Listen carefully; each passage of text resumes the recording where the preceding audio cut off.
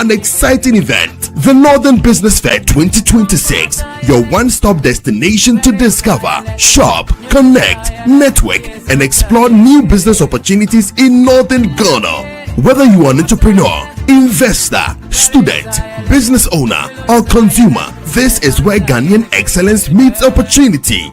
Join us on Saturday 25th and Sunday 26th July 2026 at Jubilee Park, Tamale from 9 a.m. to 6 p.m. daily.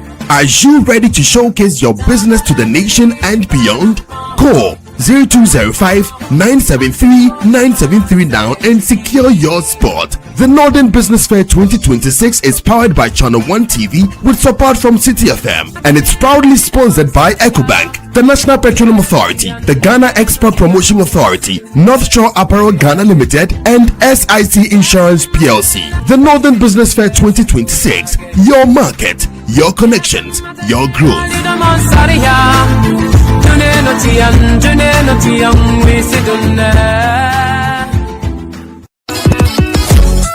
What if your ideas could shape the future of education in Ghana?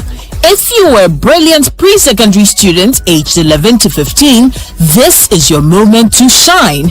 Welcome to the Literacy Challenge 2026, the national literacy competition that celebrates young thinkers, great writers, and future leaders. This year's challenge is all about artificial intelligence and education. The topic: in not less than 600 words, write a letter to the Minister of Education as a youth consultant discussing the advantages and disadvantages of the use of artificial intelligence (AI) in education. Advise on how Ghana can effectively integrate AI into basic schools to improve teaching and learning, while ensuring that students in rural and underserved communities are not left behind. Remember, your essay must be in your own handwriting, must be endorsed by a parent, guardian or teacher, and include your full contact details. Submit your entry by Thursday 30th July 2026 at the front desk of Channel 1 TV or PO Box GP 14123 Accra Central. Stand a chance to win 10,000 Ghana cedis cash, a laptop, and earn the title of Ghana's most outstanding all-round pre-secondary student. For more information, call 0205-973-973. The Literacy Challenge 2026 is powered by Citi FM with support from Channel 1 TV. And it's proudly sponsored by Prospectus Ghana Limited, SIC Insurance, and Advocates Publishing.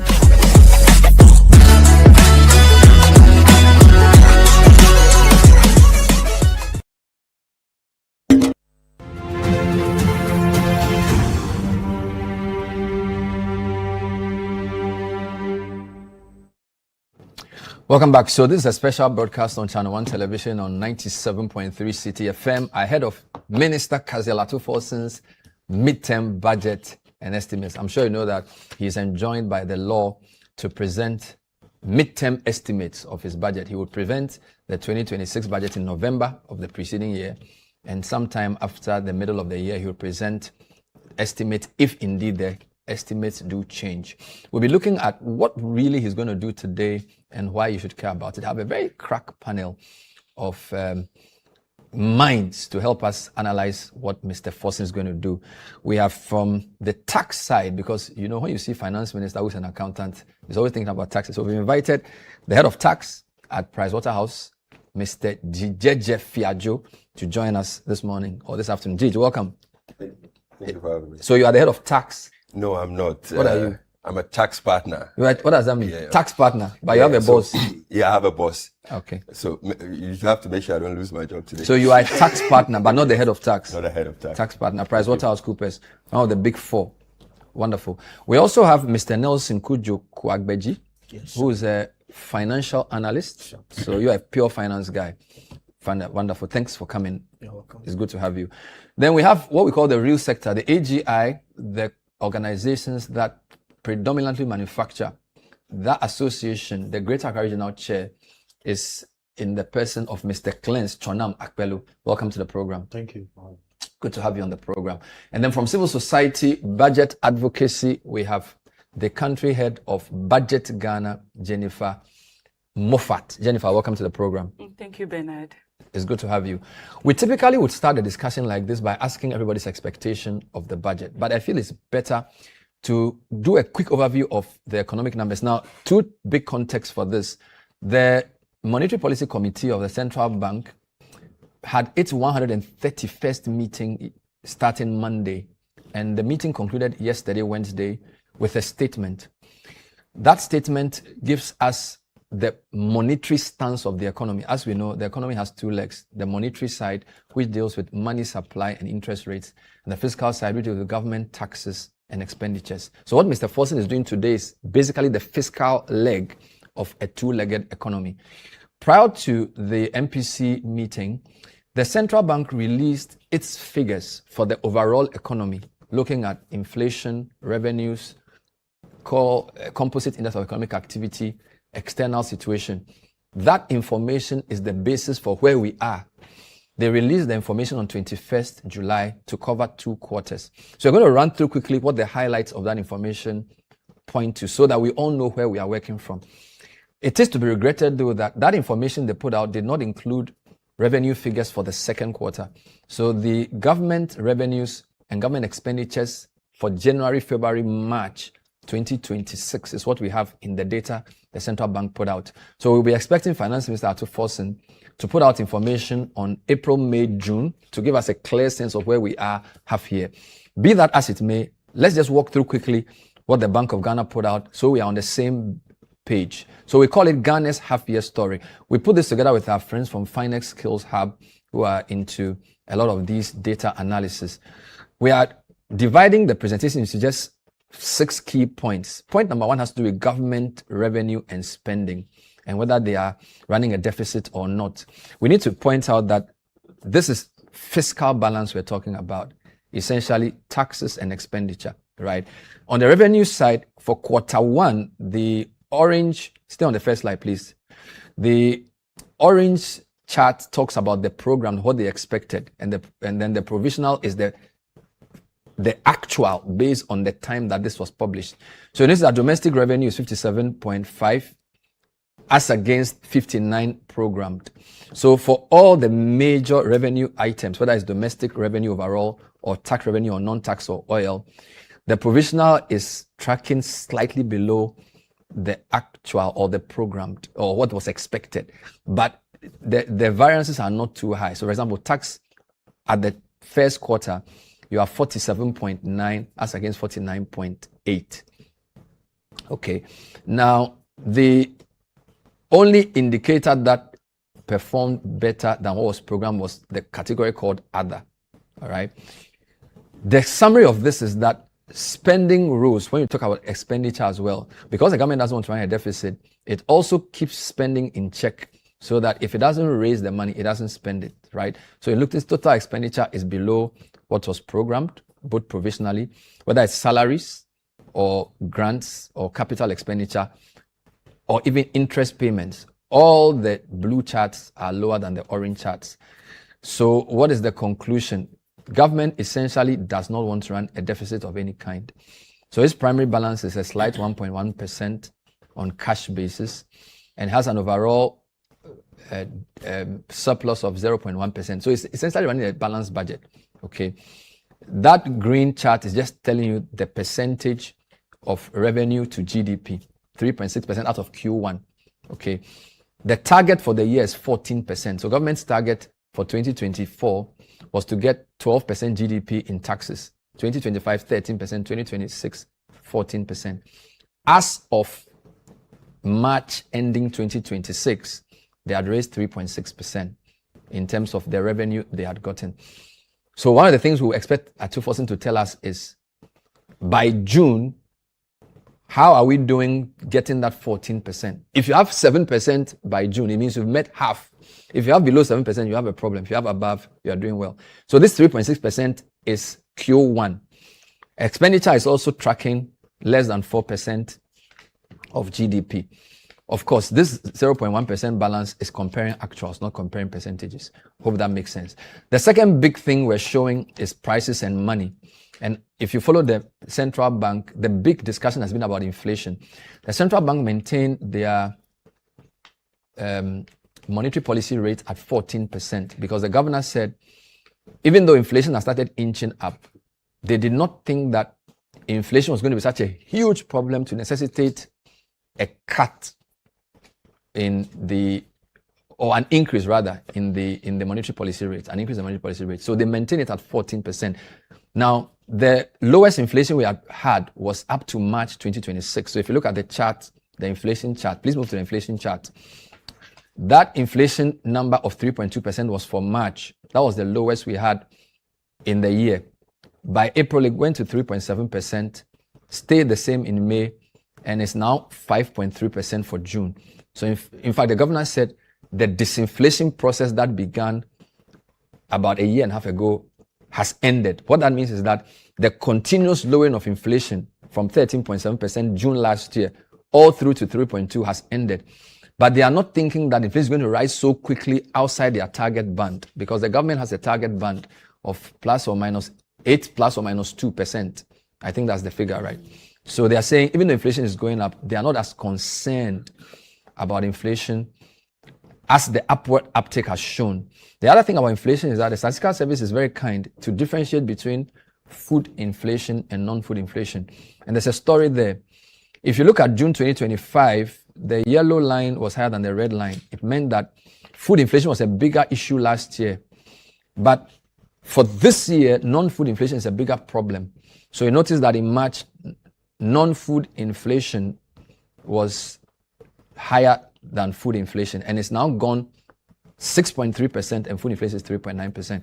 Maybe one of my panelists will explain why non-food is becoming an issue. Transportation, services, rising higher than food inflation. So that's a big item on inflation. So you notice 3.9% food inflation for June, 6.3% non-food inflation. Why is inflation important? Inflation is the rate at which prices are rising. That affects everything. It affects the rate at which banks lend to you, because once the central bank sets the monetary policy rate of 14%, some banks do plus or minus. There's something called the Ghana reference rate, about 10%. It's a very key indicator of many things. It affects credit to the private sector, and even affects people's ability to pay. All right, and even affects how much your salary is worth. If inflation is very high, your salary becomes quite useless. So inflation is a very important figure for an economy. The issue with inflation is that it can either be driven by money supply or it can be imported based on currency depreciation. So if you buy everything you use in Ghana from abroad and your currency depreciates, you import inflation. Other than that, inflation is also a product of money supply. And if you look at what they call money growth has been quite aggressive. The governor spoke about this yesterday. And the key one is what is called the M2 plus, what they call broad money, which is all the money in the economy plus deposits that we pay to banks as well. Now, the key issue here is that the governor says he's not concerned about the growth of money. He doesn't think that there's too much liquidity in the system to necessitate inflation that much, which is why they kept the rate at 14%. So even though money supply is relatively high, it's not such a big concern according to the monetary authorities. This was what we were told yesterday when we observed the monetary policy meeting. When money grows faster than prices, it could lead to inflation, which is why we are being told. The next big question is debt, right? The key issue with debt is we have domestic debt and then we have foreign debt. Because Ghana's currency has strengthened against the dollar over the past few years, our dollar denominated debt is not as alarming as our CD debt, right? That's the first issue you should notice. The other issue is that our domestic debt is very high. Don't forget that the government had to make payments for two groups of people who it owes. The DDEP meant that some bond monies had to be paid. Indeed, Finance Minister paid 700 million USD a few days ago to people who had lent us money as part of our DDEP. So our total public debt is about 61 billion. The key issue is the debt to GDP ratio of 45. In CD terms, our debt has increased to about 720 billion cedis. But the domestic component is much higher than the foreign component, 23% versus 21%. So currency appreciation has helped the way our overall debt feels. Because if your currency depreciates, the same amount of dollars requires more cedis to pay. Hope that makes sense. So even though debt to GDP is 45, it's not such a concerning figure. Again, the monetary authorities don't seem too much concerned. I'm bringing all this because my panel will compare the sentiments of the monetary authorities to the sentiments of the fiscal authorities. If they are in sync, we are in good progress. If they are misaligned, we have a problem. Which is why we keep referring to what the governor said yesterday, where he met the media after the MPC meeting. Let's talk about the real economy, where Chonam comes in. The central bank has something called the CIEA, the Composite Index of Economic Activity, which basically picks certain items and decides whether the economy is growing. So it's sort of like a predictor of economic growth. The trend is positive, 13.4%. If you look at the trajectory, it's been going up. It means economic activity is moving up. They also have this very interesting thing they use called the job adverts. They scan all the job adverts and it's trending upwards. You can have more job adverts, but if the people don't qualify, don't get a job. But this figure of 3,519 is higher than what it was a year ago of 2,800 and 800, right? So about 1,500 more job adverts as of June 2026 when you compare it to June 2025. Now, consumer confidence and business confidence are very important. Any figure above 100 is good. So consumer confidence is 102.7, which is good, but the trend is downwards. It means even though the economy has stabilized, consumers are worried, and they will explain why consumers may be worried. So even though things are stable, maybe the macroeconomy has not translated to people's microeconomies, which is why consumer confidence, even though it's higher than 100, it is trending downwards. Business confidence seems to be flat, although you can say, yeah, it's not trending downwards, obviously, but it's not going up a great deal. So he will explain why business confidence is 107.7. All this is from Central Bank, by the way. In terms of what is driving our growth, by the way, overall GDP growth for first quarter was 6.4%. GDP is the total value of the economy, right? The main issue is what is driving the growth. If you look at what the Central Bank gave us, services is where our growth is coming from, and industry because of gold. So when you say industry, is manufacturing and mining. Industry can be growing, but manufacturing may not be growing. And in our particular case, even though industry is the second driver, a lot of it is good. And I'll explain the gold point much later. Overall GDP growth is 6.4%. Agri, which employs a lot of people, is not growing that much. Something that my panel will pick up on. Services is growing as well, 7.1%. Let's quickly look at what's happening outside. Now, in terms of Ghana's, there's something we call the country's current account balance, right? It's basically its trade and finances put together. So how much you get from your exports versus how much you spend on your imports, all right? Now, it appears that when it comes to Ghana, we have a very nice trade surplus. We got about 18 billion from our exports and spent only 9 billion importing. So you have a healthy trade surplus of about 8 billion. The other issue is that our export revenues of 18 billion, about 68% of that came from gold, right? 68%, about 12 billion of that 18 billion is all gold.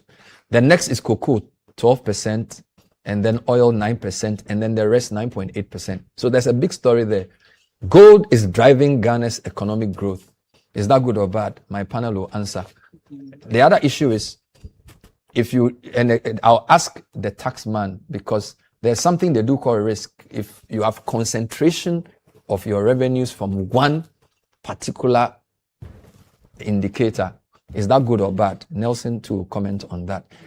Right, so gold is 63%, cocoa 12%, oil 9.4%, other 9.8%. This is January to June. So gold is the main item here. Let me jump the gold price issue. So as I said, Ghana ran an $8 billion trade surplus. The other point you need to know, though, that even though we ran a trade surplus, the reserve position of the country reduced from 5.7 months of import cover to 5 months of import cover. So typically when your trade surplus increases, you expect more reserves. But it appears the reserves reduced by about 1.2 billion. We would have to, I think the Bank of Ghana will address that. Panel can talk about that. Maybe some of the dollars were used to finance other things or pay debts. So even though we have a nice trade surplus, our reserve position weakened slightly.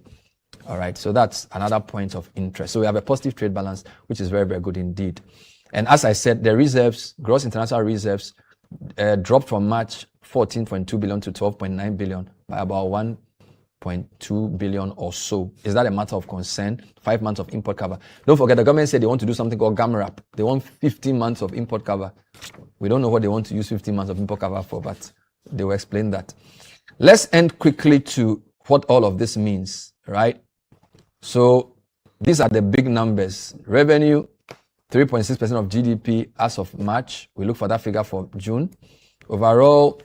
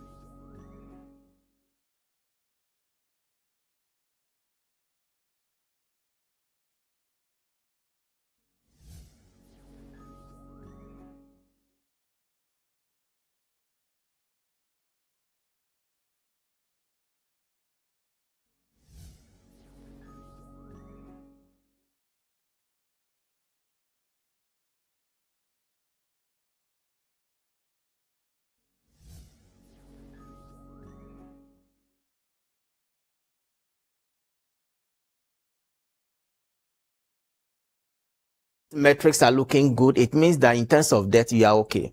Number one is export to debt service. Why I was saying when your economy is not export driven. For instance, when you take China, Japan, and the rest, even though their debt levels are very high, to the extent that their economy is manufacturing based, they export a lot, no problem. But you take Ghana's economy that is purely agrarian, that we are running the colonial economic model that we don't export much. What it means is that if you don't do a lot of export and your debt to GDP rises, then problem. Then also the debt service ratio to revenue. Now, when you check the 2026 budget, the finance minister actually allocated about 19% of total expenditure for debt service alone, about 57.7 billion Ghana cedis. Now, when you compare that to capital expenditure, is 57.5 billion. So it means that we are using more of our tax money to service our debt. So that is the second indicator. The next indicator is the rate of accumulation. Now, 2025 December, we're doing 44.7% of GDP. You come to March 2026 first quarter, we're still doing 42.9% of GDP. Then you come to June, we are doing 45% of GDP, which means that in terms of our debt to GDP, we are trying to, manage it so as not to cross 50% or 60%. Now, IMF or the World Bank, they don't have any generic benchmark. But I think ECOWAS developed 60% for countries within the sub-region to use as a benchmark, so that when you cross the 60%, percentage, it means that you are getting close closer to, debt distress. And then the final one has to do with our primary balance. So in terms of debt management strategy, I would say that we've been able to manage our debt, a bit, in a positive way. And then because to the extent that we have also more countries within the sub-region to use as a benchmark, so that when you cross the 60%, percentage, and then the final one has to do with our primary balance. So in terms of debt management strategy, I would say that we've been able to manage our debt, a bit, in a positive way.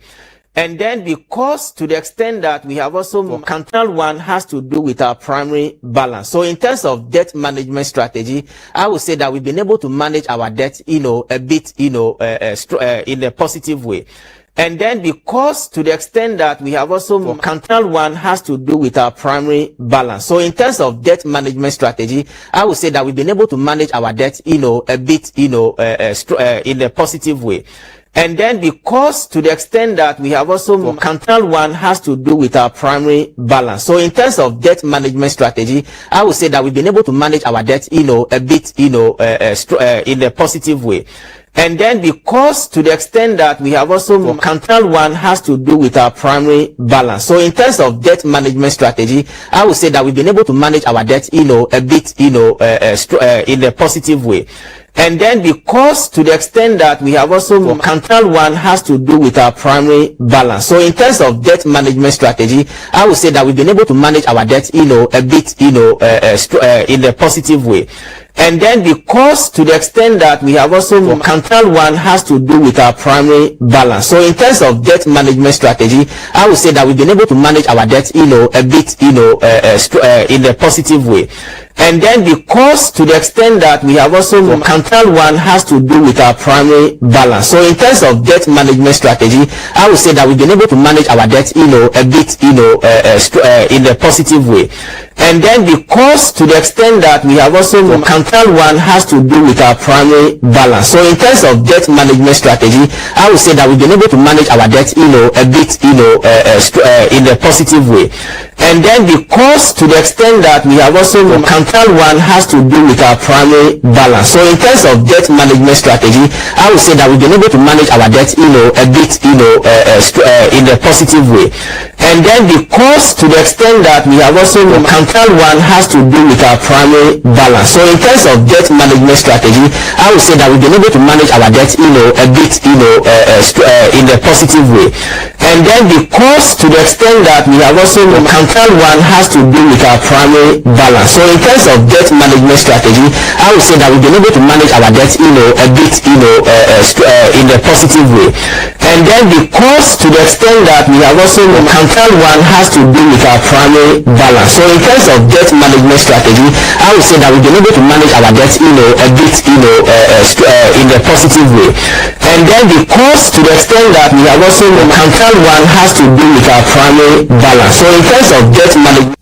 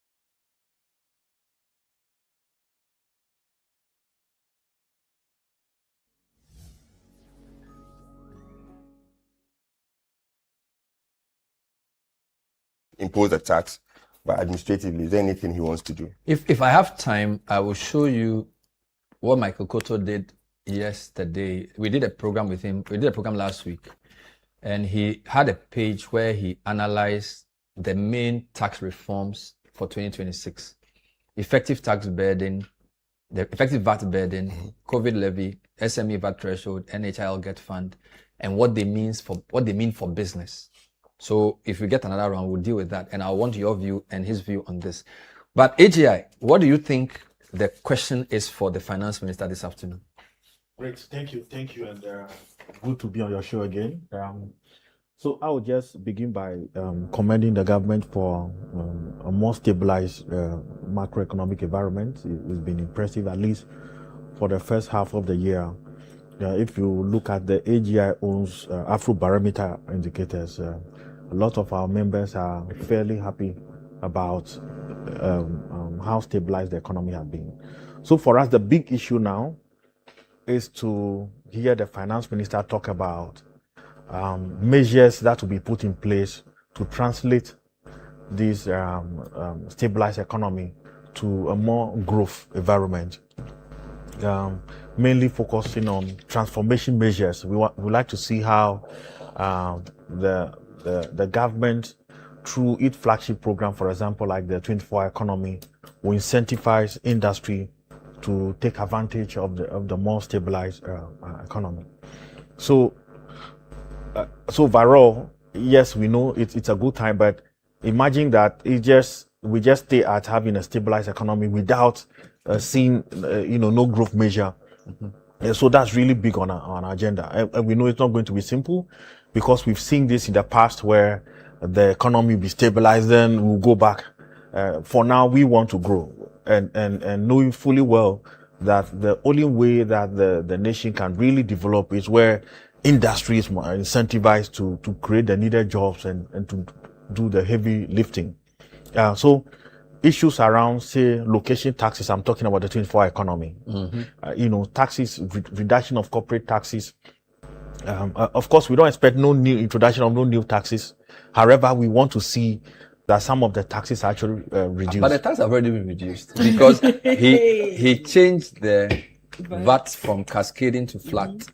That is supposed to reduce your cost of goods. He removed the COVID levy already.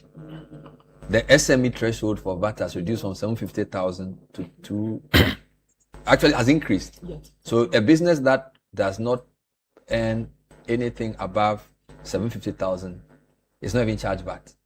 So that means that smaller companies will benefit. They've made the NHIL Get Fund deductible. So what else do you want? Okay, so look, industry is grateful for all of this you've talked about. But what I'm saying is that we in industry have specific needs that need to be addressed using taxation. So I isolated the 24-hour economy program and saying that you need to create specific incentives for 24-hour economy for you companies. Companies. So and that's why I mentioned like location tax shift. If you're running shift, what's the benefits? I mean, what are the incentives? Reduce corporate tax, but also talking about taxes. Take excise duty levies, for example. If you take fruit juice, beverages, we have to pay about 20%. That's really too high. Excise duty is normally imposed on luxury products and or harmful, and so on. But beverages, fruit juice are things all of us consume. Bottled water, about 17%. And we're the only country in the sub-region, introducing this type of taxes. So our view is that government should look at that, in this particular budget, especially that we have to deal with competing with imported products, imported bottled water, imported fruit juice, and so on. And then we're asking for zero VAT rates on diapers, locally manufactured diapers, because currently we are competing heavily with imported diapers. So these are some of the things. So you are looking for further tax reductions in the media budget? Yes, it's possible. It is possible. It is possible because And these are specific needs. I mentioned like bottled water. Why are you going so to these are not broad-based, but yes, very specific. Bottled water. I mentioned, fruit juice, diapers and things like that. But what if a fruit juice tells you that impose the tax on imported fruit juice, but give us the tax relief as local manufacturers? Is that would they do that? I mean, if they would do that, maybe that great. because by the way, are the taxes applied across whether they are locally manufactured or? Yes, so like the excise duties are across board. Across board. Yes, but we are saying locally manufactured ones should be given special. But maintain it on imported. To give you that, because then if I want to set up a factory to manufacture fruit juice, yes, then I'll be minded to do that because I know that I can compete against the foreign product. Thank you. That's why the imported one seems to be doing well in the market compared to the locally produced one. The tax burden is strong on the local ones. Yes. And we've got installed capacity to produce, to supply to the entire West Africa. Why are you not giving industry the incentive to make sure that we maximize our production capacities? Wonderful. Thank you. Jennifer, you are from civil society budget. You do budget analysis. You want open budgeting and you translate the budget into various forms. So I'm sure you are just happy that he's been doing the budget because you are the fact that even if he's going to ask for more money, the fact that he's presenting a budget and is live on TV is part of what you call for. Yes. Be that as it may, what is civil society like yours looking out for in this particular budget? Thank you, Bernard. Good afternoon to everyone. So, first of all, let me tell you that if you check the quarter one from January to March fiscal data that is on the Ministry of Finance website, it means that we don't have anything on grants. So the grant part was actually zero. Okay. So for us, for us to have a holistic analysis of what we've done so far and how we have performed, like all my colleagues here, we would have wanted to see the whole data, so that when you are talking, you know what you are talking about and not just some portions of it. For instance, we know some of the debt has been paid off and all that. If we could have seen what it looks like now, it would have given us a better understanding of where we are currently and if we are in a comfortable lead. So I say we don't even know. No, we are not too sure.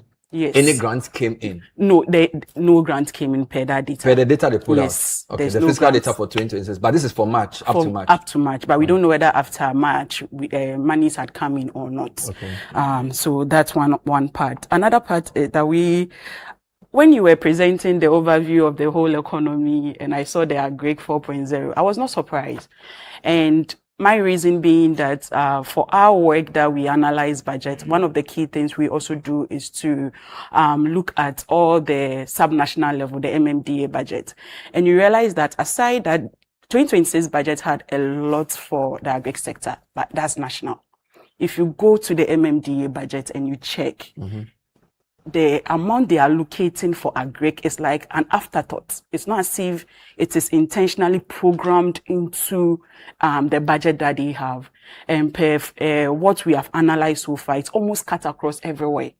And it actually hurts when you see that this economy, we depend so much on the agric sector.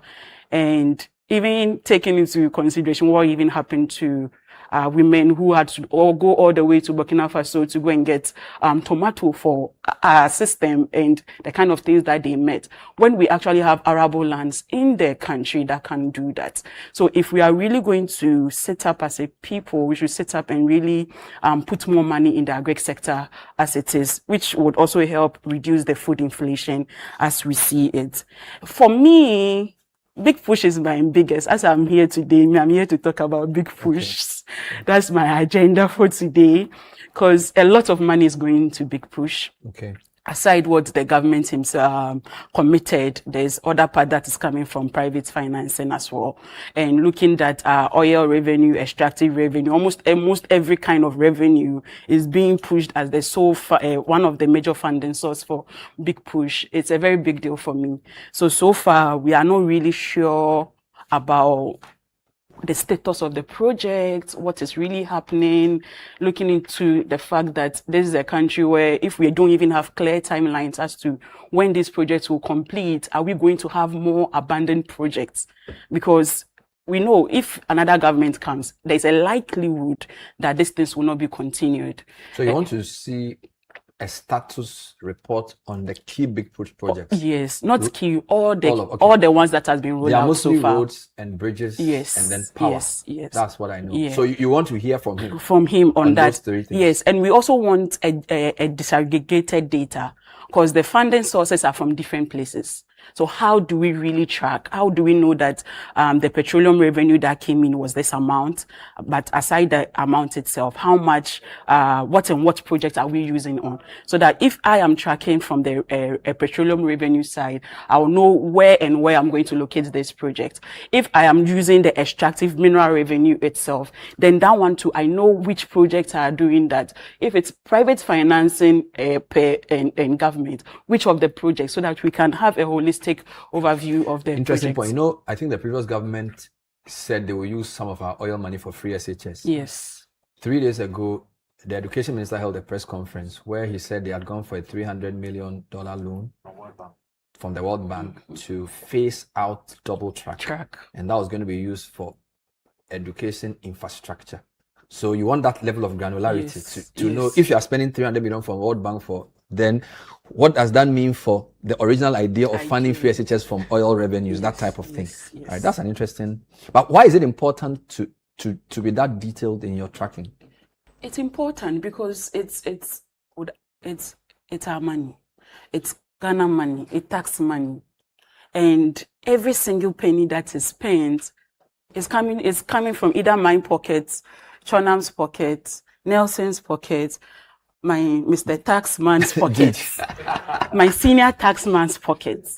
Every one of us are paying. So if we are paying, there's a duty to us that we need to know. Okay. And it also helps in tracking transparency. It helps in accountability. And it also helps in data.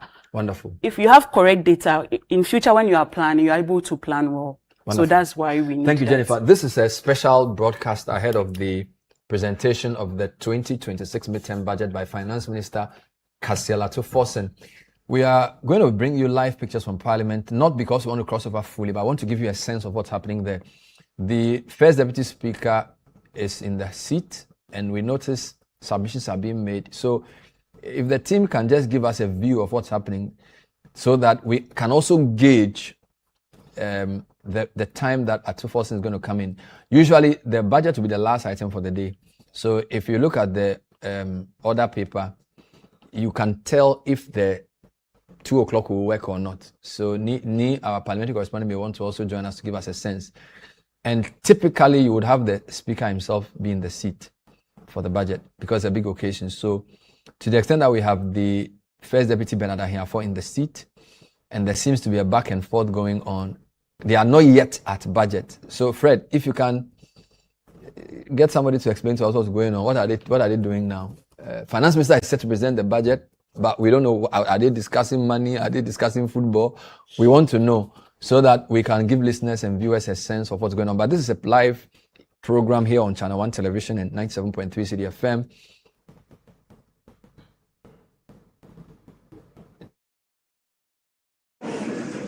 Thank you. Honorable Mr. Speaker, he can do so. Very well, Minister for Rules. Annual statement by the Audit Committee of the College of Health, Nalerigu, for the year ended 31st December 2025.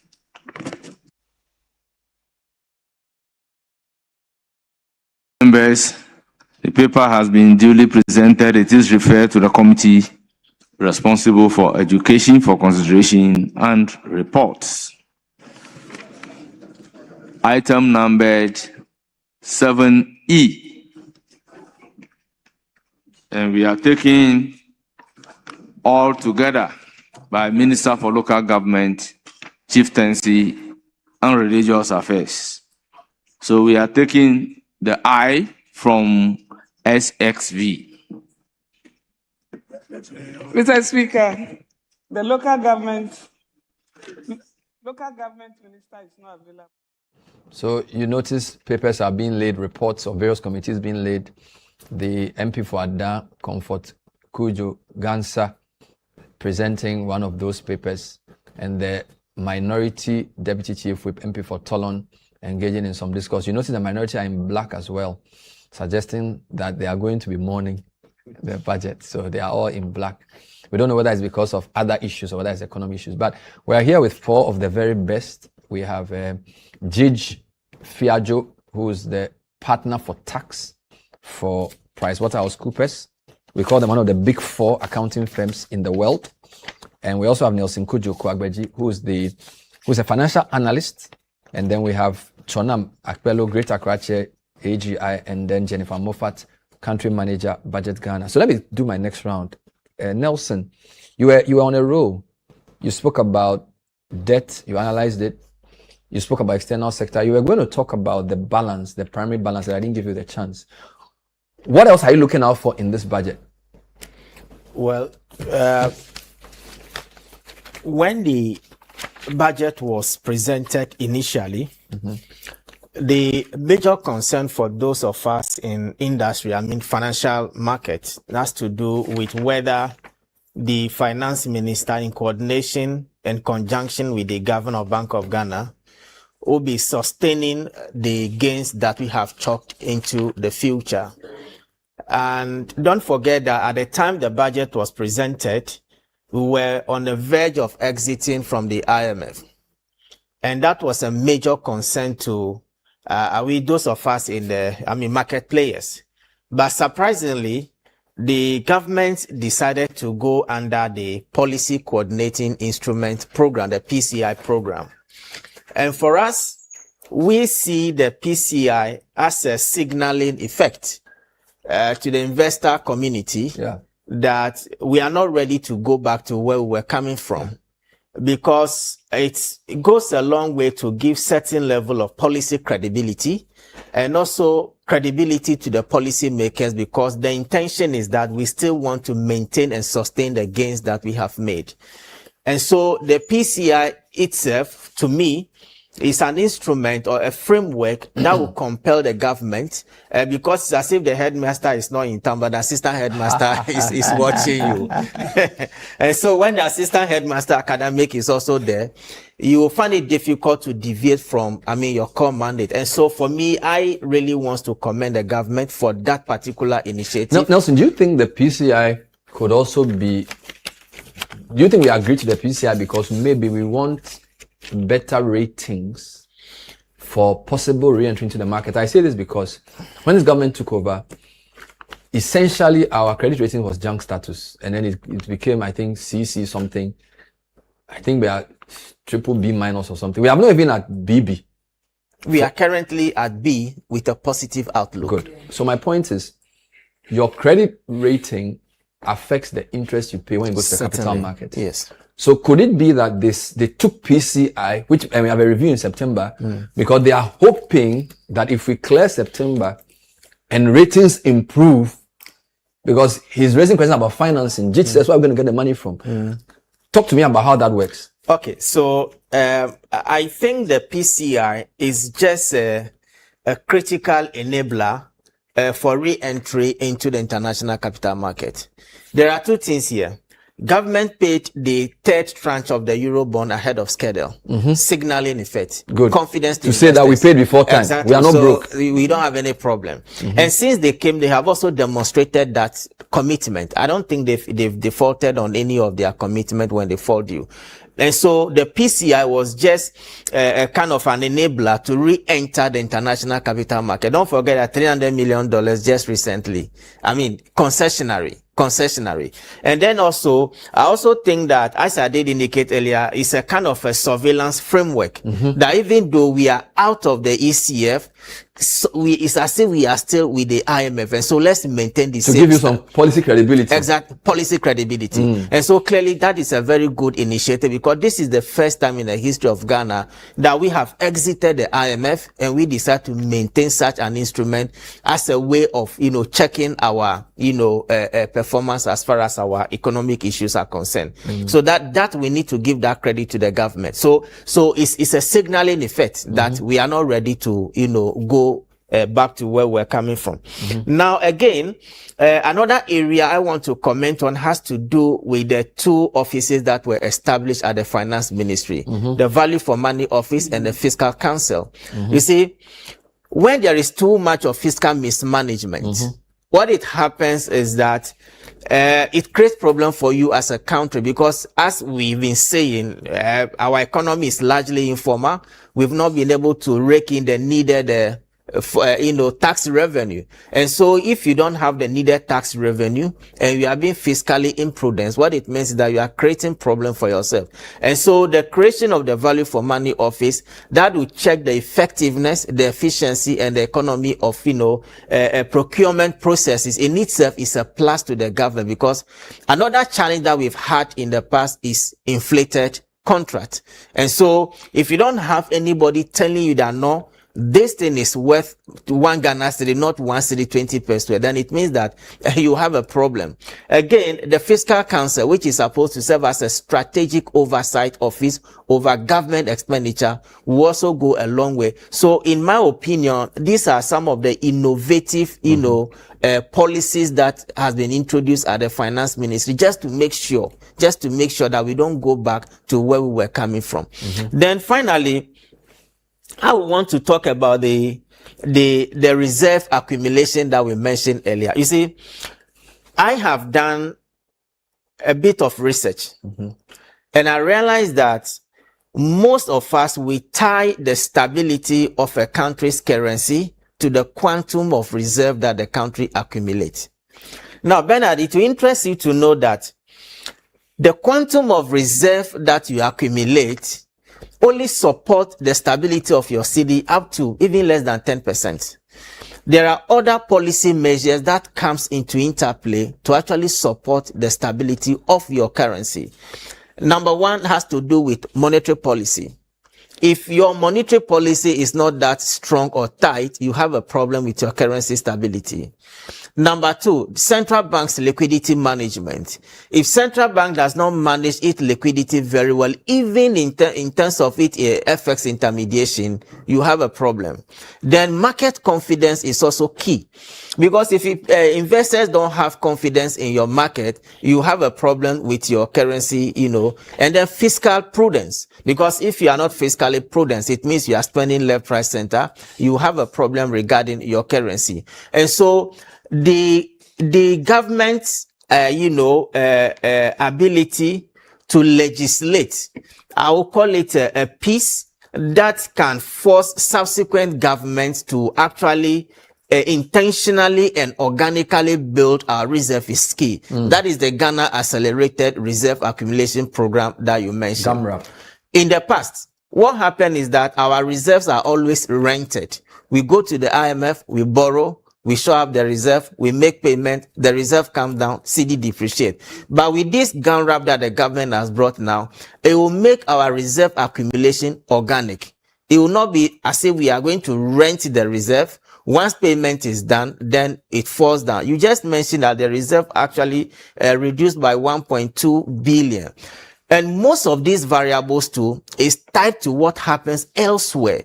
Because if geopolitical tensions in the Middle East keeps on going, it means that government need more efforts to actually, give to the petroleum importers. Is it the BDCs to import into the country? And that may partly also affect your reserve. And so the fact that the reserve has shot down from 14.9 to about 12.9 does not necessarily mean that our cedi will depreciate. I mean, there are also other factors that comes into interplay to actually support the stability of a currency.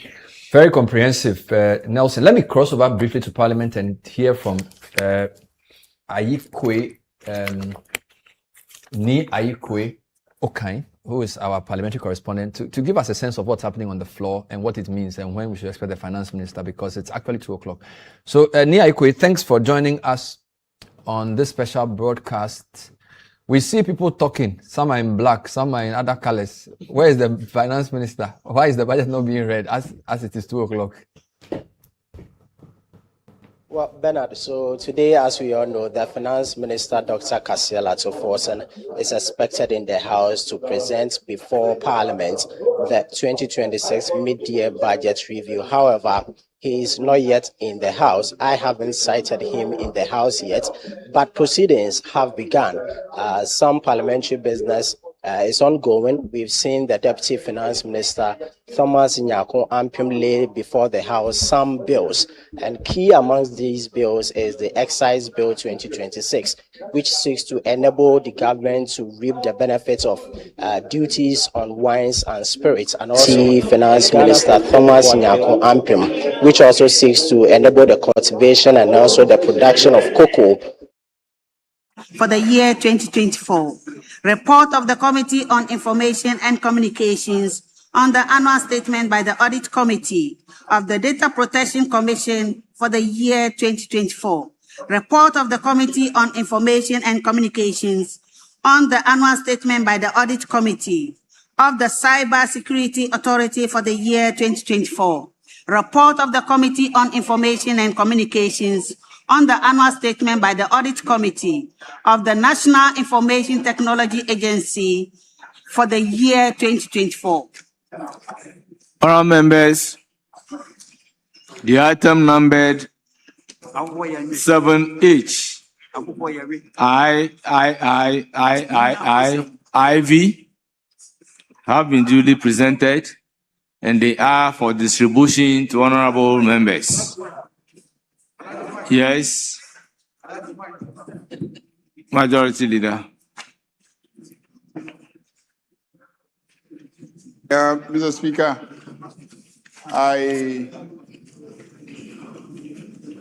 I believe we planned to start the media review at 2 p.m. today, and the Speaker proposes that we wait for him, or he has requested that we wait for him so that he will take it himself. We were together at the Ghana School of Law. I don't know if he's in the House now, so I was going to propose a very short suspension. Very short suspension.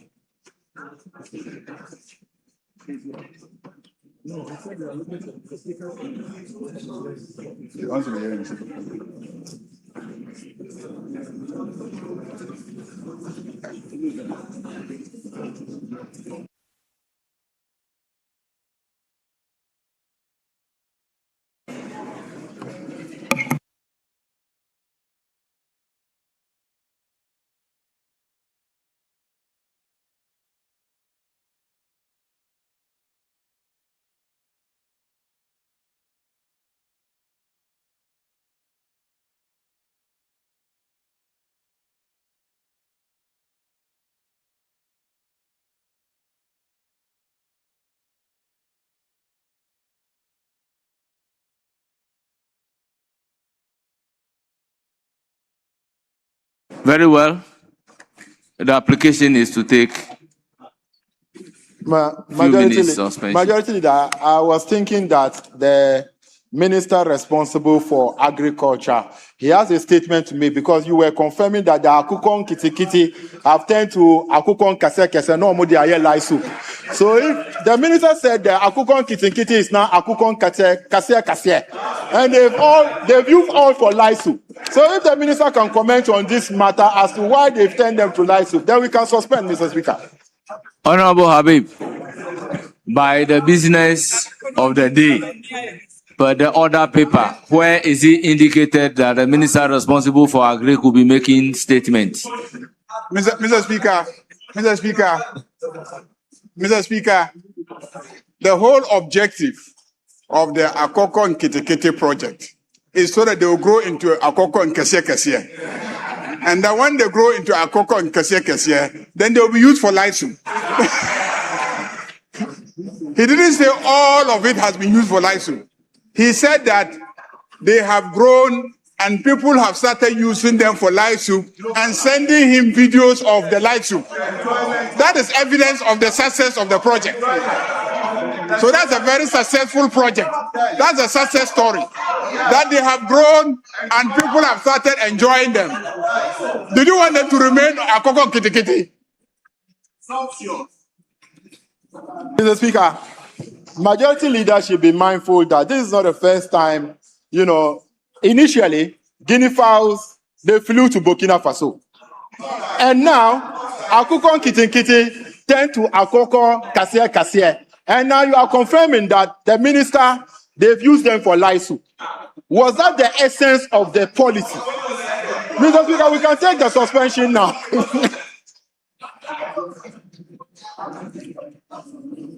So, the application on the floor, is he opposed? Mr. Speaker, there's one observation, we are not opposed. But you see, anytime there is a media review or a budget, the majority side, they will be wearing white. But because of how terrible this economy is, they are wearing different colors. So it's a mixed reaction to the budget that is going to be read by the minister. You always wear white in your budget. Why is it that today others are wearing black, others are wearing blue, others are wearing yellow, so it means that you don't even believe in the statement the minister is going to read. You don't believe in the economy because there are mixed reactions. Honorable Habib, so, Mr. Speaker, we can take the is that not your now. opinion? That may be your opinion. Yes, Majority Leader.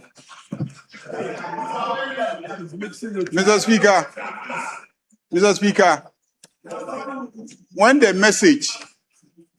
message is so sweet, you don't need any white colors to amplify it. When the message is so sweet, the message sells itself. No amount of white wearing by the majority caucus will add anything to the sweetness of the message. So I urge you to exercise patience. When the finance minister comes and presents the media review, you'll be able to tell whether or not white is needed to amplify the message. Yes. Thank you, Mr. Speaker. Mr. Speaker, from every indication, the majority leader is telling us that we should expect something more juicy. But unfortunately, this side of the house, we haven't been given the courtesy copy of what the minister has come to. So I am appealing and making that we be given a courtesy copy. Thank you, Mr. Speaker. Yes. I don't have a courtesy copy, and I don't know what a courtesy copy is, but I know what is there. I know what is there by virtue of attending cabinet, not because I've been given a copy of what is going to be read. So that is how I know that the message is very good. But beyond knowing what I know from sitting in cabinet, I'm sure judging by your appearance, the economy is very good.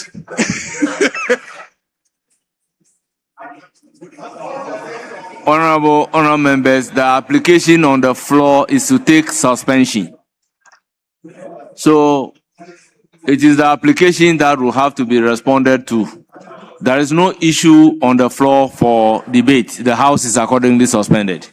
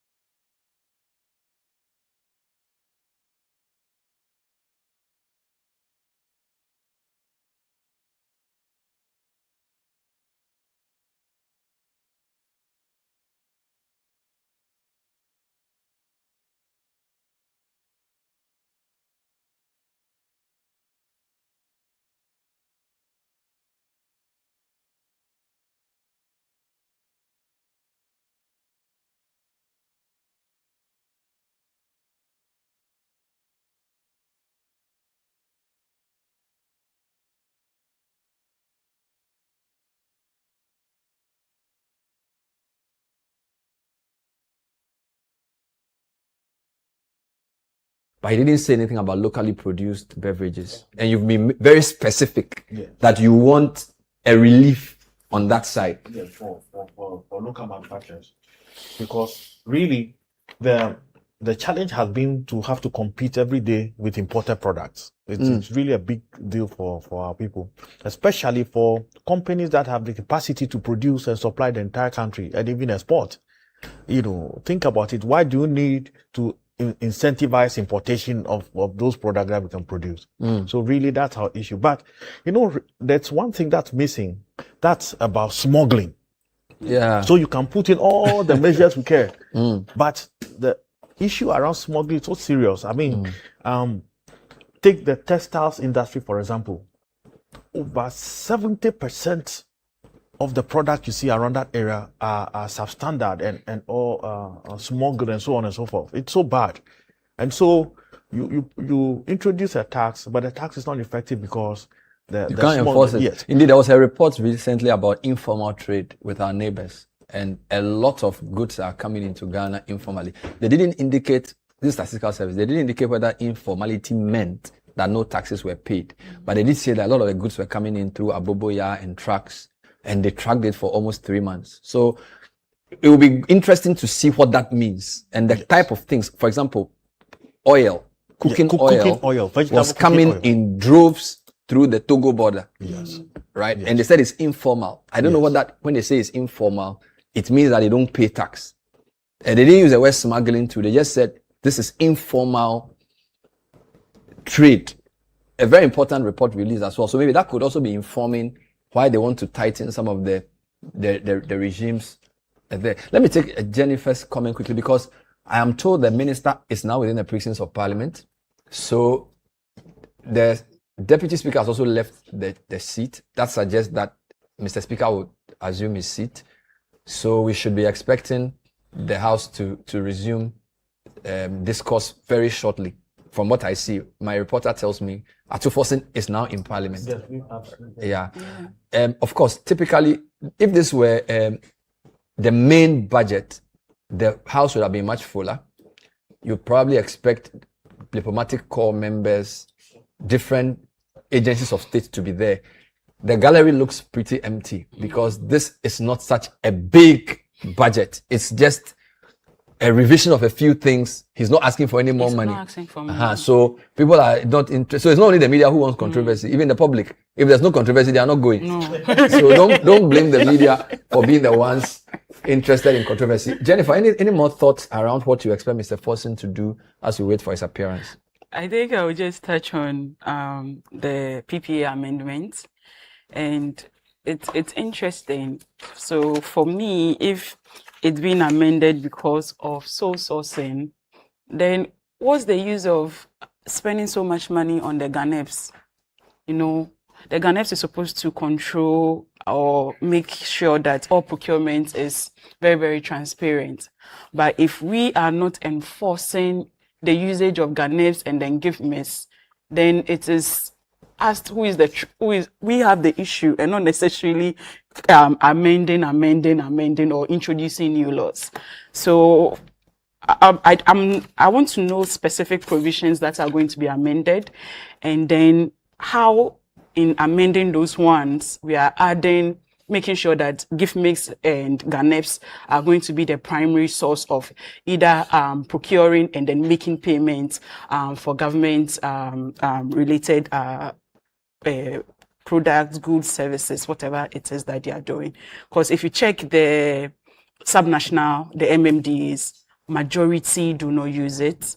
And even in our quest around the big push, we went there typing to see if there is any of those projects, identified projects on the GANEPs, and it's not. So what exactly are we amending if GANEPs is there to ensure that some of these things I wanted to take your, this Ministry of Finance seems to be playing a class prefect role among the ministries. They announced that no contract should be signed if it has financial implications for the economy without their approval. They've enforced this.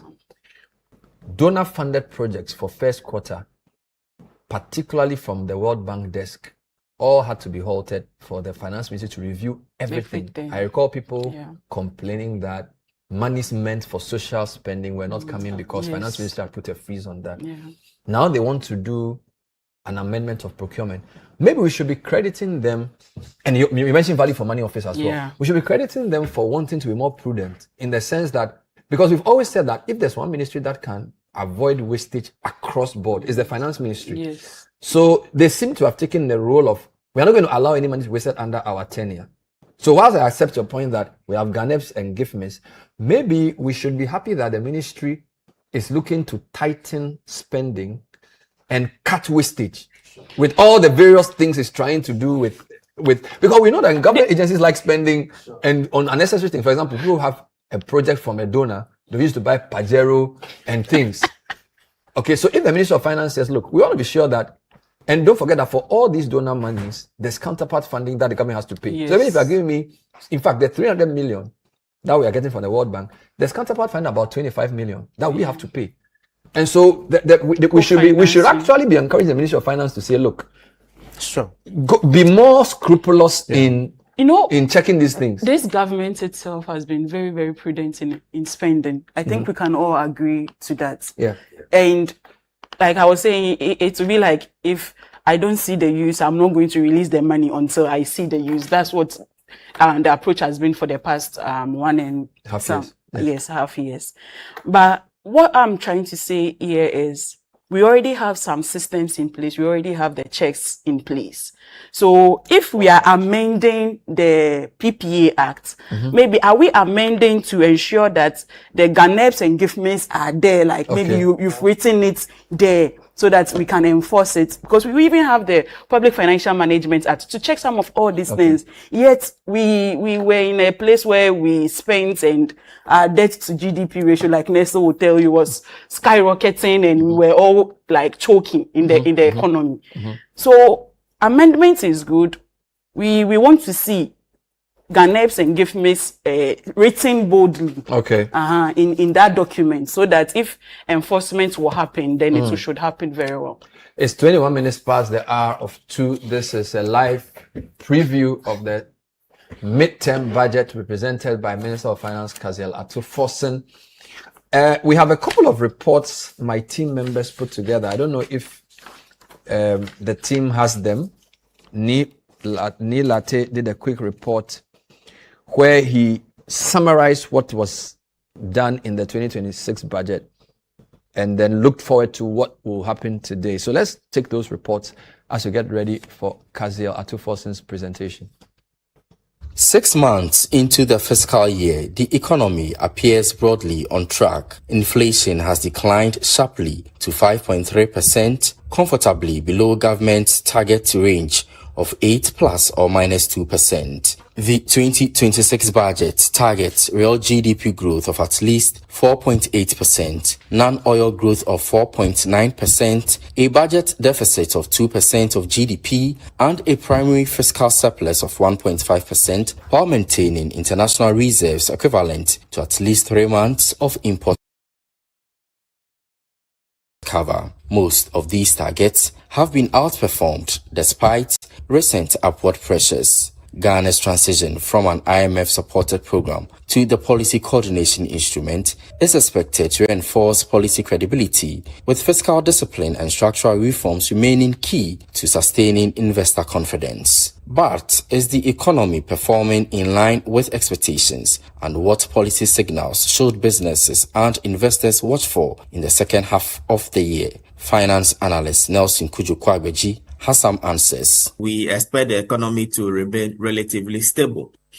Again, as a result of the coordinated effort between the Ministry of Finance and the Bank of Ghana, we expect, the economy to grow relatively higher than what has been projected in the budget. And so our expectation is that all these variables will factor into the performance of the economy, most especially the financial sector. However, maintaining these gains will require continued expenditure discipline and enhanced domestic revenue mobilization. Therefore, what are the risks? These exogenous factors, we don't have control over them. To the extent that the war continues unabated, we expect pump prices to increase. However, I think the tension in the Middle East is easing gradually, and we expect that to reflect at the pump. Again, I think the Bank of Ghana has accumulated a lot of reserve that can support the stability of the Ghana cedi. The mid-year budget review will also focus on whether the finance minister revises key macroeconomic projections, announces adjustments to expenditure allocations, or provides updates on flagship programs. There are strong indications that no new taxes will be introduced. Thursday's presentation provides the clearest assessment yet of Ghana's economic performance in 2026 and whether the country remains on course to meet its fiscal, inflation, and growth targets of the year.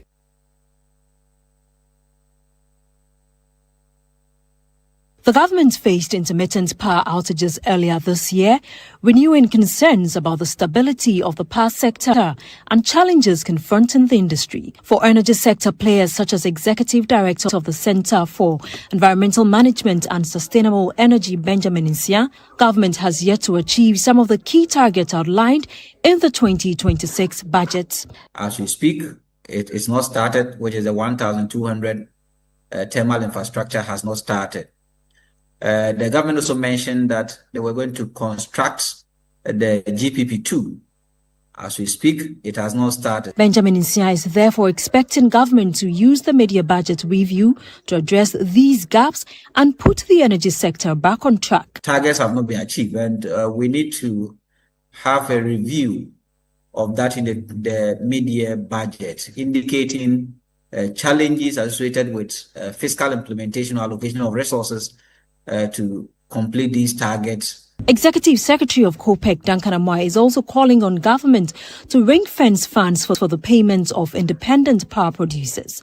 He argues that ensuring timely payment to IPPs is critical to maintaining stable power generation and preventing a recurrence of supply disruptions that could affect households, businesses, and economic activity. I would urge the Finance Minister to also continue to provide the timely interventions and payment to the IPPs. Duncan Amoah is also pressing government to reduce the 1 cedi levy, which adds to the cost of petroleum products at a time when consumers and businesses are already facing pressure from rising fuel prices. Up to a point, we should be able to ease down on it and tell the Ghanaian that we had a crisis situation. We've been able to stabilize that. Maybe we can reduce it to 50 pesos at some point, right?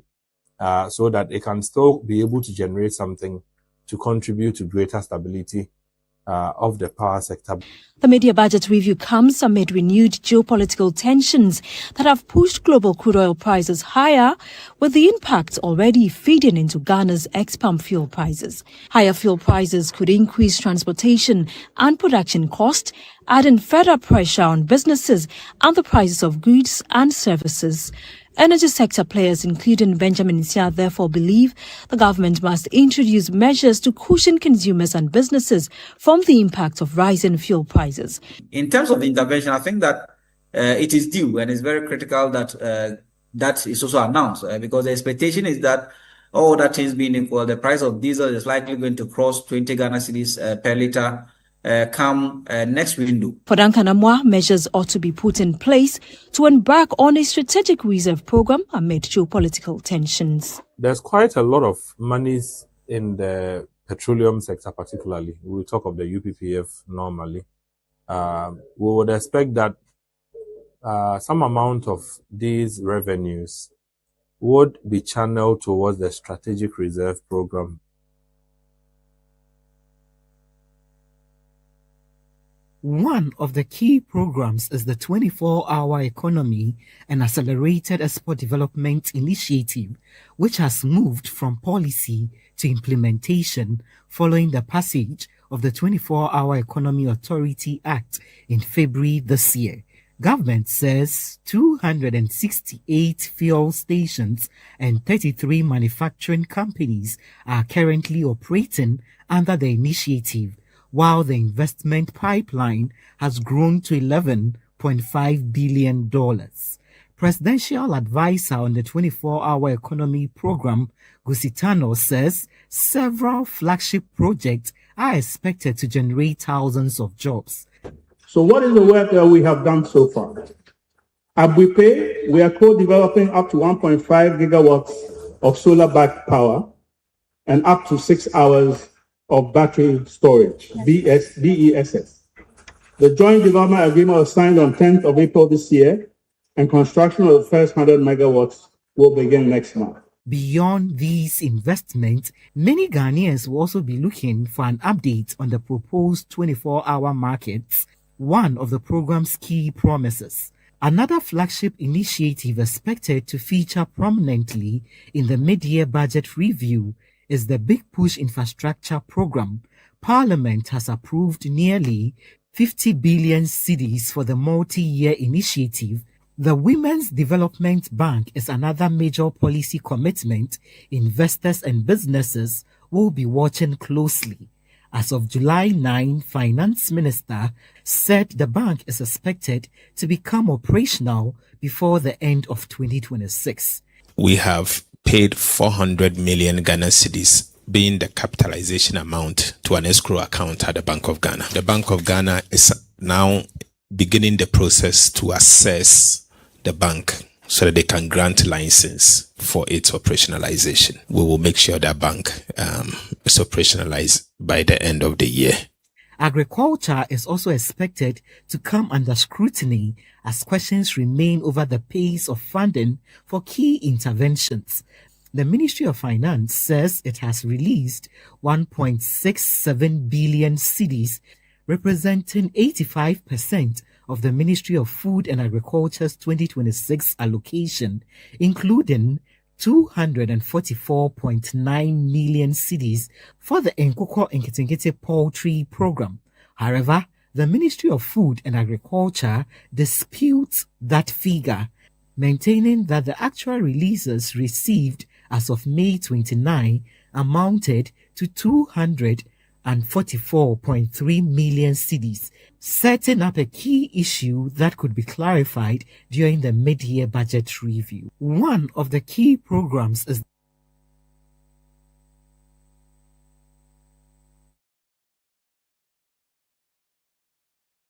So it's 2:31 on 97.3 Citi FM and here on Channel 1 Television. We're still bringing you a live preview of the budget statement.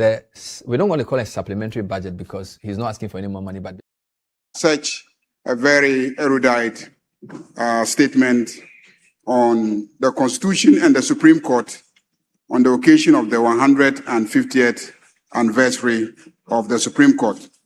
So, Speaker, we're about to vary the order of business and go back to item number 6 when we took a short suspension.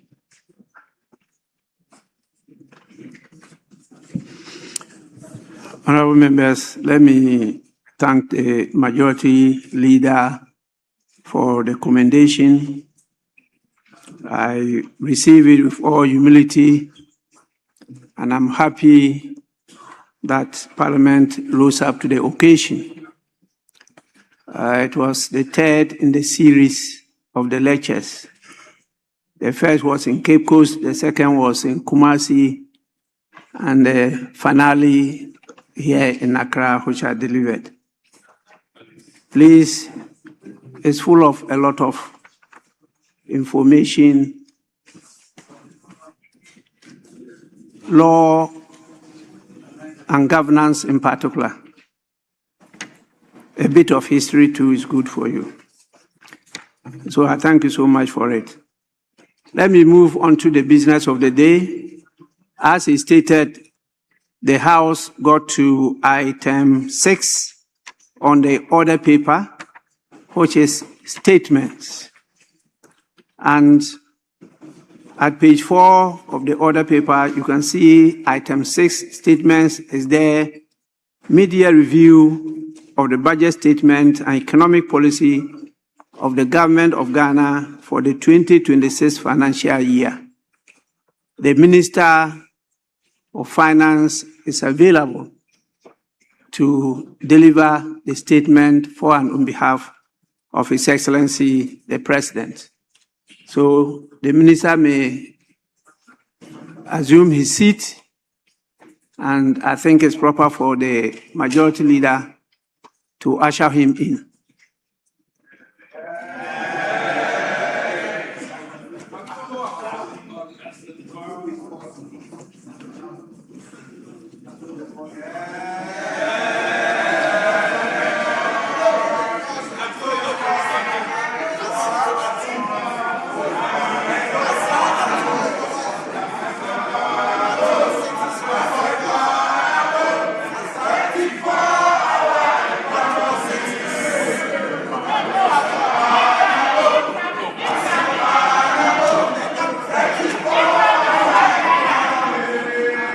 Yes, honorable members, please, I recognize the Deputy Minority Whip.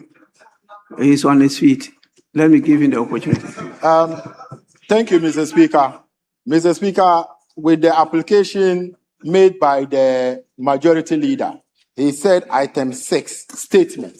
And Mr. Speaker, I want to draw the attention of the maker of this statement to Order 91.2. Mr. Speaker, Order 91.2 states that a Minister of State may make a statement of government policy, and the statement shall be limited to facts which are necessary to be made known to the House, and not contain matters that are likely, and must not contain statements that are likely to provoke debate. Mr.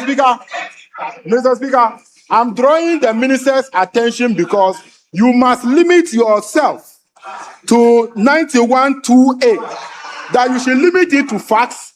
You should not say anything that will provoke debate.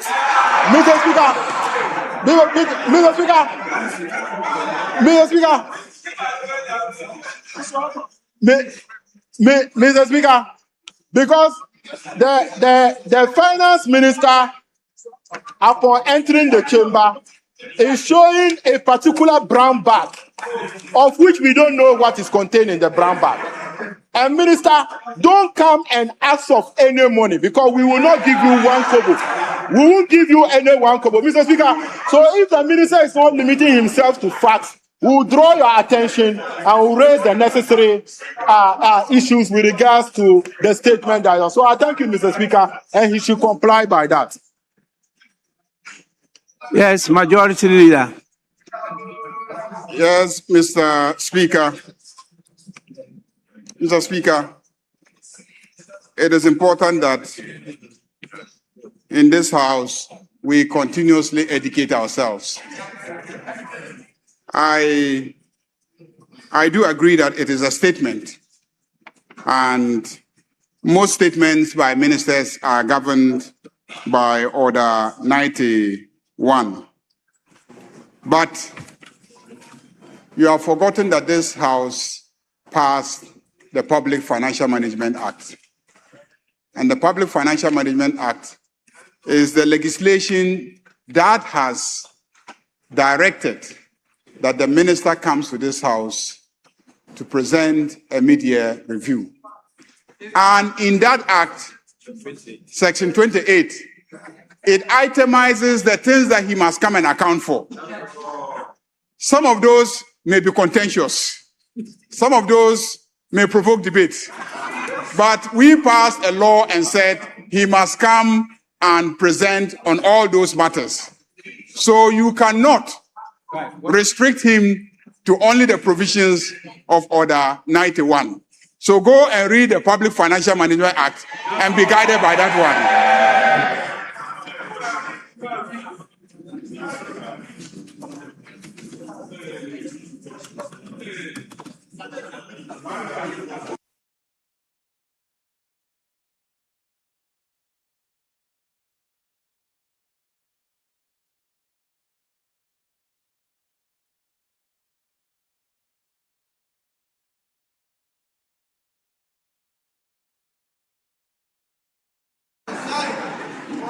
Yes, Minority Leader. Speaker, thank you for the opportunity, Mr. Speaker. We're happy the Finance Minister is here. My main concern is that on the government side, I see a lot of empty seats.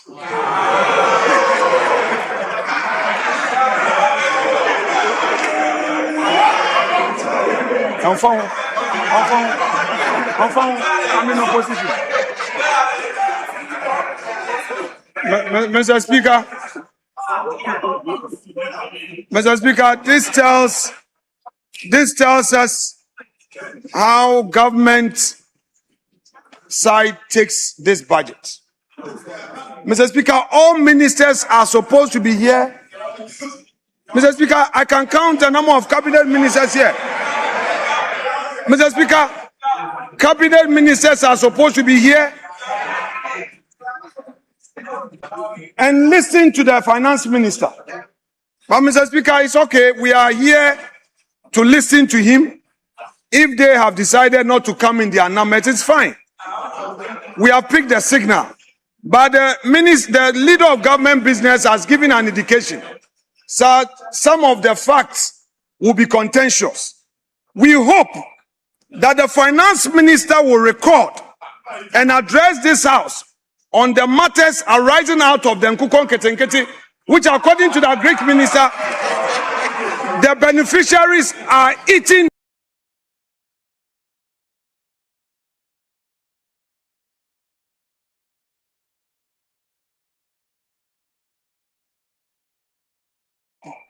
That the finance minister will record and address this house on the matters arising out of the Nkukon Ketenkete, which according to the Greek minister, the beneficiaries are eating.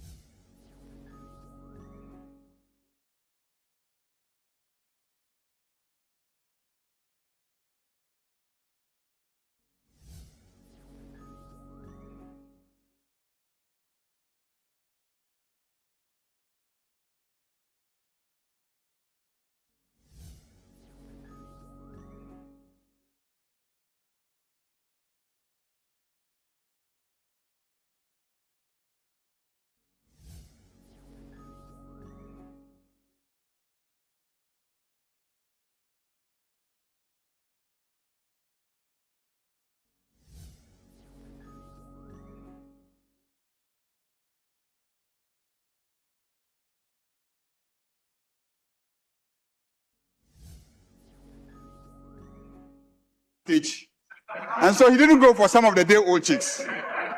Others went and took the day-old chicks. Now they have matured, and they are now Akoko and Cassiel. And when they prepare their light soup and take, he's worried and complaining all over the place. Please, the whole object of Akoko and Kitikiti is so that they will mature into big beds, and then they will be sold and they will be utilized for light soup. So if they are being utilized for light soup, now what is your problem? What is your problem? Mr. Speaker, I think on this very light note, I want to urge colleagues, let's allow the process to continue. Yes, honorable members, on your behalf, I invite the Minister of Finance to make the statement.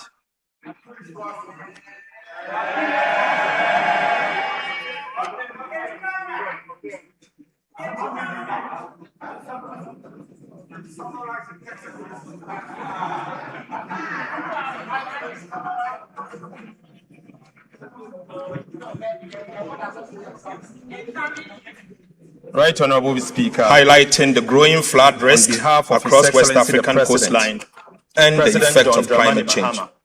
Mr. Speaker, government responded swiftly by visiting the hardest hit communities, releasing funds for emergency relief, and launching a nationwide cleanup exercise. On the direction of His Excellency the President, Before making available additional resources for ongoing dredging and construction of critical drains in the affected areas of our country last month. Right, Honorable Speaker. Mr. Speaker, His Excellency the President has directed the Ministry of Works, Housing and Water Resources to develop a comprehensive and permanent solution to flooding in Accra and other flood-prone areas across the country. The necessary funding for the implementation of this permanent solution will be provided in the 2027 budget and the medium term. Across West African coastline. Mr. Speaker, I stand before this House with a deep sense of pride and confidence, born out of strong performance in the last 1.5 years in the management of the Ghanaian economy. Nationwide cleanup exercise. The direction right, Honorable Speaker, the President. This confidence is grounded in sound policy, resources, in evidence, in measurable performance, and incredible data, and most importantly, in the lived experience of Ghanaians who endured a profound economic crisis of pride and announced confidence on born out of strong Speaker Section 28 of the Public Financial Management Act 2016, Act 2921, right, requires the Minister for Finance to present to Parliament a media fiscal policy review, not later than 31st of July of each year, and most importantly, Speaker, in the here in fulfillment of this legal who endured a profound economic crisis and announced Speaker today. I am not here to seek a supplementary estimate. The 2026 Appropriations 2016, the 2026 Appropriations remains unchanged. The Minister for Finance to present to Parliament a media fiscal right, Honourable Speaker. However, we are undertaking a strategic realignment of expenditures within the existing. I'm here in fulfillment of this legal. Speaker, government also affirms the following macroeconomic today. For 2026. I am not here to seek overall GDP growth of 2026 up 4.8%. Non-oil 2026 GDP growth of at least 4.9%. The Speaker, NDI inflation of 8% plus or minus 2%. We are undertaking a strategic realignment of 1.5% within the GDP upon commitment basis.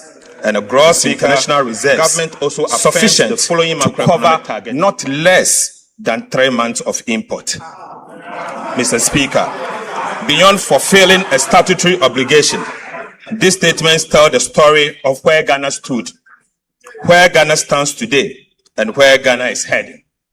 Mr. Speaker, I respectfully request the full text of this media fiscal policy review be captured in the Hansard in its entirety, while I present the highlights to this House. Mr. Speaker, before I present the details of our economic performance, we must briefly recall where we came from. I do so because the lessons of economic history must never be forgotten. Mr. Speaker, when this administration took office in January 2025, President Mahama inherited an economy on its knees. Right, Honorable Speaker, the economic crisis of 2022 was not merely an accident. It was the consequences of a series of wrong policy choices. Choices about reckless spending, choices about excessive and binge borrowing, choices about lack of accountability, and a failure to level with the people of Ghana about the true state of the Ghanaian economy. Mr. Speaker, the consequences of those wrong choices for the Ghanaian people were so severe. The cedi depreciated at levels never seen before, eroding savings, businesses, business capital, and purchasing power of millions of Ghanaians. Inflation exceeded 50%, dramatically increasing the cost of living and placing basic necessities beyond the reach of many people. Real disposable incomes declined sharply. Interest rates surged, making credit expensive for the private sector. Investor confidence collapsed. International reserves fell to extremely low levels. International credit rating agencies downgraded Ghana's sovereign debt to levels never seen in our history. Mr. Speaker, Ghana lost access to the international capital market. The previous government implemented most painful debt restructuring program that imposed crude and painful haircuts on domestic and external bondholders. Financial institutions and individual bondholders also suffered significant losses, with many losing their lifetime of savings. Even pensioners were not spared the burden of crude and painful haircuts under the DDP.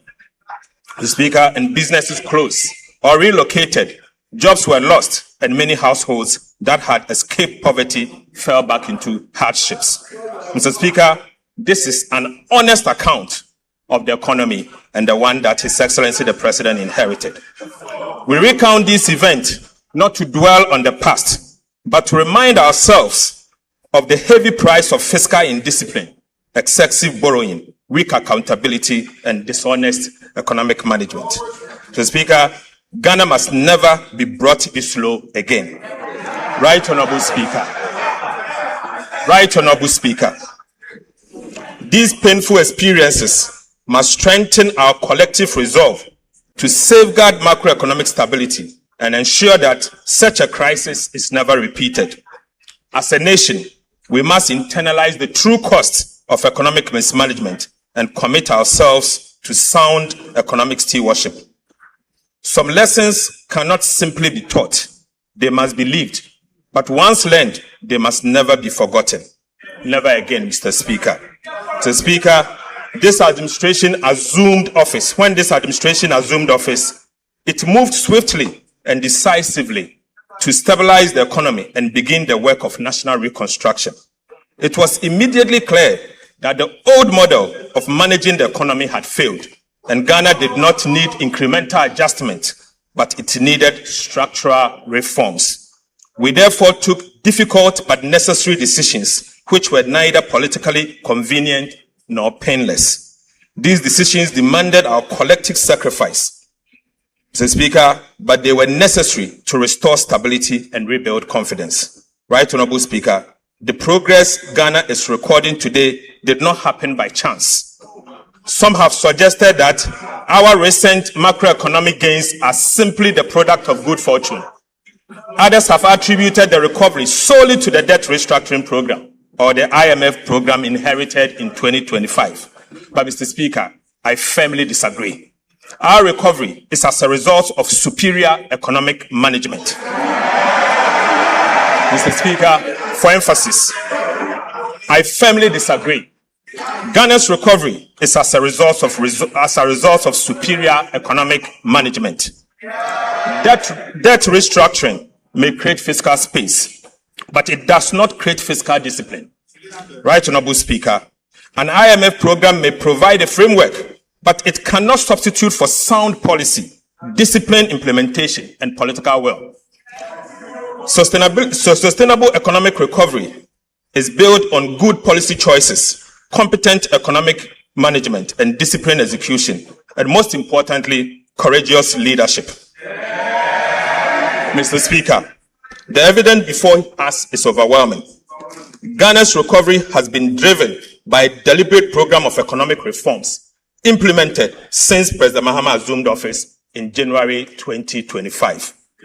These reforms have strengthened public financial management, restored fiscal credibility, improved revenue mobilization, reduced fiscal risk, and reinforced macroeconomic stability.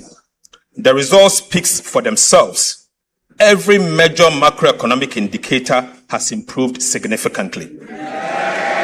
These outcomes are not accidental.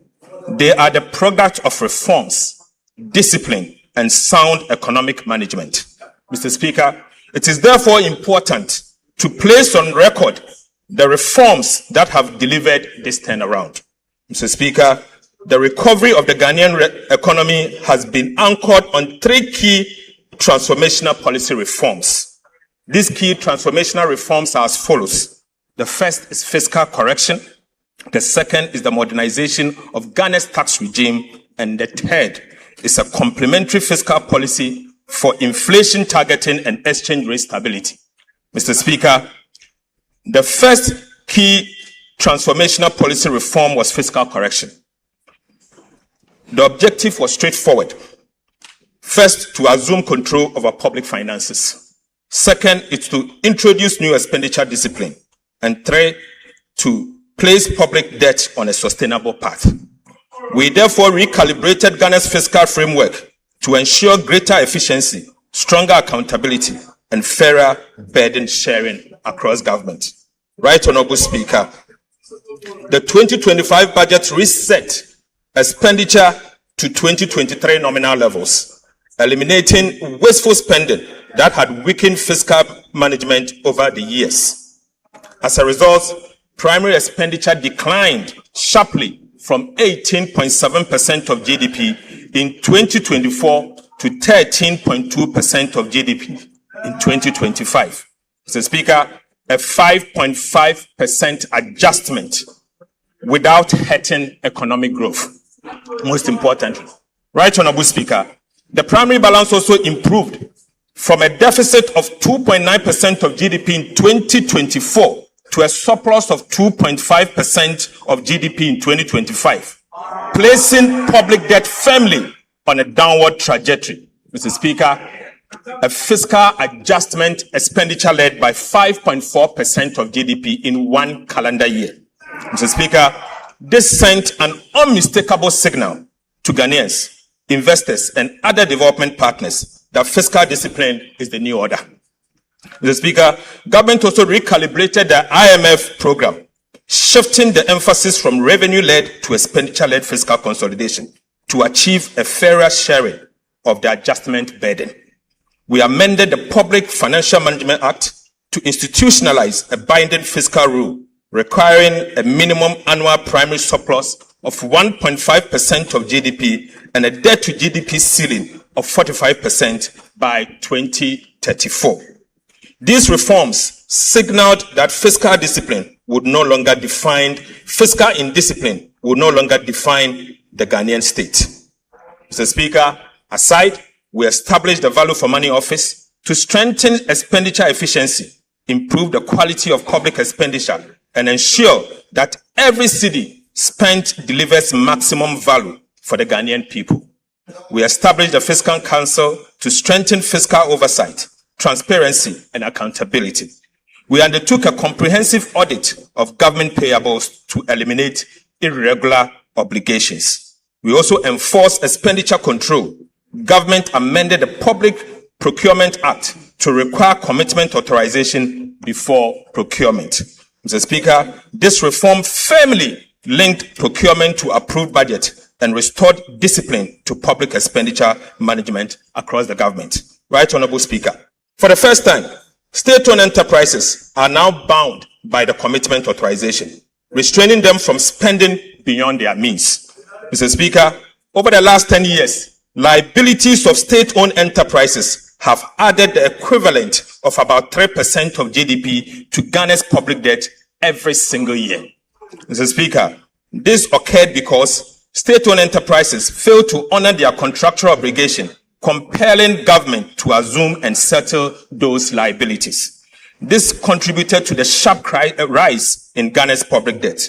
As a result, Mr. Speaker, the resources that would have financed critical infrastructure were used to pay those SOEs' debt.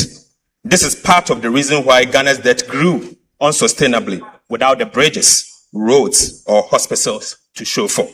Right Honorable Speaker, what is the point of ensuring that ministries and even parliament live within their means if state-owned enterprises are permitted to run up liabilities that the taxpayer are ultimately forced to pay? Mr. Speaker, it is therefore important to recognize that Ghana's debt challenge was driven not only by fiscal deficit, but also by the unchecked accumulation of liabilities by state-owned enterprises.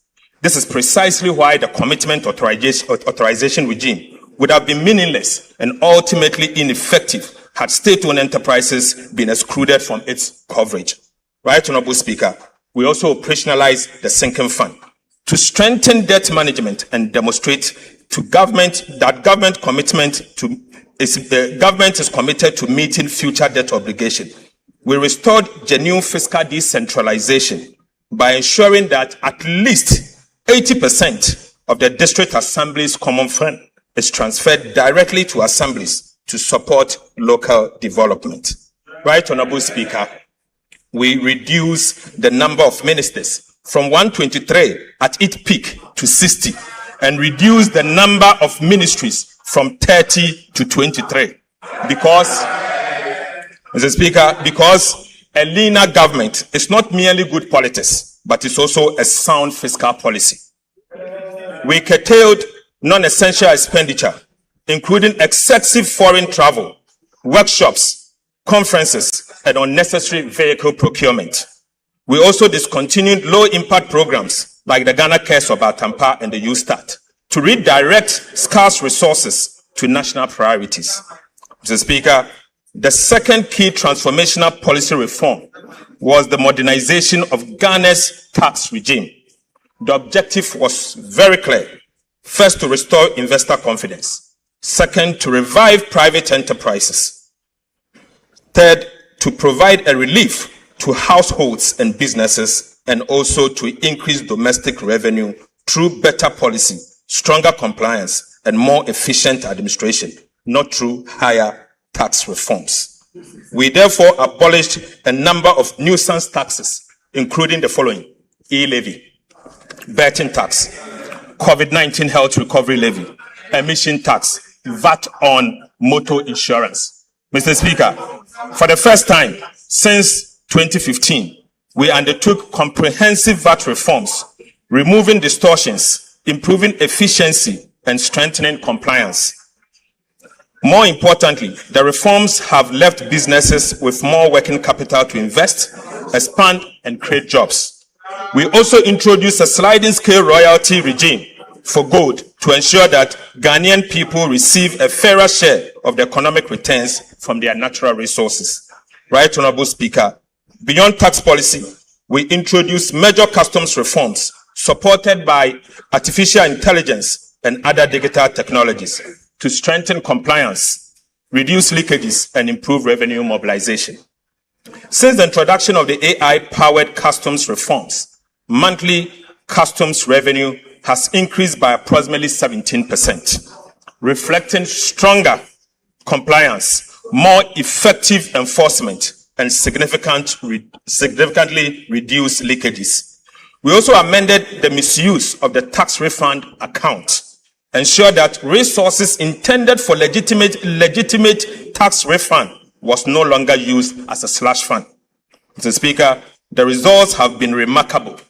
Despite abolishing multiple taxes and introducing no new tax handle, non-oil tax revenue increased by 0.5% of GDP, from 12.6% of GDP in 2024 to 13.1% of GDP in 2025.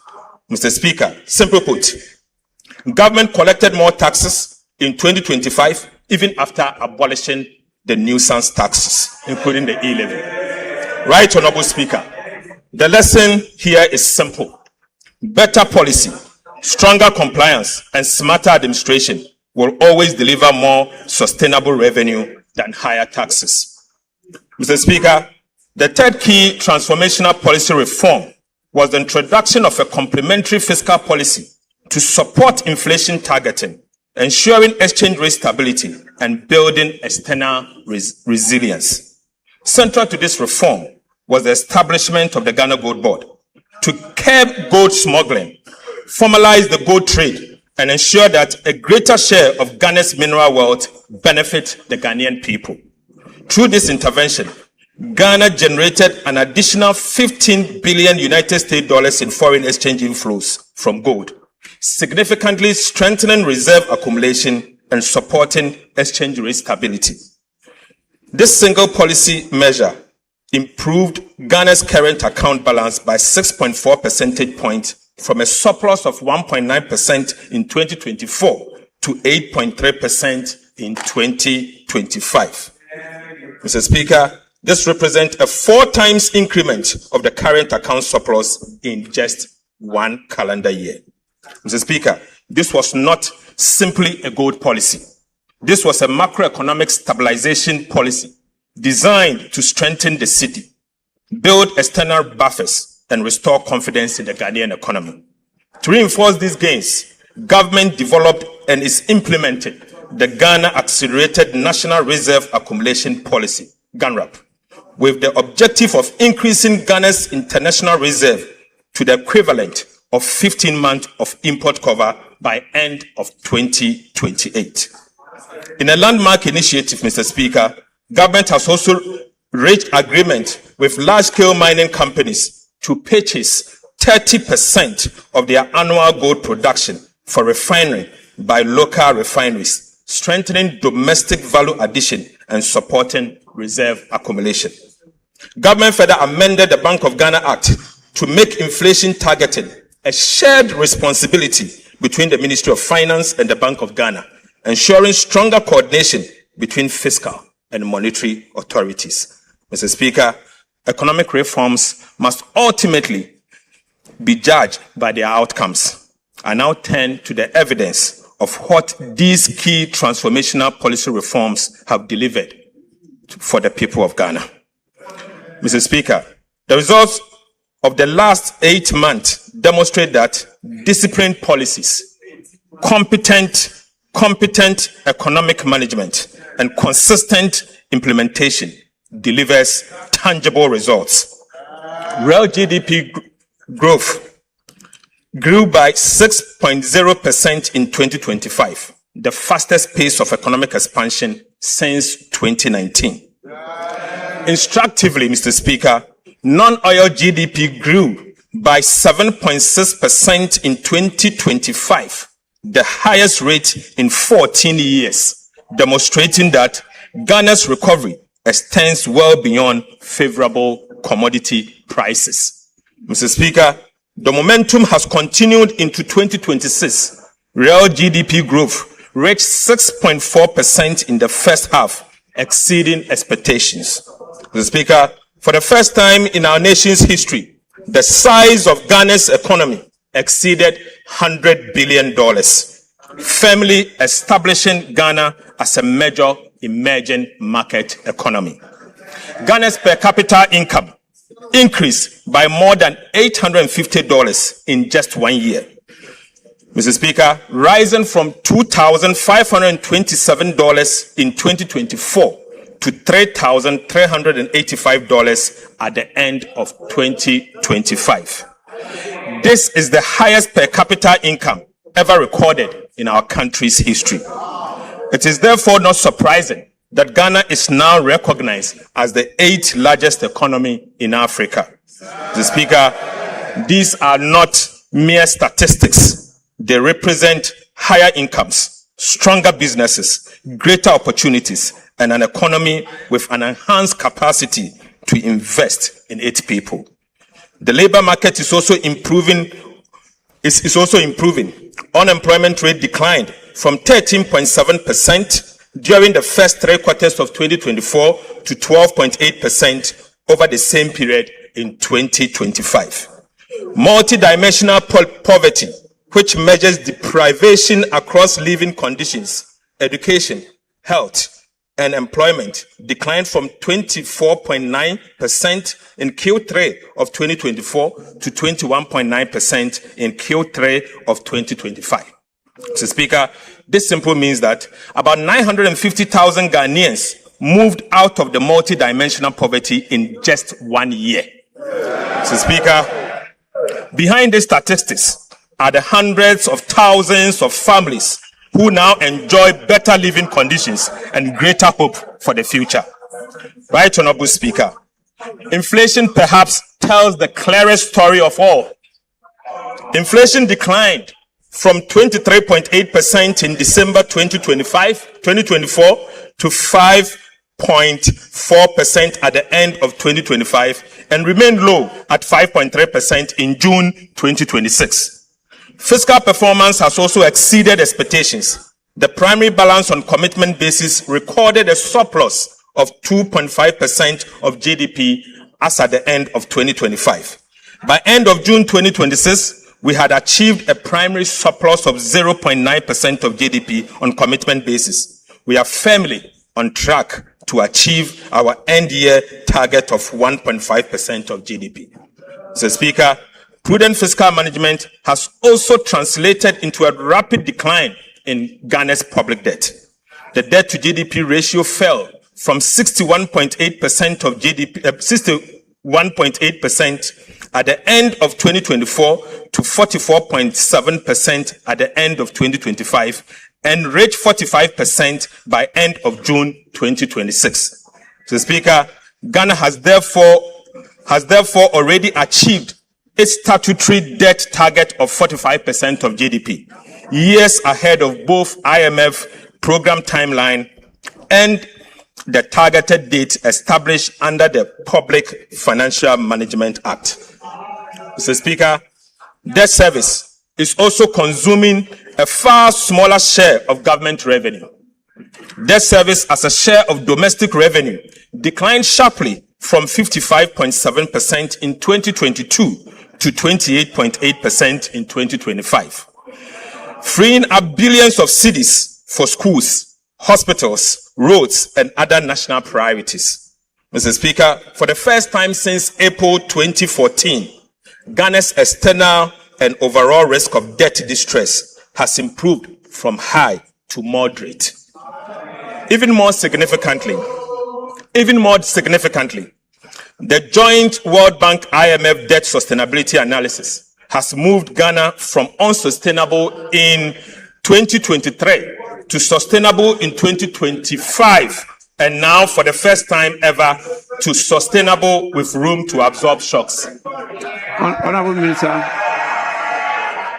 please, First Deputy Speaker to take the chair.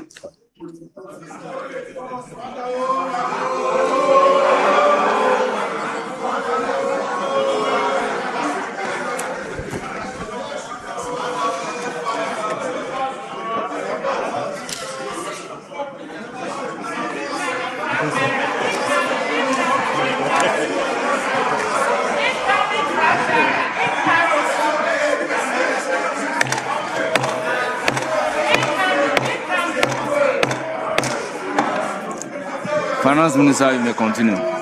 Mr. Speaker, interest rates are singing from the same hymn book. The 91-day Treasury bill rate, a benchmark for the cost of short-term borrowing in Ghana, declined from 11% in December 2025 to 5.73% in June 2026, representing a 536 basis point reduction. The 182-day Treasury bill rate also fell from 12.52% to 7.69%, down by 483 basis points. Mr. Speaker, similarly, the 364-day Treasury bill rate from 12.94% to 12.82%, a 12 basis point decline. And across the entire yield curve, average decline was 344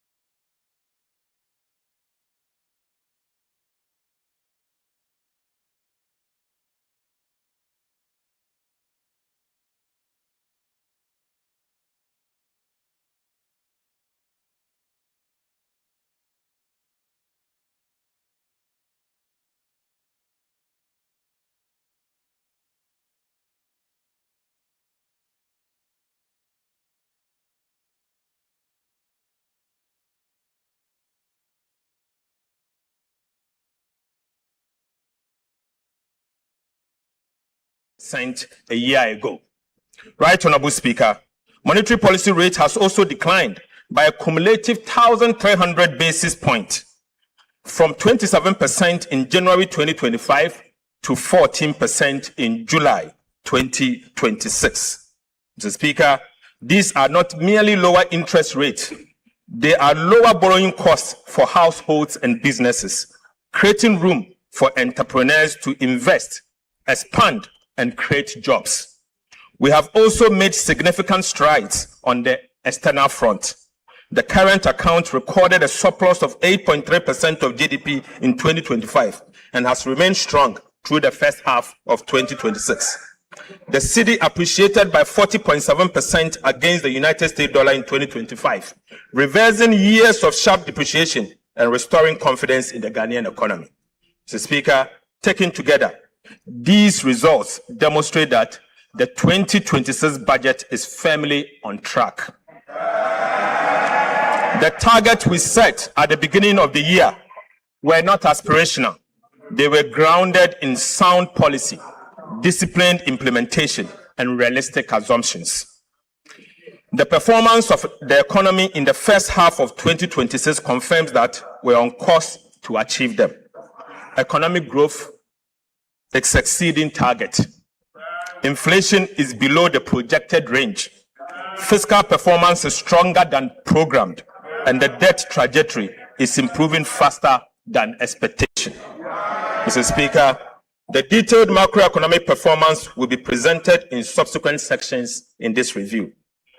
Right Honorable Speaker, the commitment we made to the people of Ghana are being honored, and the results are evident. I now wish to speak, Mr. Speaker, I now wish to speak directly to every Ghanaian listening to me this afternoon. To the market, confidence has been rebuilt, purchasing power, and the institutions needed to safeguard these things have been strengthened. Who can now borrow under the leadership of His Excellency President John Dramani Mahama their businesses? Ghana is not going back. Whose income now Ghana is moving forward. Mr. Speaker, the government that has delivered these results over the past 18 months has earned the trust to continue implementing the reforms that will secure Ghana's long-term prosperity. Right Honorable Speaker, next week, the Executive Board of the IMF is expected to approve the final review of Ghana's Extended Credit Facility Program, bringing to a successful conclusion the financial bailout IMF program. The Executive Board is also expected to approve a 36-month policy coordination instrument, a non-financing arrangement designed for countries that no longer have and are not expected to face balance of payment needs. Mr. Speaker, the PCI will anchor our next phase of reforms, strengthening macroeconomic resilience, support broad-based growth, and signal our unwavering commitment to sound and disciplined macroeconomic policy. The PCI will support reforms across 6 priority areas. First is to maintain growth-friendly fiscal consolidation. Second is to preserve debt sustainability. Third is to strengthen fiscal transparency and governance. The fourth is to enhance monetary and exchange rate policy framework. The fifth is to reinforce financial sector stability. And finally, to promote economic diversity and inclusive growth. Mr. Speaker, we believe our strong implementation record, together with the successful execution of the PCI, will strengthen Ghana's path towards investment grade status and enhance our ability to mobilize concessional and development financing for productive public investment. The PCI will include quantitative and 26 reform targets, monitored through semi-annual reviews to ensure sustained implementation of reforms that are critical to achieve our ambitious policy objective. Mr. Speaker, the details of the PCI targets are provided in detail in the media fiscal review document before the House. Right Honorable Speaker, I now turn to macroeconomic performance for the first half of the year. Mr. Speaker, Ghana has not merely met its first half-year target, it has exceeded them. Mr. Speaker, overall GDP growth was 6.4% in the first quarter of 2026, well ahead of the 4.8% full-year target. Non-oil GDP growth was 6.3% in the first quarter of 2026, well ahead of the 4.9% full-year target. Inflation has more than halved, falling from 13.7% in June 2025 to 5.3% by end of June 2026, against a target of 8 plus or minus 1% at the end of the year. The primary balance recorded a surplus of 0.9% of GDP on commitment basis, firmly on track to achieve our end-year target of 1.5% of GDP. Gross international reserves was 5 months of import cover as at end of June 2026, exceeding the target of at least 3 months of import cover. Mr. Speaker, January to June 2026, fiscal performance. Mr. Speaker, the provisional fiscal performance for the first half of 2026 is presented against the following approved 2026 fiscal target.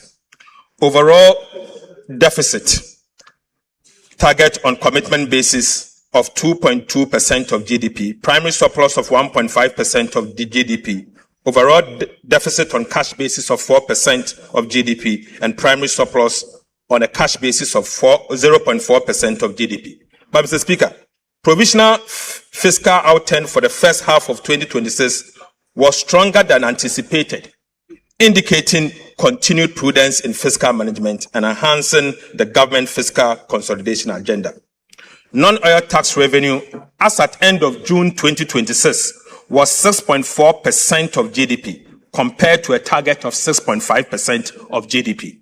Mr. Speaker, domestic revenue reached 7.7% of GDP by June 2026, compared to the target of 7.8% of GDP. Mr. Speaker, total revenue and grants reached 7.8% of GDP by June 2026, compared to a target of 7.9% of GDP. Total expenditure on commitment basis at the end of June 2026 was 8.0% of GDP, against the half-year target of 9.9% of GDP. Primary expenditure, which excludes interest payment, was 6.6% of GDP by June 2026, compared to half-year target of 8.1% of GDP.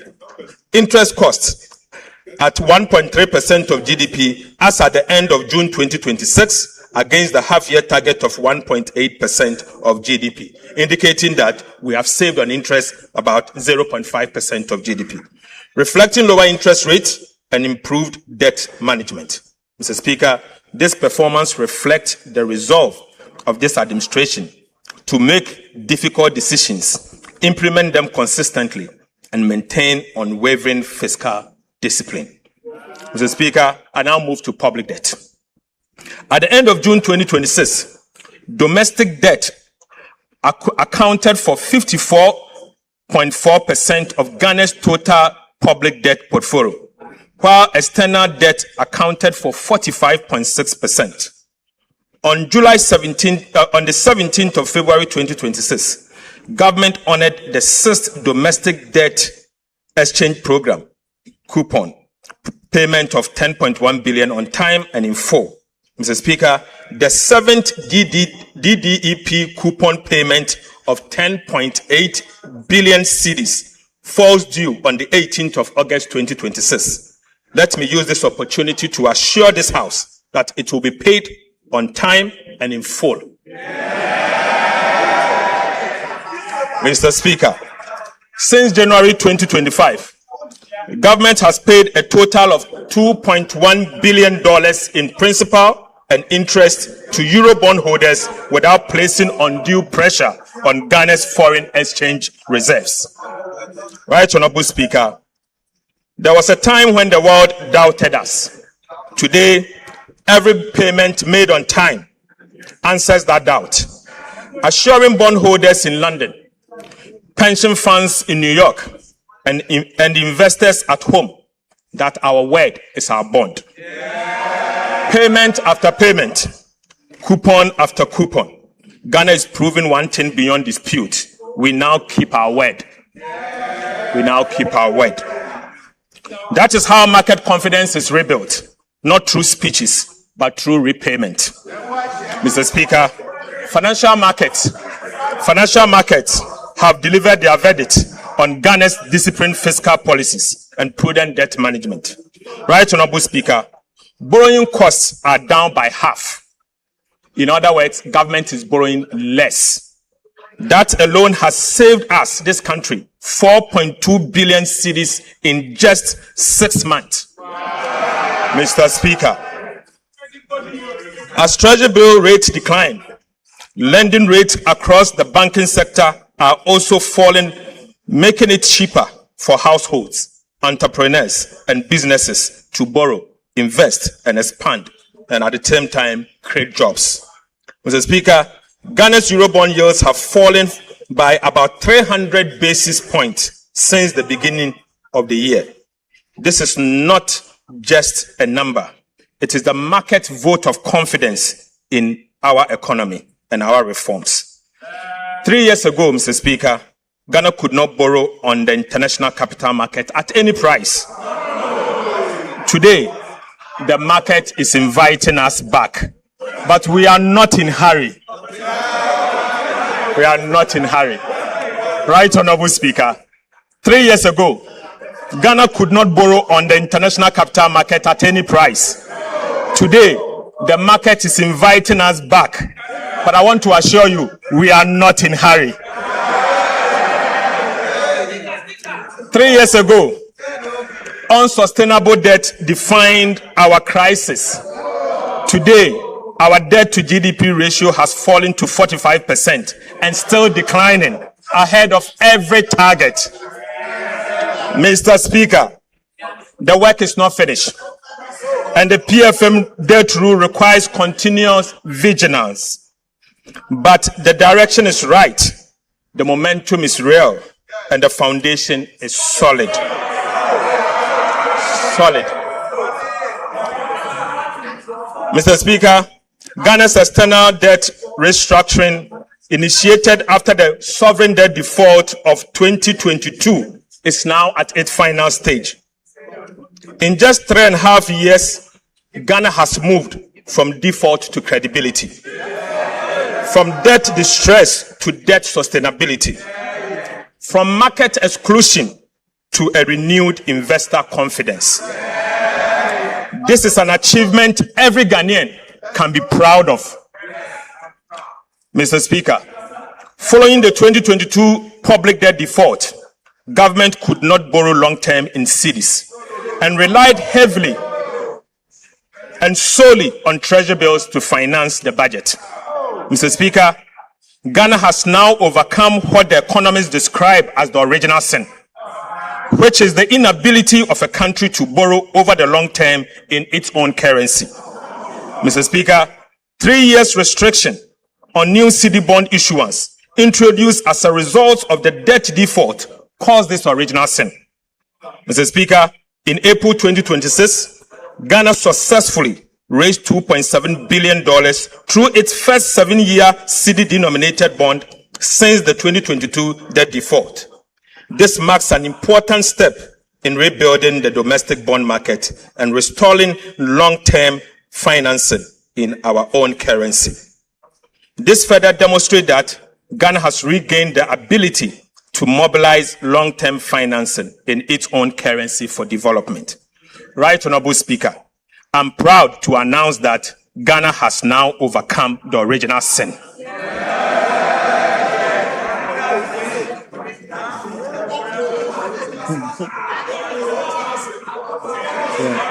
Mr. Speaker, we have overcome the original sin. Whilst I'll now take you to the sinking fund. While Ghana's debt restructuring is nearing completion, prudent debt management requires us to look beyond today to tomorrow's obligation. Mr. Speaker, in 2027, DDEP bonds that will fall due is 58 billion Ghana cedis. Another 53 billion Ghana cedis will fall due in 2028. In 2 years alone, Ghana has to repay 111 billion cedis. 111. Mr. Speaker, this is the true Agenda 111.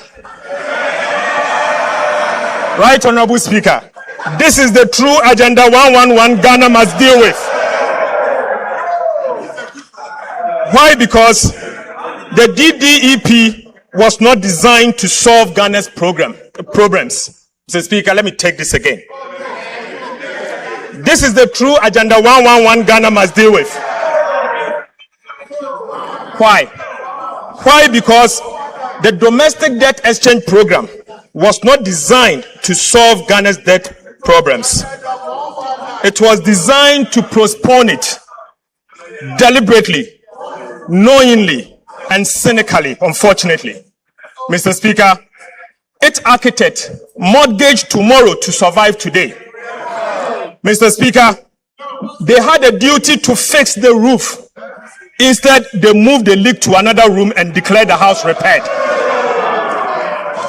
Right, Honorable Speaker, meeting obligations of this magnitude requires advanced planning, not last-minute scrambling. This is precisely why this government has strengthened the sinking fund to set aside money to repay future debt obligations that we inherited.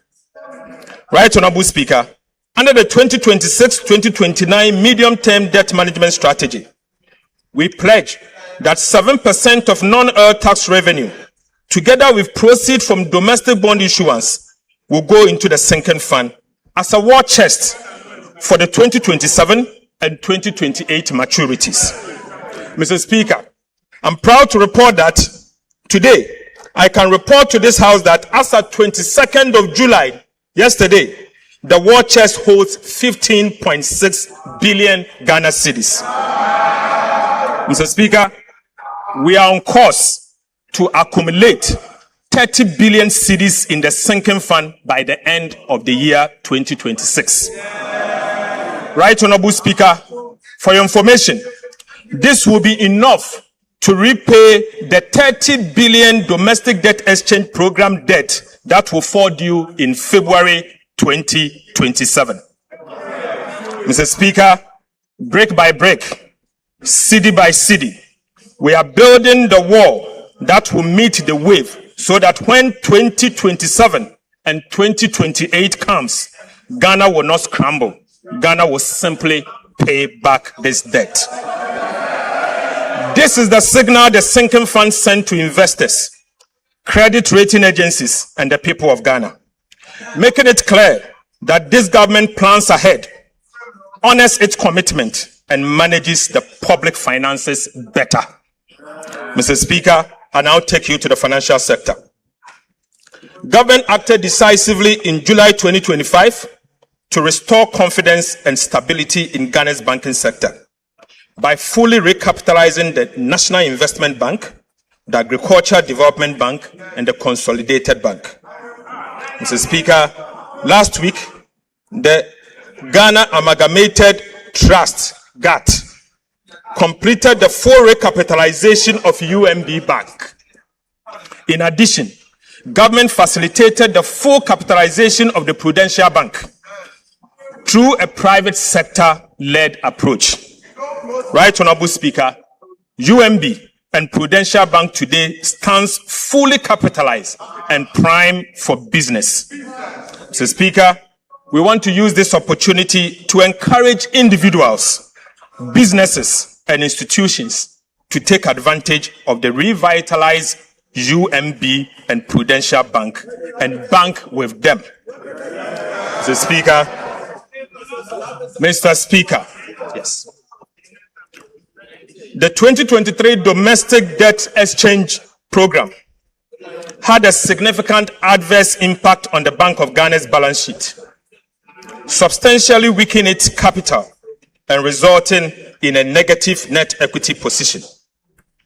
To restore the bank's financial strength, the government and the Bank of Ghana signed a memorandum of understanding on 6th January 2025 to recapitalize the bank over time. Consistent with the commitment in the MOU, and as a result of this government resolve to restore the bank's financial position, government issued a recapitalization bond to the Bank of Ghana of $5.5 billion as cedis to the Bank of Ghana in March 2026 to strengthen the bank's equity base.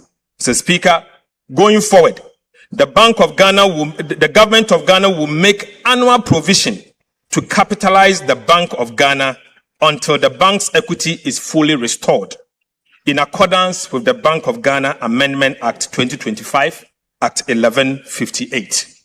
Mr. Speaker, whilst government is helping to restore the Bank of Ghana's capital, the bank itself will undertake a comprehensive operational efficiency review to reduce costs, strengthen financial management, and rebuild its long-term financial sustainability.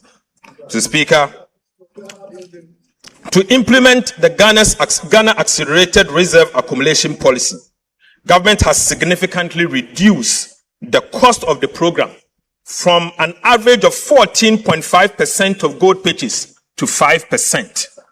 Mr. Speaker, government is bearing the cost of the program and has accommodated 5 billion cedis in the 2026 budget within the same appropriations. Mr. Speaker, this investment is building an economic war chest to strengthen Ghana's international reserves, protect the cedi, reinforce economic stability, improve investor confidence, and shield the economy from international shocks. Mr. Speaker, I now take you to update of the implementation of the fiscal policies that this House approved for us. Right, Honorable Speaker, 6 months ago, this House approved an ambitious program of fiscal reforms. Today, I'm pleased to report that implementation is well underway. Key milestones have been achieved, and the reforms are already delivering measurable results. On the revenue side, government is targeting an increase in non-oil tax revenue from 13.1% of GDP in 2025 to 14.1% of GDP in 2026, 1% increase, through improved compliance, broader tax basis, and enhanced revenue administration, and not through higher taxes. So, Speaker, we will achieve it. On the expenditure side, government remains firmly committed to keeping spending within approved limits, while improving its efficiency and effectiveness. Mr. Speaker, I now take you to the individual tax reforms. Mr. Speaker, this government introduced the most ambitious reforms to Ghana's VAT system in over a decade to eliminate long-standing distortions, improve efficiency, and support business growth. We abolished COVID-19 health recovery levy. We decoupled Get Fund levy and the National Health Insurance levy from the VAT base, making both eligible for input tax deduction. We reduced the effective VAT rate from 21.9% to 20%. We abolished VAT on recognizance and prospecting for minerals. We raised VAT registration threshold from 200,000 to 750,000, relieving thousands of micro and small businesses of the obligation to register for and charge VAT. And we extended the zero rating of locally manufactured textiles to 2028. Right, Honorable Speaker, these reforms have simplified VAT systems, removed distortions, lowered the tax burden, and strengthened the foundation for improved compliance. So, Speaker, reforming the tax law was only the first step. Government is now leveraging technology to transform revenue administration and improve compliance. The cross-border technology solution for collecting VAT from non-resident platforms was successfully piloted in April 2026. The pilot confirmed that the system is functional, stable, secure, and compliant with regulatory requirements. Government is now moving decisively to secure the necessary regulatory approval for its nationwide rollout. Upon full deployment, Mr. Speaker, the system is projected to generate about 2.3 billion Ghana cedis in its first full year of operation, with revenue expected to grow by about 20% annually. Mr. Speaker, this is sustainable revenue without increasing tax rates.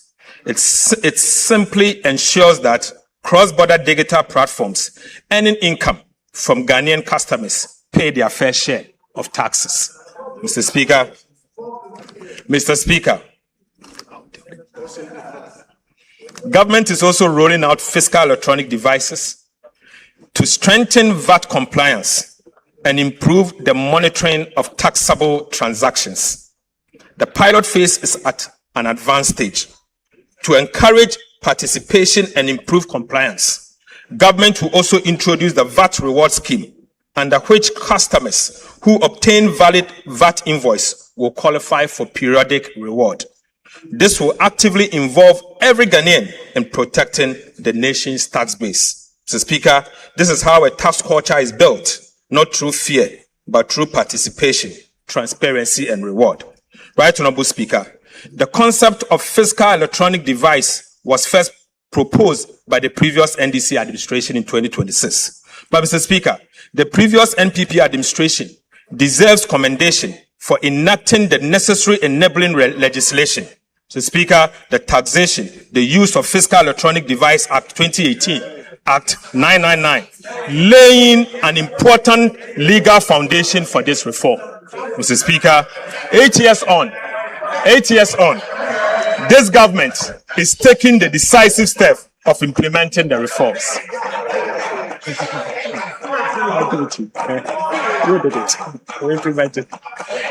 Mr. Speaker, for emphasis, the enabling legislation, the taxation, the use of Fiscal Electronic Device Act 2018, Act 966 was introduced in 2018 by the previous NPP administration. Mr. Speaker, I just want to use this opportunity to commend them. 8 years on, this government is taking the decisive step of implementing the reform. Mr. Speaker, with your leave, the chairman and the ranking members of the Finance and the Budget Committee of Parliament have been invited to provide strategic oversight for the implementation of this important national reform. Mr. Speaker, Mr. Speaker, Ghana currently loses an estimated 60% of its potential VAT revenue through non-compliance and systemic inefficiencies. This is unacceptable. Losing 60% of the VAT that you are supposed to collect to develop your country. Mr. Speaker, this is unacceptable. It cannot continue, and under this government, this will not continue. I call on Parliament to support government to crack down on businesses and individuals who collect VAT from taxpayers and keep it instead of remitting it to the state.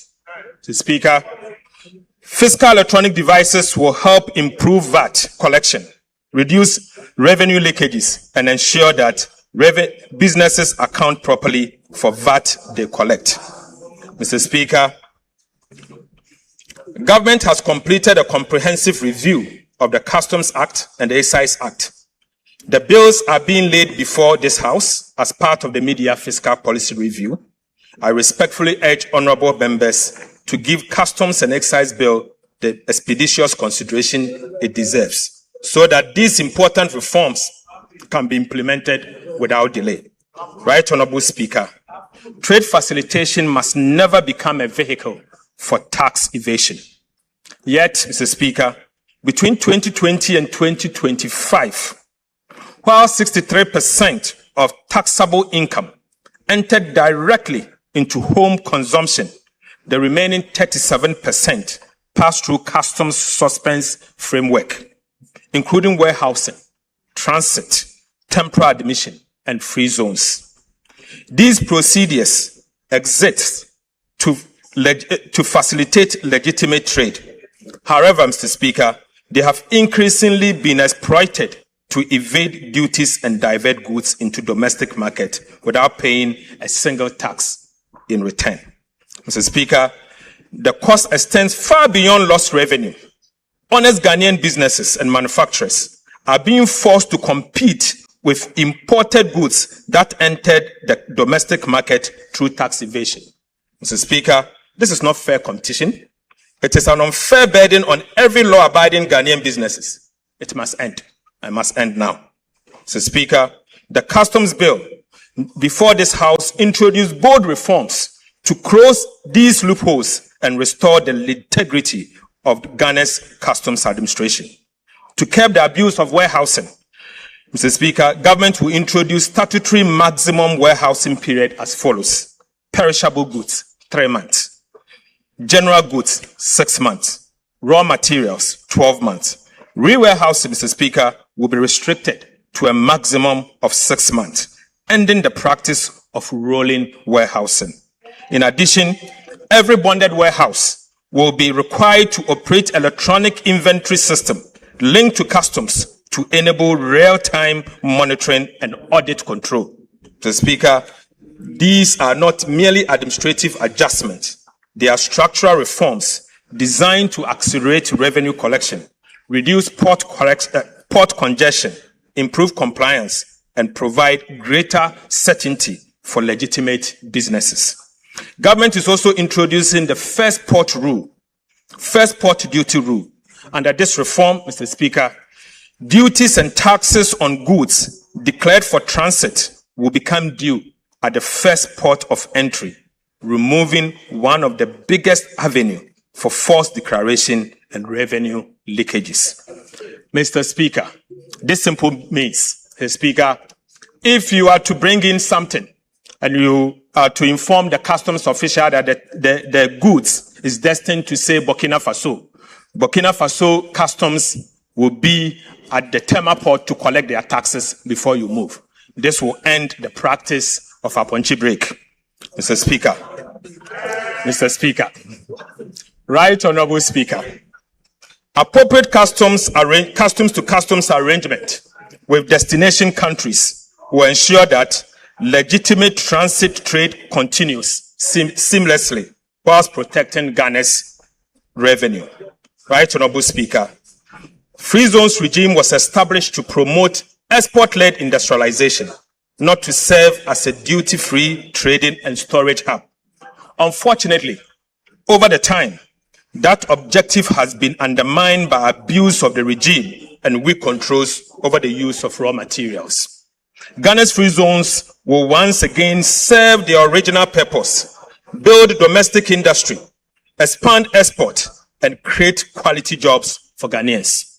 Mr. Speaker, government will also strengthen import declaration and valuation by mandating the use of appropriate tax identification number for all importers.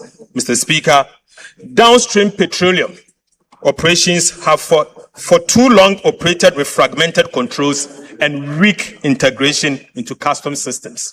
Mr. Speaker, bunkering and ship stores regime have consequently become vulnerable to diversion, under declaration and smuggling. This economy can no longer afford these leakages. Mr. Speaker, government would therefore enforce the statutory requirement for bank guarantee on the lifting of refined petroleum products and require product movement to be undertaken by only through approved pipelines and electronically tracked distribution system. Mr. Speaker, government will also remove the tax exemption on bunkering services in line with international practice to curb smuggling, strengthen compliance, and protect much needed revenue. Right Honorable Speaker, I now take you to excise duties. The evidence for reform is equally compelling in the area of excise duties. Analysis of wine and spirit imported between 2023 and 2025 shows a taxable revenue of over 5 billion Ghana cedis. However, about 78%, worth 4 billion Ghana cedis, entered customs procedures such as warehousing and transit.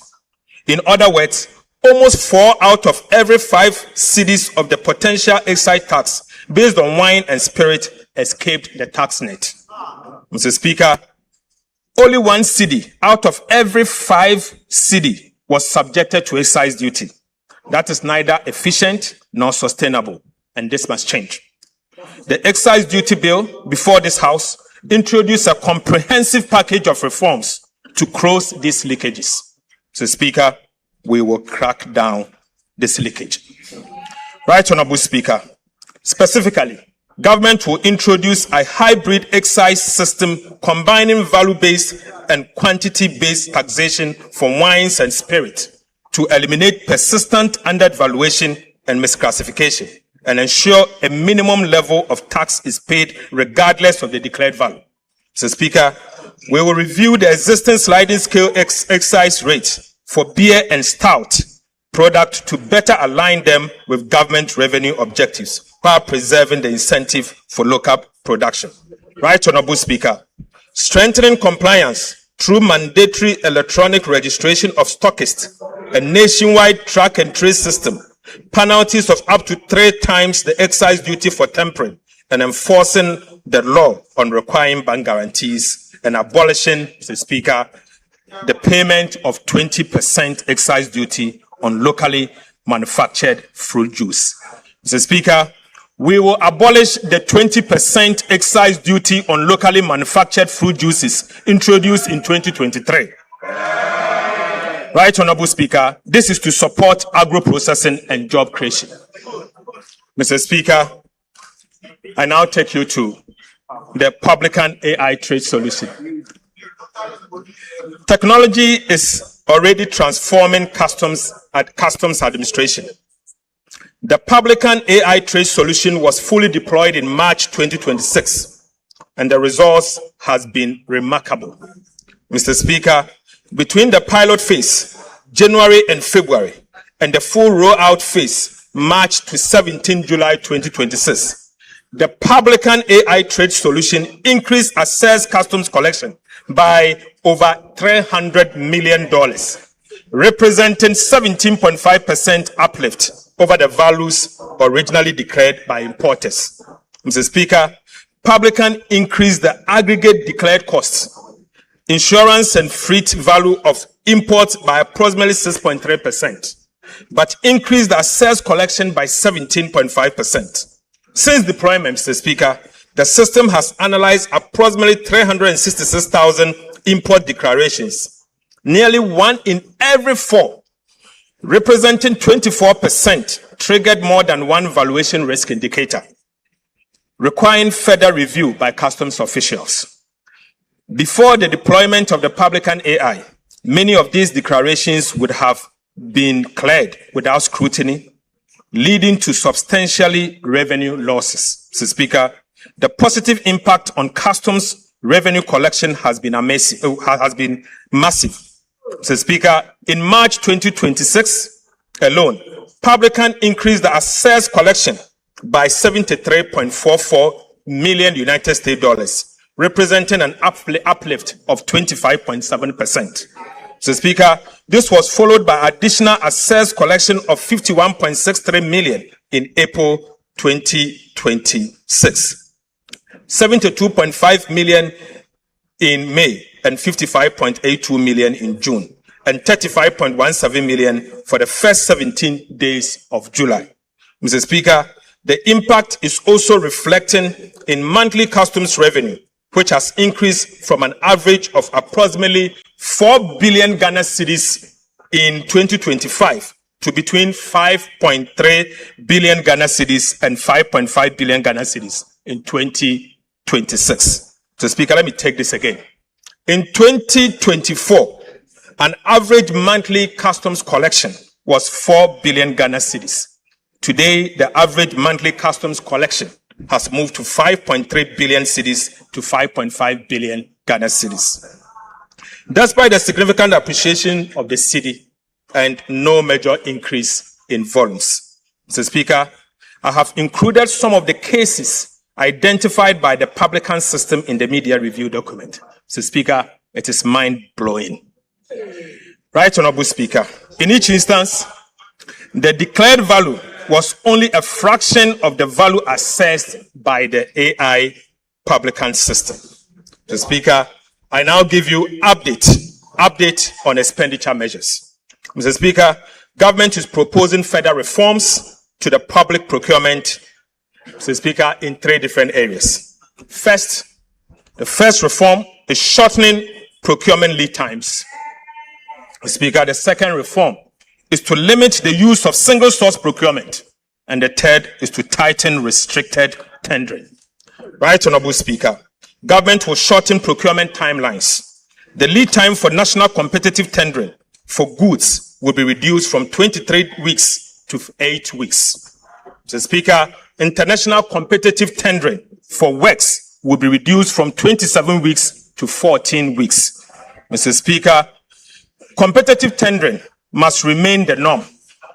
Restricted tendering and single source procurement must be the exception. Government will therefore tighten the rules governing these exceptional procurement methods, strengthening oversight and improve accountability to ensure greater transparency and better value for money. Single source procurement will be permitted only in genuine exceptional circumstances, such as emergencies, national security, or where only one supplier is capable of delivering the required goods, works, and services. Right, Honorable Speaker. Urgency arising from poor planning will no longer be treated as an emergency. Government will also strengthen accountability by introducing sanctions for approvals granted in breach of the Public Procurement Act. Mr. Speaker, these reforms will speed up project delivery, strengthen competition, improve value for money, and reduce opportunities for procurement abuses. Right, Honorable Speaker, I now take you to flood response and mitigation measures. Mr. Speaker, following the widespread flooding that affected Greater Accra and other parts of the country in June 2026, government sought parliamentary approval to draw 350 million from the contingency fund to finance emergency response intervention. On the 30th of June 2026, the Finance Committee of Parliament, acting under Article 1771 of the Constitution, approved the request. However, Mr. Speaker, government was unable to access the funds because the contingency fund was subject to a Ghanaian order issued by the Accra High Court. Mr. Speaker, given the urgency of protecting lives, providing humanitarian relief to affected communities, and restoring critical infrastructure, government reallocated 350 million from the contingency vote under the control of the Minister of Finance in the 2026 budget to the Disaster Management Committee under the Ministry of Interior to finance the emergency responses. Mr. Speaker, to strengthen flood mitigation efforts across the country, government also reallocated 226 million within the budget of the Ministry of Works and Housing and Water Resources to implement additional flood control and mitigation measures. Mr. Speaker, government is committed to improving urban mobility and providing safe, reliable, and affordable public transport for Ghanaians. To this end, government is reallocating 400 million Ghana cedis for the acquisition of high occupancy buses to strengthen the fleet of state-owned transport companies, including Metro Mass Transit and the State Transport Company. Mr. Speaker, this intervention will expand public transport capacity, particularly along high-demand urban and intercity routes, reducing long passenger queues during peak hours, and provide commuters with more reliable and efficient alternative to private vehicles. Mr. Speaker, I now take you to the update on key policy initiatives that this House approved. Right, Honorable Speaker, I now report on the implementation on some of the government key policy initiatives during the first half of 2026. First, Mr. Speaker, Ghana's crude oil production declined sharply from 71.4 billion barrels in 2019 to about 36 million barrels in 2025. To reverse this decline, government has introduced investor-friendly reforms that have already secured more than $3.5 billion in new investment commitment from the Jubilee and OCTP partners. Right, Honorable Speaker, these reforms are already delivering results. Oil production has exceeded expectation this year. with Jubilee increasing from a projected 68,000 barrels to about 95,000 barrels per day. Mr. Speaker, while Sankofa is now producing about 28,000 barrels per day. Mr. Speaker, gas production has also increased from 245 million to about 282 million standard cubic feet per day. And Mr. Speaker, a new agreement with the OCTP partners will increase gas production further to 350 million standard cubic feet per day. Government is also updating the laws governing the upstream petroleum sector to make Ghana more attractive for investment, with a proposed amendment to be submitted to this Parliament before the year end. Right Honourable Speaker, Government remains firmly committed to its gas to power strategy, which is replacing expensive light crude oil with cleaner and cheaper natural gas. This transition is expected to reduce electricity generation costs by at least 75%. I am pleased to report that by the end of June 2026, Government has increased gas supply for power generation by an additional 35 million standard cubic feet per day, bringing total supply to about 490 million standard cubic feet of gas per day. The increase comprises 10 million standard cubic feet per day from the OCTP partners led by ANI and 25 million standard cubic feet per day from the NGAS. Mr. Speaker, this strategic shift is already delivering significant savings. By replacing light crude oil with natural gas, Government saved about 3 billion Ghana cedis, equivalent to $268.8 million in fuel costs during the first half of 2026. Mr. Speaker, Government in partnership with the private sector, is developing 100 million standard cubic feet per day modular gas processing facility. Land acquisition has been completed, while the environmental assessment, engineering design, financial due diligence, and project structuring are underway. Mr. Speaker, this will be submitted to Parliament for consideration. Financial close is expected by end of 2026. Right, Honourable Speaker, the project is expected to create nearly 1,000 jobs and generate about $2 billion in benefit to the state over the next 5 years through fuel savings, foreign exchange savings, taxes, levies, and dividend. Mr. Speaker, I now report on our 1,200 megawatt state-owned power plant. Right, Honourable Speaker, Government is also developing a 1,200 megawatt state-owned combined cycle gas-fired power plant at Kafudidzi, Abrobano, in the Commander Edna Egwafo Ebrim municipality. Mr. Speaker, feasibility studies have confirmed the project viability, with environmental engineering and permitting processes progressing steadily. The first 600 megawatt phase is expected to be commissioned in 2028.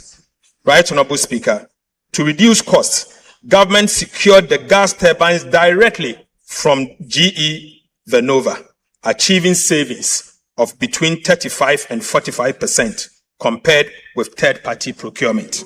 Right, Honourable Speaker, the project will lower electricity generation costs, help reduce electricity tariff by 10 to 20%, and create more than 2,000 direct and indirect jobs during the first phase. So, Speaker, I now take you to the big push.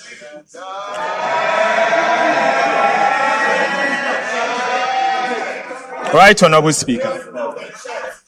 Right, Honourable Speaker. Government Big Push Infrastructure Program is driving the largest coordinated investment in strategic transport infrastructure in recent years, with projects underway in all 16 regions of the country. Mr. Speaker, work has commenced on 87 projects, comprising 74 trunk roads and bridges, 10 urban roads and 3 feeder roads. Mr. Speaker, by end of June 2026, 13 projects had reached at least 50% completion, including 6 projects that had exceeded 75%, while a further 15 projects had progressed beyond 25% completion. Significant progress has been made on key corridors, including the Kaswa-Winneba, Takrade-Aguna Junction, Ofanko in Sawom, Tepagoso, Adentandodowa, Tema Aflao, Penny Aflao, Wenchi Sola, Atimpoku Ho Aflao, Tumu Han Laura, Tumu Navrongo, and Winneba Cape Coast Takrade roads. Right, Honorable Speaker. The construction of the Swami Interchange Phase 2, the Sunyani, Tamale, and Kumasi Outer Ring Road are progressing. Mr. Speaker, feeder road projects in the Eastern Volta region are also improving access to farming communities and market access. During the second half of the year, government will fast-track project nearing completion. Mr. Speaker, improve contractor performance and remove bottlenecks to ensure they are completed on time. Right, Honorable Speaker, I take you to the Accra-Kumasi Expressway. Mr. Speaker, the Accra-Kumasi Expressway remains the flagship under the Big Push program. It involves the construction of 176-kilometer, 6-lane bi-directional expressway linking Ghana's two largest commercial cities. When completed, Mr. Speaker, the expressway will reduce travel time between Accra and Kumasi to about 2 hours. Improve road safety, ease congestion, lower transport costs, and feature modern interchanges, bridges, intelligent transport system, electronic tolling, emergency response facilities, and rest spots. Mr. Speaker, government has made substantial progress in the project preparation. As of 22nd July 2026, yesterday, the Ghana Armed Forces have cleared 122 kilometers, representing about 70% of the 120-meter wide right-of-way in just 12 weeks. Mr. Speaker, the entire corridor is expected to be cleared by the first week of September 2026. Right, Honorable Speaker, compensation assessment, environmental studies, engineering design, feasibility works are progressing simultaneously. The feasibility study and detailed engineering design are expected to be completed by end of August 2026, next month. Mr. Speaker, with procurement for the main construction contract to commence in September 2026. Mr. Speaker, as of 2nd of July 2026, $1.7 billion United States dollars have been deposited into a dedicated Accra-Kumasi Expressway account at the Bank of Ghana. Mr. Speaker, for emphasis, as at yesterday, 22nd of July 2026, the government of Ghana has deposited $1.7 billion United States dollars into an account, a dedicated account at the Bank of Ghana solely for this project. The funds have been ring-fenced and will be used only after the main construction contract is awarded. I can share it. Mr. Speaker, government is therefore confident that all the requirements for this transformational project, including the resources, the money, will be in place when His Excellency President John Dramani Mahama cut the sword for the construction of the project to begin. Mr. Speaker, I now take you to Achia Manfuom and also Achia Manfuom Bridge. Right, Honorable Speaker, for centuries, the people of Afam Plains have relied on ferries to cross the Afam River. While these ferries have served the area for many years, frequent delays and seasonal disruptions have impeded easy access and movement of people, goods, and the provision of essential services. The Adosuechi Amanfom Bridge, a 3.6-kilometer permanent bridge, will be the longest in Ghana and will replace the ferries, providing a safe, reliable, and all-weather crossing. As part of Ghana's big push infrastructure, Mr. Speaker, it will connect the Kwewu-Afram Plains to the national road network and unlock the significant potential of one of Ghana's most important food baskets. The bridge will make it easier for farmers to transport maize, cassava, yam, rice, and other produce to market, reducing travel time. It will also improve access to healthcare, education, and other essential services, while creating jobs, attracting investment, and supporting food security. Expected to be completed by end of 2028, the Adoso-Echi Amanfom Bridge is a gateway to opportunities, bringing communities closer to markets, services, and better future. The Speaker, the Dambai Bridge. Works is also progressing on the Dambai Bridge, a critical project that will provide a permanent crossing between Dambai and Dodi-Kope and strengthen transport along the Eastern Corridor. The Speaker, the project comprises 1.49-kilometer bridge and approximately 6.8 kilometer of approach roads. The Speaker, at the end of June 2026, fiscal progress had reached 6%, slightly ahead of schedule, with foundation work and construction of the temporary bridge already underway. Right Honorable Speaker, I now take you to the 1,000-kilometer agriculture enclave road, of which Parliament approved 2 days ago. Mr. Speaker, government has begun the implementation of the agriculture enclave road program. Government is investing $528 million United States dollars, equivalent in cedis, to rehabilitate 1,050 kilometers of feeder roads across 4 major agriculture producing corridors. Mr. Speaker, upon completion, the project is expected to rehabilitate 1,050 kilometers of feeder roads, ensure 100% of rehabilitated roads are maintained under performance-based contract, expand the National Road Asset Management Database to achieve 100% coverage, create approximately 25,000 direct and indirect jobs, including at least 7,500 jobs for women, and reduce travel time by over 40% on paved roads and 30% on unpaved roads. Mr. Speaker, the first phase will involve the rehabilitation of 1,050 kilometers of feeder roads to be undertaken across 4 agriculture clusters covering 13 regions of the country. Right Honorable Speaker, Cluster 1 will cover 300 kilometers of roads in Upper West, Northern Region, and Savannah regions, and that will be 300 kilometers. Clusters 2, Mr. Speaker, will rehabilitate 300 kilometers of roads in the Oti, Volta, and the Eastern regions. Mr. Speaker, Cluster 3 will also rehabilitate 250 kilometers of roads in Ashanti, Bono East, and Eastern region. And finally, Mr. Speaker, Cluster 4 will cover 200 kilometers of roads in Western North, Western, Central, and Ahafo region.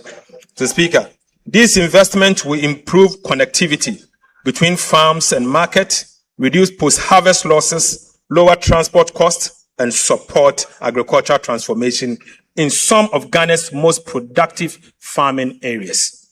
Mr. Speaker, I take you to the oil palm. Right Honorable Speaker, government remains committed to transforming Ghana's oil palm industry into a major driver of industrialization, export growth, import substitution, and rural employment. A key pillar of the integrated oil palm development policy is the establishment of a sustainability compliant oil palm land banks to de-risk private sector investment and accelerate the development of large-scale plantation integrated with smallholder and outgrower schemes. Mr. Speaker, implementation of this initiative is progressing steadily. the Ministry of Land and Natural Resources, working in collaboration with the private sector and other relevant institutions, have reviewed over 270,000 hectares of land in the Western region. Right, Honorable Speaker, drone survey have been completed on over 117,000 hectares, whilst 46,000 hectares have been selected for detailed land use change analysis. To date, assessment has been completed on 16,000 hectares, of which approximately 10,780 hectares have been identified as suitable for sustainable oil palm development. Right, Honorable Speaker, these areas are now undergoing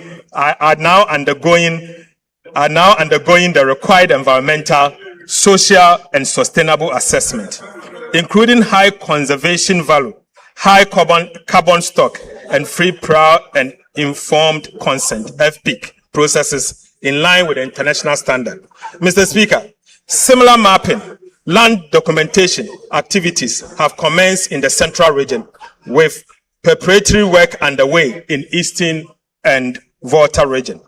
Based on the current assessment, Mr. Speaker, the Western region alone is expected to provide approximately 30,000 hectares of land for the first phase of the development. Mr. Speaker, as work expands nationwide, the land bank has the potential to exceed 100,000 hectares across Ghana's oil palm growing belt. Mr. Speaker, this initiative will unlock significant private sector investment, create over 250 direct and indirect jobs across the value chain, and strengthen smallholder participation, increase domestic crude oil palm production, reduce import dependency, and position Ghana as a leading hub for oil palm processing and exports. Mr. Speaker, government will continue to work with stakeholders to ensure that this program is implemented responsibly, sustainably, and in a manner that delivers lasting benefit to our communities and the national economy. Now listen, Mr. Speaker, government is also finalizing the $500 million United States dollars integrated oil palm development financing agreement with the World Bank for on-lending to the private sector for the development of large-scale commercial oil palm plantation. We expect to conclude and present it to this House by the end of this year. Right, Honorable Speaker, we expect to bring it for approval by the end of this year.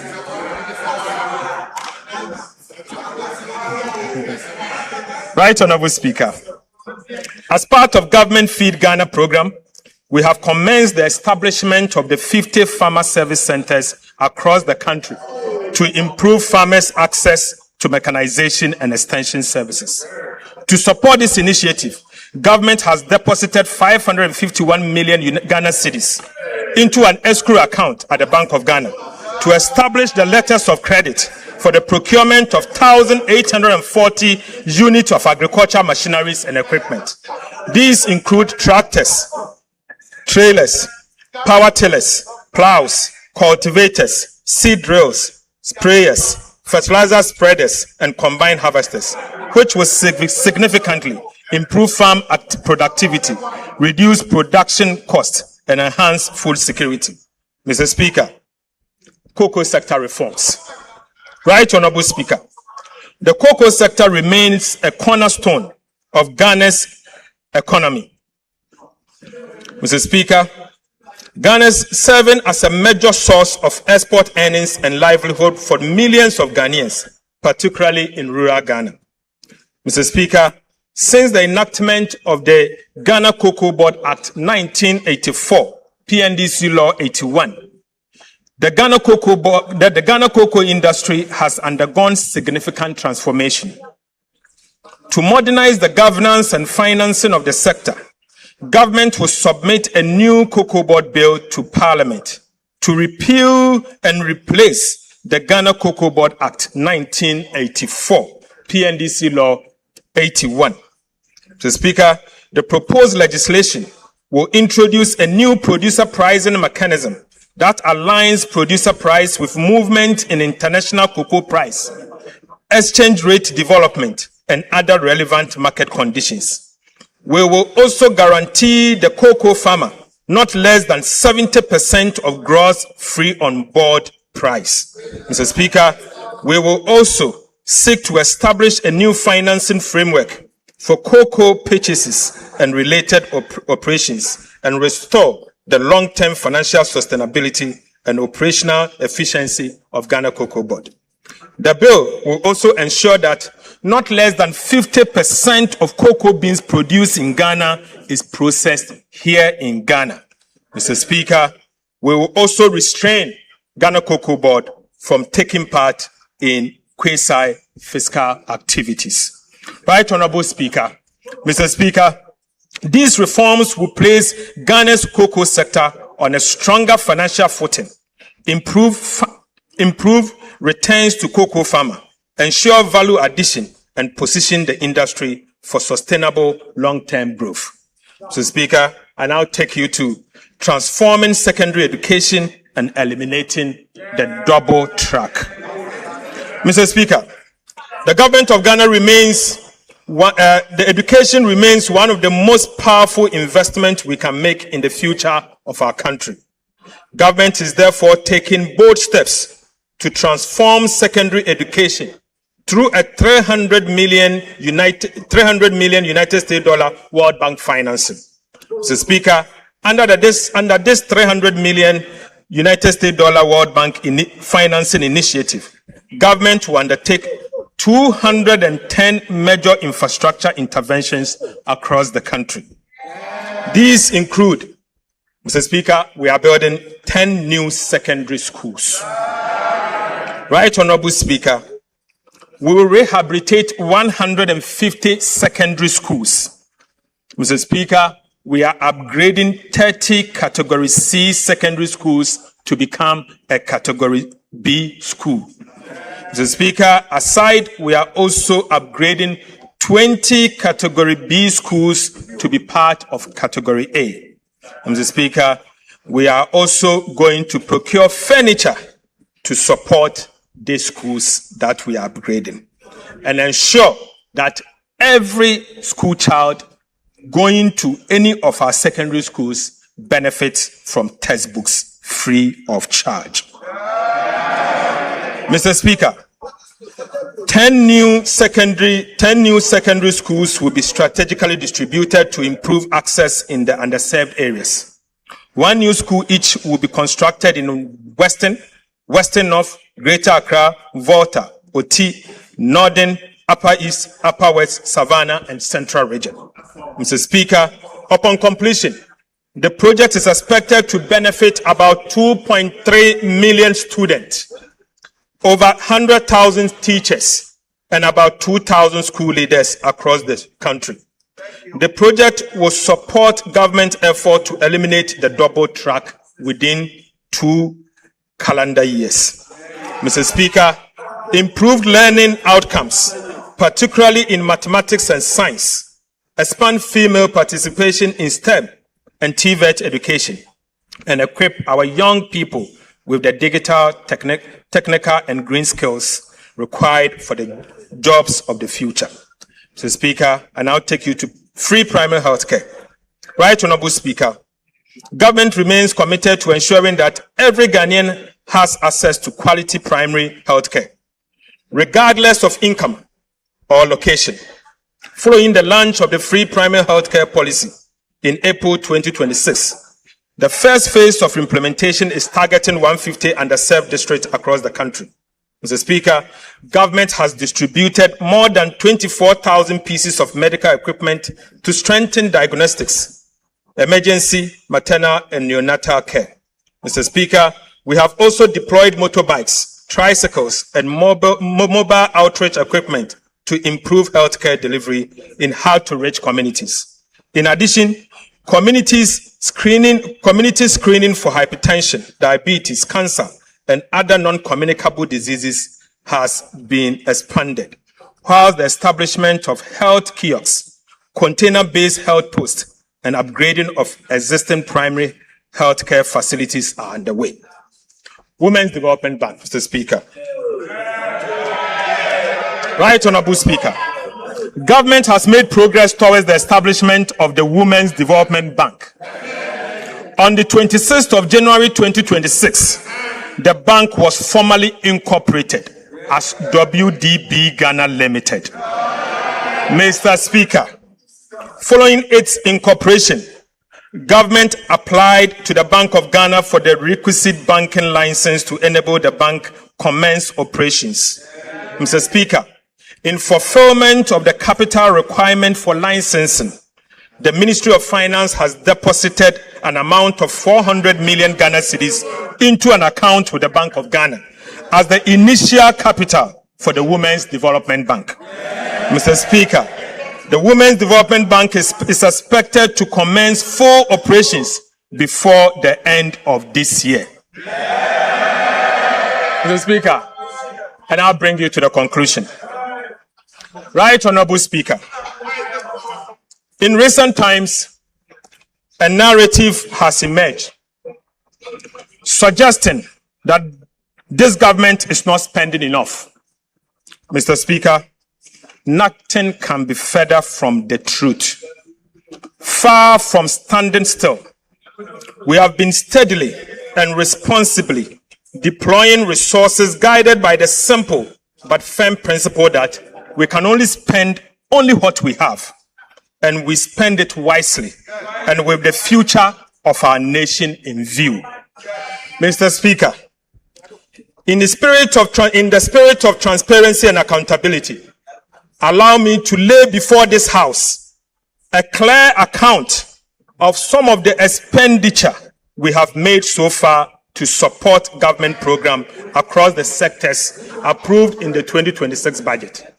Mr. Speaker, first, to compensate public sector workers, an amount of 48.8 billion Ghana cedis for compensation of employees has been paid, including 4 billion Ghana cedis as contribution to SNIT and 2 billion Ghana cedis as Tier 2 pension scheme. Mr. Speaker, to honor our debt obligation, an amount of 21.5 billion for interest has been paid. To honor our international debt obligation, an amount of $700 million for Eurobond debt service and interest have also been paid. To restore confidence on our financial systems, an amount of 10 billion Ghana cedis to domestic bondholders has been paid. Mr. Speaker, to deepen fiscal decentralization, an amount of 4.4 billion cedis to the District Assembly's Common Fund, representing the first 2 quarters of the year, has been paid. Mr. Speaker, to keep the National Health Insurance Scheme strong and vibrant, an amount of 4.5 billion Ghana cedis has been paid. To strengthen specialized health care, an amount of 1.1 billion Ghana cedis to Mahama Cares has been paid. Right Honorable Speaker, to support quality and access education and accessible education, an amount of 4.2 billion Ghana cedis for the first 6 months of the year to the Ghana Education Trust Fund, GET Fund, has been paid. Right Honorable Speaker, to strengthen free secondary education program and ease the burden on families, and an amount of 1.8 billion cedis to the free secondary education program has been paid. Right Honorable Speaker, to improve road maintenance, an amount of 1.7 billion Ghana cedis to the Road Maintenance Trust Fund has been paid. Mr. Speaker, to support job creation for young people, an amount of 459 million Ghana cedis to the Youth Employment Agency has been paid. Mr. Speaker, again to support petroleum sector, an amount of 961 million Ghana cedis to the Ghana National Petroleum Corporation, GNPC, has been paid. Mr. Speaker, to promote development in mining communities and mining institutions, an amount of 458 million to the Mineral Development Fund has been paid. Mr. Speaker, to keep the light on across the country. An amount of 7.1 billion Ghana cedis to the energy sector for stable power supply has been paid. Mr. Speaker, to clear legacy arrests, to clear your arrests, Mr. Speaker, an amount of 5.3 billion Ghana cedis has been paid to, Mr. Speaker, to give remaining to free compulsory basic education. An amount of 76 million Ghana cedis as capitation grant has been paid. Mr. Speaker, to support the most vulnerable in our society, an amount of 485 million Ghana cedis to LEAP beneficiaries has been paid. Mr. Speaker, to provide nutritious meal and keep our children in school, an amount of 877 million to the Ghana School Feeding Program has been paid. Mr. Speaker, to ease the burden on families, an amount of 46 million for BEC registration has been paid. Mr. Speaker, to remove financial barriers to tertiary education, an amount of 537 million for the no-fee stress policy has been paid. Right, Honorable Speaker, to support teachers, the teacher trainees, an amount of 104 million as teacher training allowance has been paid. Right, Honorable Speaker, to support nursing training, an amount of 144 million as nursing training allowance has been paid. Mr. Speaker, to strengthen grassroots governance, an amount of 93 million as assembly members allowance has been paid. Mr. Speaker, to promote skills development and entrepreneur, an amount of 45 million for the National Apprenticeship Program has been paid. Mr. Speaker, to support Ghana's participation in the 2026 FIFA World Cup, an amount of 58 million has been paid. Mr. Speaker, to support environmental sustainability, an amount of 477.4 million to ARICOPS has been paid. Mr. Speaker, in fulfillment of our campaign promise, an amount of 1.1 billion through the establishment of the Farmer Service Center, an amount of 551 million into an escrow account for the establishment of a letter of credit has been paid.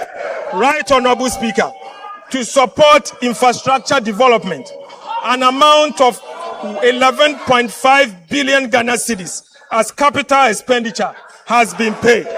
Mr. Speaker, to improve road infrastructure, an amount of 6.5 billion Ghana cedis for the Big Push infrastructure program has been paid. Mr. Speaker, to support education delivery, an amount of 915 million for goods and services under the Ministry of Education, including sanitary pads, has been paid. Mr. Speaker, to ensure smooth and effective functioning of government, an amount of 7.9 billion Ghana cedis for goods and services have been paid. Right, Honorable Speaker, to protect our rivers, forest reserves, and agricultural lands against the Galamsey menace, an amount of 16 million to the National Anti-Illegal Mining Operations Secretariat, NIMOS, has been paid. Mr. Speaker, permit me to end where I began, not with numbers, but with reflection. Mr. Speaker, permit me to end where I began, not with a number, but with a reflection. Right, Honorable Speaker, before this administration took office, this country stood at the edge of an economic cliff. The city was in free fall. Inflation has raised 50%. Our sovereign debt rated junk. our access to the world capital market had been cut off. And for the 17th time in our history, Ghana turned to the IMF for a bailout. Mr. Speaker, that was the Ghana we inherited. Today, inflation stands at 5.3%. Our currency, the Ghana cedi, has stabilized. Economic growth is above 6% and broad-based. Our debt to GDP is now 45%, years ahead of schedule. The primary balance is in surplus, not in deficit. Interest rates have declined significantly. And Ghana has successfully completed the final review of the IMF bailout program. Mr. Speaker, we promised to move this economy from the emergency room to the wellness center. Mr. Speaker, we have kept that promise. Mr. Speaker, I give this House my firm assurance this economy will never return to the emergency room under our watch. Right, Honorable Speaker? I want to give this House my firm assurance that this economy will never return to the emergency room under our watch. Mr. Speaker, let me be clear. These achievements do not belong to government. They belong to the people of Ghana. Behind every number in this statement is the sacrifice of an ordinary Ghanaian. The pensioner who accepted painful and crude haircuts on a lifetime savings. The bank and businesses that absorbed extraordinary losses and costs. Millions of citizens who endured difficult adjustments so that their country could recover. And the market trader, the nurse, the teacher, the entrepreneur, and the young graduate who lived through some of the hardest months in our recent history and never gave up on his country. Mr. Speaker, stabilization was not won in this chamber alone.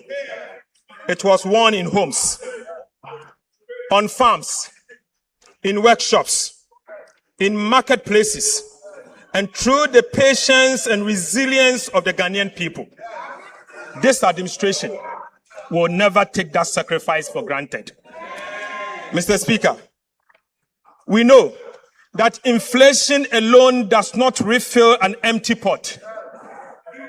We know that a stronger cedi does not instantly repair a household budget stretched by years of economic mismanagement and crisis.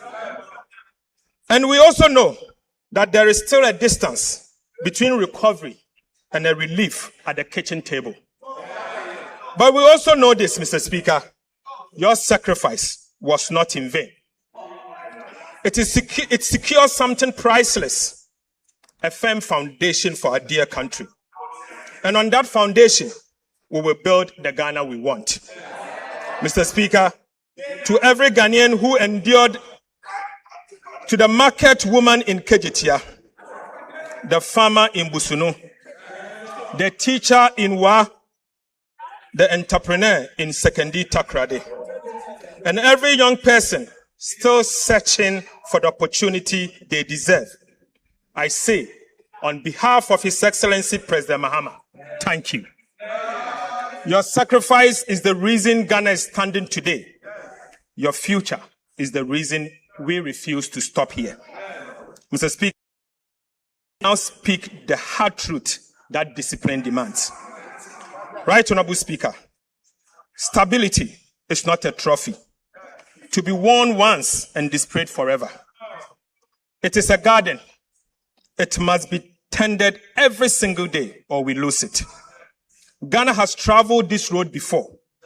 We have stabilized, celebrated, relaxed, and unfortunately relapsed. 17 times we turned to the IMF for a bailout. we are determined that the 17th time shall be the last. But that determination cannot rest on the shoulders of the government alone. This is my call to every Ghanaian. The gains we have secured are national gains. They demand a national commitment to protect them. Mr. Speaker, it means paying your taxes so that our schools, hospitals, roads are financed increasingly from our own resources, rather than by unsustainable borrowings. It means demanding value for money for every cedi of public expenditure and refusing to look away when public resources are wasted. Mr. Speaker, it means holding this government and every government that follows to the fiscal rules we have written into law. Mr. Speaker, fiscal discipline can no longer be a policy of a minister. It must become the culture of our country. Mr. Speaker, stabilization can never be the destination. Stabilization was never the destination. It was only the price of entry. Ghana has paid that price. What comes next is the work that changes life at scale, the work of transformation. Through the new economy that His Excellency President Mahama will unveil, we will build an economy that does not merely withstand shocks, but create jobs, generate wealth, and grow on the strength of what Ghana produces. Mr. Speaker, the true measure of a finance minister is not how much he spends, but how faithful he protects the resources entrusted to him. Right, Honorable Speaker? The true measure of a finance minister is not how much he spends, but how faithful he protects the resources entrusted to him. The money we manage does not belong to those entrusted to manage it. It belongs to the people of Ghana. Mr. Speaker, it belongs to you and belongs to all of us. Every cedi collected in taxes, every cedi borrowed, and every cedi spent carries with it a sacred obligation to use it wisely, honestly, and always in the national interest. My assurance to this House and to every Ghanaian is simple. Your money is safe. Your money is safe. Under the leadership of President Mahama, your economy is in safe hands. And as long as I have the honor to serve as Minister for Finance, it will remain so. Mr. Speaker, I pledge to level with you always. I will tell you the truth about the state of the public finances, whether the news is welcoming or difficult. We will never conceal our challenges or exaggerate our successes. Trust is about the truth, and truth must remain the foundation of sound economic management. Our responsibility now is not merely to celebrate these gains, but to preserve them for future generations. Economic stability is not an event. It is a duty renewed every day through prudent stewardship, fiscal discipline, and unwavering accountability. Mr. Speaker, Ghana is not going back. Under the leadership of His Excellency President Mahama and with the determination of the Ghanaian people, Ghana is moving forward steadily, honestly, and together. Mr. Speaker, with these remarks, I respectfully submit the 2026 mid-year fiscal policy review of the budget statement and economic policy of government to this House for consideration. God bless our homeland Ghana and make our nation great and strong. Mr. Speaker, I thank you.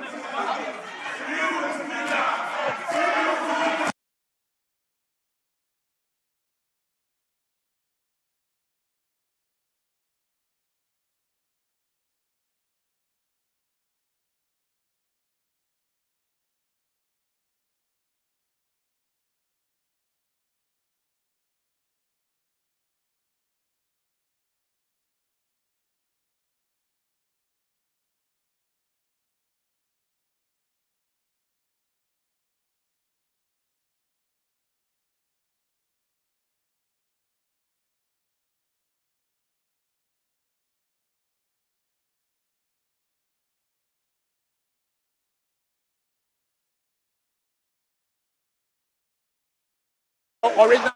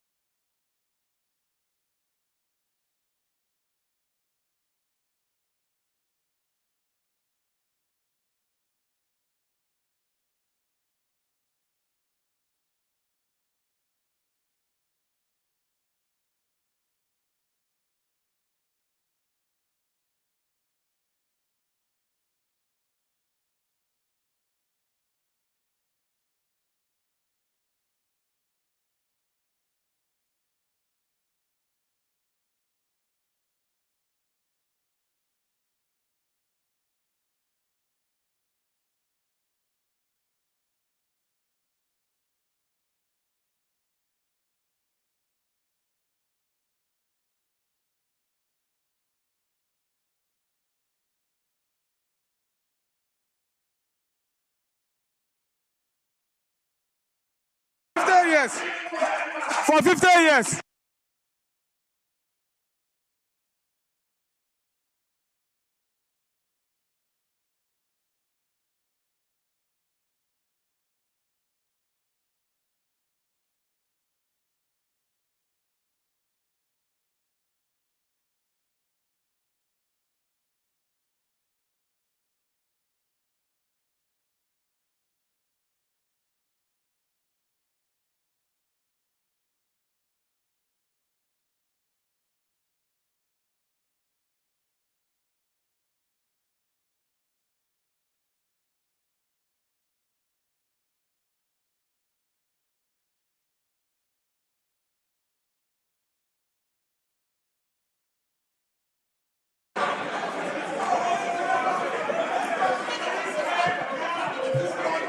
Honourable members, I think we can continue. Honourable members,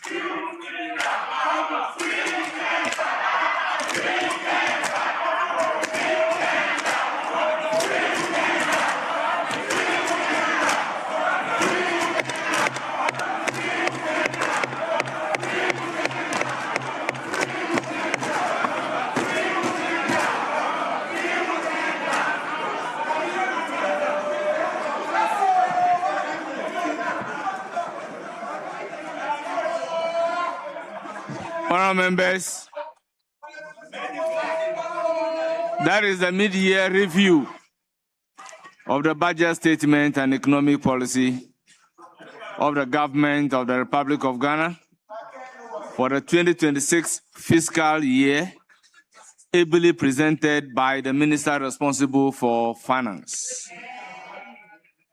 Honourable Minority Leader.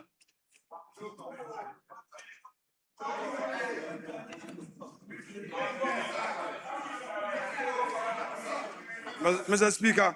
Honourable members will listen to each other in silence.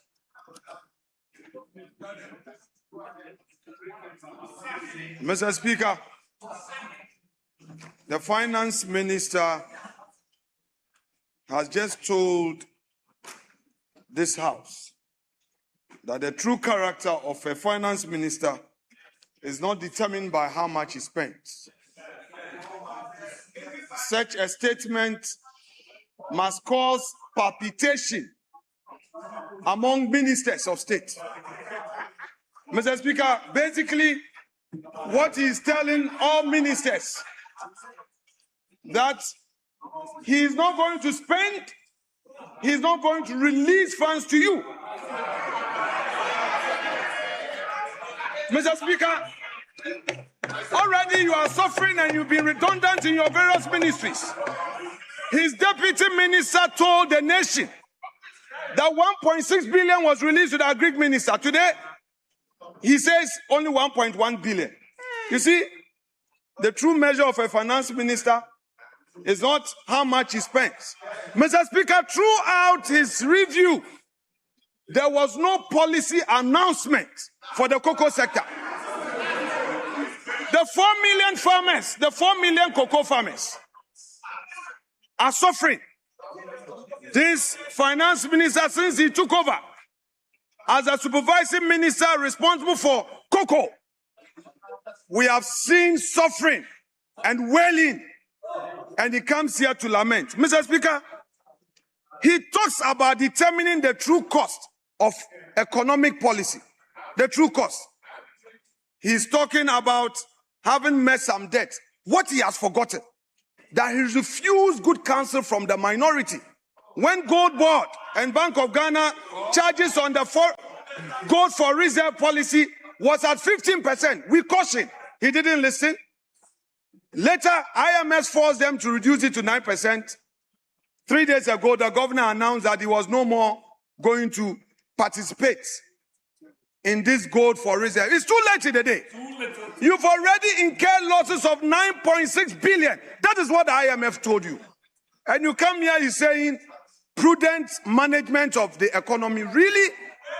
Mr. Speaker, this review is full of English with empty payment. The payment, he said, is done. He said they've done some payment. Why didn't he give us details? You paid your party members. You paid your party members. The monies have gone to your party members. And Mr. Speaker, the Nkukon Ketinketi project has now become protein. Honourable members, I insist we listen to each other in silence. The Nkukon Ketinketi has become protein for your party executives. They are all cooking akukon kwine. It is now akukon kwine. Mr. Speaker, I want the finance minister to walk the talk. If you come here and you say 24-hour market, 24-hour market at 42 million cities, and you've abandoned the Agenda 111. The hospitals, that should be your priority. You are not constructing the hospitals. Then you are spending a whooping sum of 42 million, and you say you've released 80% to the assemblies. Mr. Speaker, meanwhile, you are using the assemblies, their own allocation, to pay for the 24-hour economy. When there are no hospitals, how do you say you are constructing markets? Mr. Speaker, this review is uninspiring. There is no inspiration. What we are experiencing in this country is persecution, persecution, persecution. For the first time, we are seeing political imprisonment. One to me is a political prisoner. Mr. Speaker, Camila Al-Hassan, a young mother of 3, is also a political prisoner, telling you how intolerant you are. And you are here telling us you are running an economy. You want this to be a one-sided parliament. When people criticize you, you threaten them. A lot of my MPs here have been threatened. You are threatening members of parliament with prosecution. Let me serve a warning to the Attorney General that the ravening clouds shall no longer be victorious. They shall not long possess the sky. Be careful. 2028, you'll be in opposition. 2028. If you are not careful, Mr. Speaker, if you don't stop now, you will go and eat one to me there, and one to me will be out, and you will go in. So I'm advising you, let us all be measured. We welcome the reforms by the finance minister. And for the first time, he did something patriotic by acknowledging the digitalization reforms we introduced in government payments. Today he has acknowledged it. Mr. Speaker, we commend you for acknowledging MPP. We commend you, but you can do better. Tell your government to free all political prisoners. Dr. Ato Forson, tell your government to free all political prisoners. One to me deserve justice. Camila Al-Hassan deserve justice. The MPs behind me that you have lined them up for persecution. Listen, you can decide to imprison every MP. It will not shut us down. We will criticize you. We will hold your feet to account and will make sure you account for every city you spend. But you know what? The good news is that you are on your way to opposition. You are on your way to opposition. So you should begin thinking. You should begin thinking deep. Because there in some cells, in some prison will not be locked up. It will open widely for you. It will swallow many of you. From what we are seeing in public procurement, your situation will be worse. So be careful, those of you who are comfortable. And finally, you claim you want a third term. Third term. You are not performing. You say third term. Ato Forson, you are here presenting a budget. And beneath it is a third term agenda where you are going to spend money for people to be calling for third term. We are watching you with eagle eyes. Third term, focus on 24-hour economy. You promise one job, 3 shifts. You promise industrialization. Ghanaian businesses have lost confidence in you. You canceled the 1D, 1F, which was creating opportunity for the private sector. In its place, no policy alternatives. Electricity tariffs have gone up over almost 30%. Then you get up, you say you are promoting 24-hour economy. You have sacked public sector workers. Many of the Ghanaian youth lost their jobs. You sacked them. Today you are here.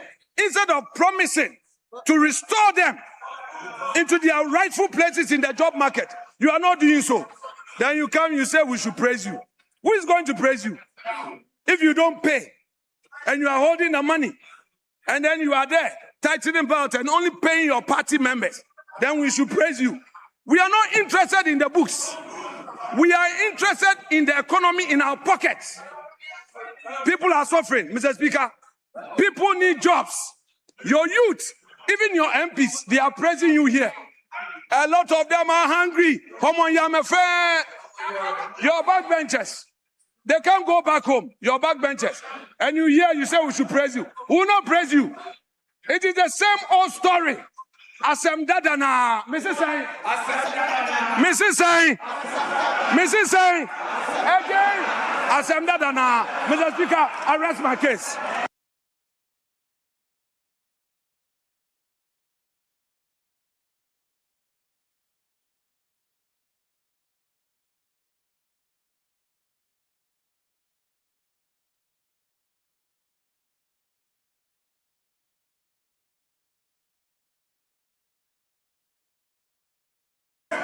Yes, Majority Leader.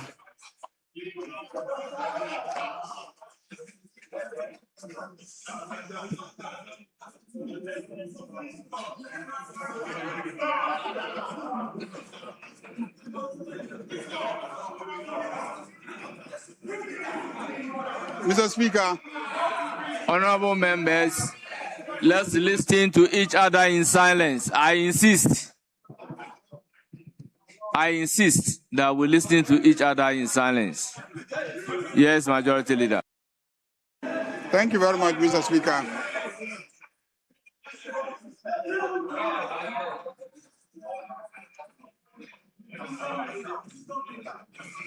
Mr. Speaker, let me, on behalf of the House, thank the Finance Minister for presenting a mid-year review of the budget, which this House approved and authorized him to execute. And Mr. Speaker, I must say that the Finance Minister has given a very good account of himself. Mr. Speaker, just to correct the records,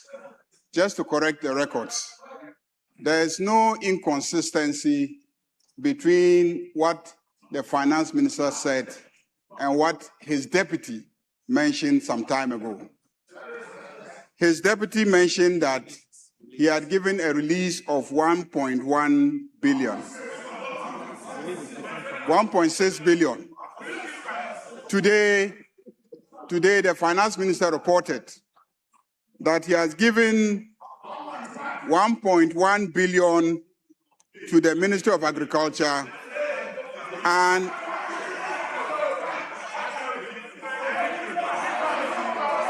that is payment.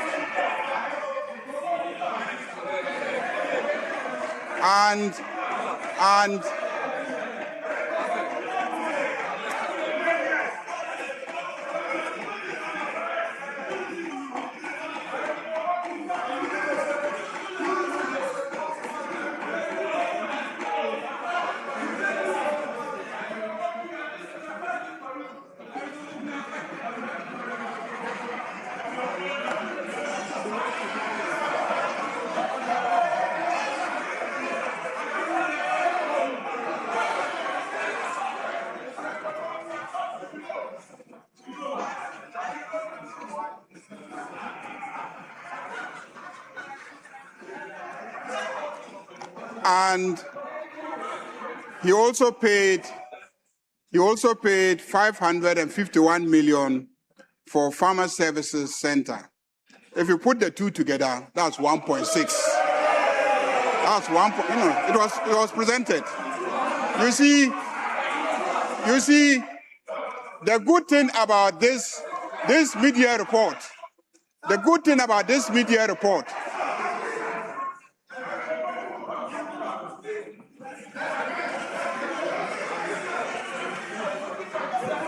Honorable members, for once, let's listen to each other in silence.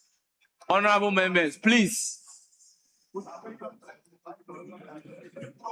The good thing about this report is that it was presented live on national television.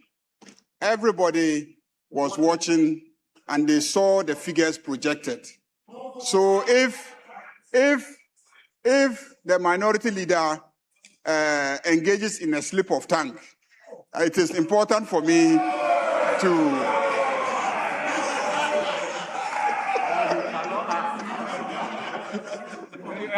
I just thought I should correct that. I know that he did not benefit from going to Fufusu Primary School. So his mathematics might not be as good as Honorable Jinapo's mathematics. When you add 551 to 1.1, you get 1.6. So the Finance Minister and his deputy presented an accurate figure. But Mr. Speaker,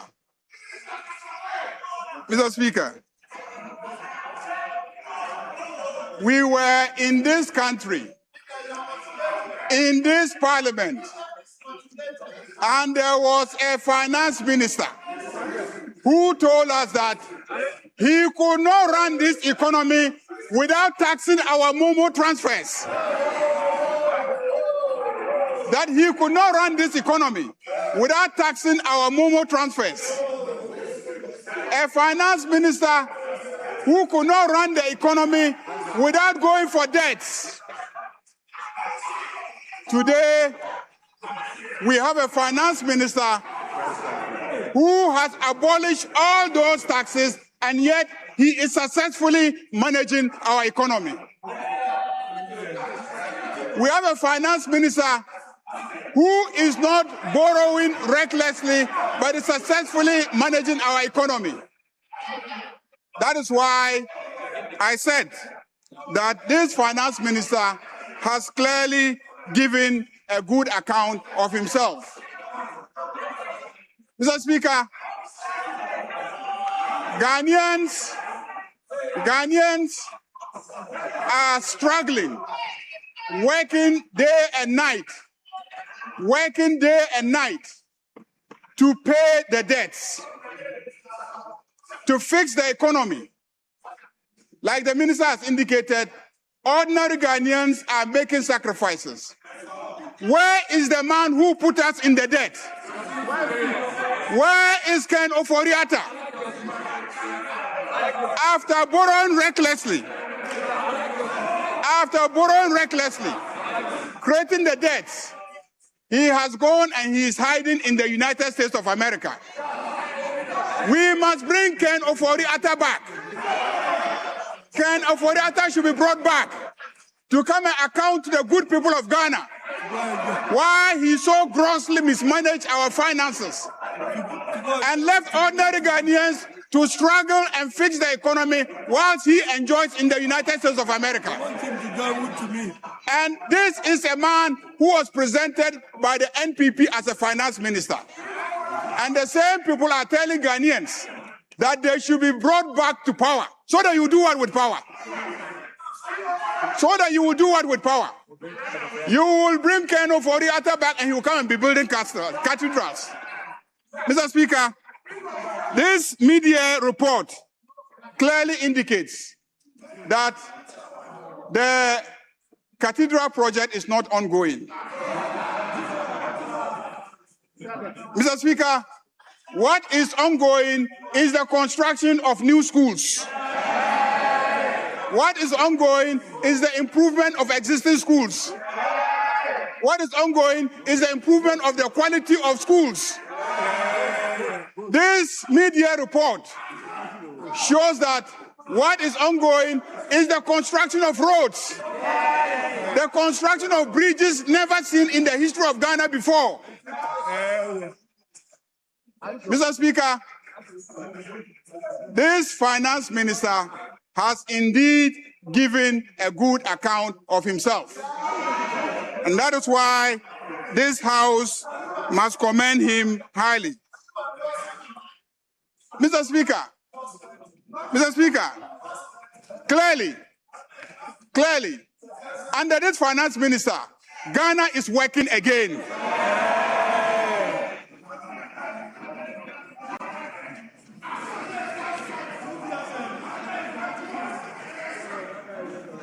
Mr. Speaker,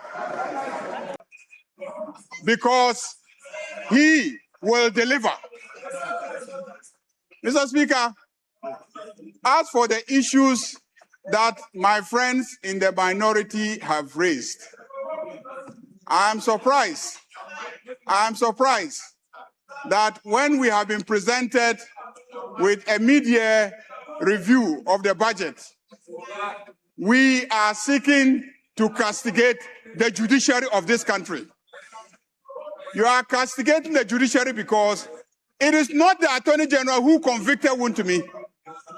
It is not Ato Forson who convicted Wontumi. It is a judge who convicted Wontumi. So the place to go to is the court where he has been convicted. Go and fight your case in the court.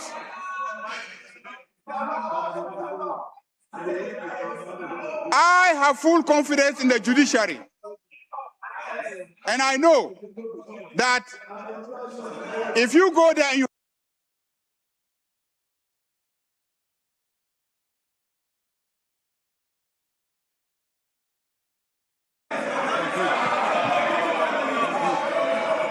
Mr. Speaker, this is not a forum to discuss Wontumi.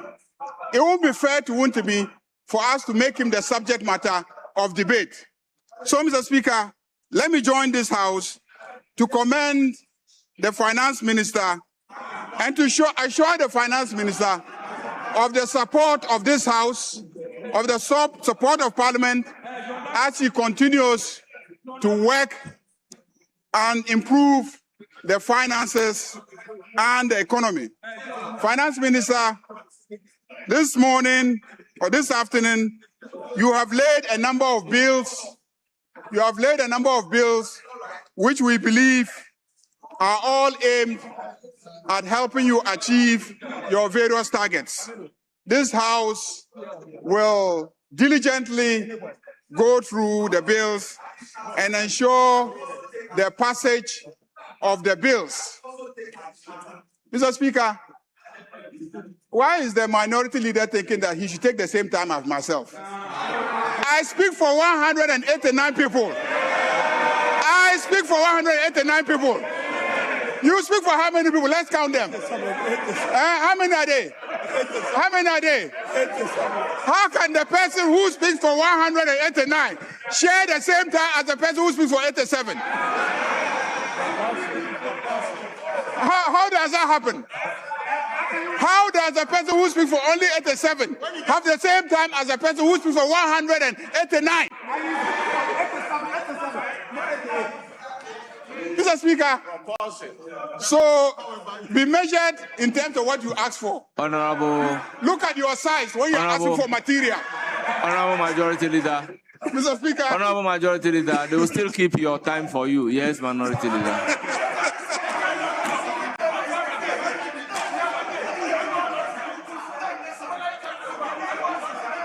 Yes, Minority Leader.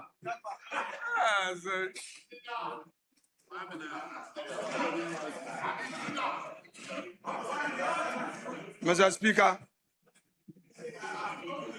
there was a clear understanding of 10 minutes each. I complied with it. The clerk communicated. Mr. Speaker, we were both time, the majority leader's time ended. And then he was given additional time. Mr. Speaker, I was going to talk about the free SHS that they couldn't implement with internally generated funds, and now they are going to borrow. But I held back. Mr. Speaker, just exiting IMF, they've gone for 1 billion cedis. I kept quiet. Mr. Speaker, $1 billion. But because I wanted to act within time, I acted within time. And now the majority leader has been given extended time. And all he says is that he needs 189, which will soon dissipate. Mr. Speaker, I think the right time for debate will come.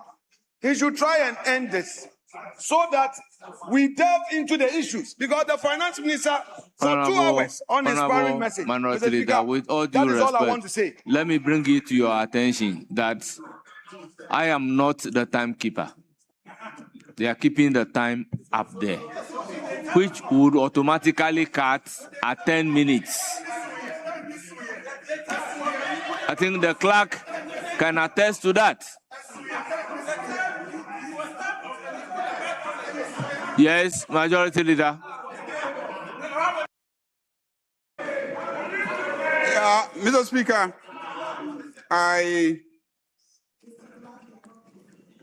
if you observe, for most of the time I was on my feet. I was not talking because you were making a lot of noise and heckling. So I was quiet, if you observe. You see, when you heckle and I shout back at you, I haven't respected you.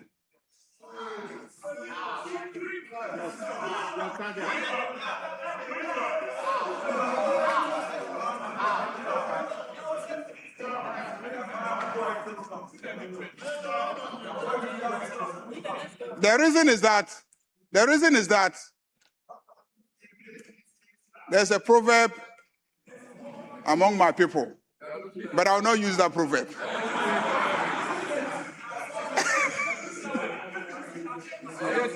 So please, when you are talking, I keep quiet because I respect you.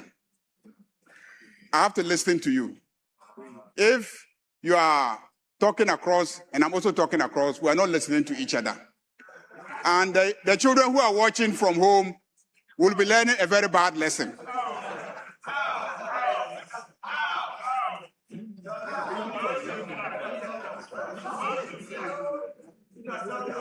That's why anytime you start, I keep quiet. That was what ate into my time. If not, strictly speaking, I did not even speak for up to 5 minutes, strictly speaking. And I have a strategy where when a finance minister comes and delivers a very, very sweet message, I don't want to dilute it. I don't want to dilute it. I know the strategy of my friend opposite is to take attention away from this beautiful message to Chairman Wontumi. That's his strategy. If I follow him along that line, I would have assisted him to achieve his objective. So I will not discuss those matters. So let us leave it here. We'll have the time to comment on the statement. In fact, about 2 or 3 days to comment on the statement. At the level of leadership, we'll discuss the time allotment. The proposal is that we start the commentary tomorrow. Will we be sufficiently prepared to start tomorrow? Yeah. It's obvious that you are not ready now. Because when you were given the opportunity, you were talking about Wontumi.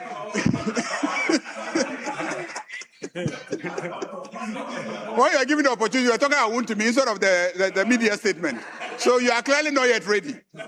So we'll make copies available to you. When you read that, you might see that it has nothing to do with Wontumi. So, Mr. Speaker, I thank you very much.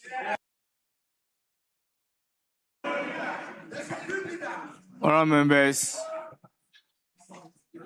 we defer further comment on the statement. We then turn to order paper addendum 2. At commencement of public business, presentation of papers.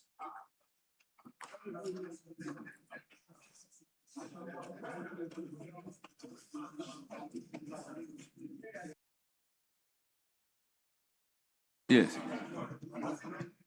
Yes, we are now coming to do presentation of those papers.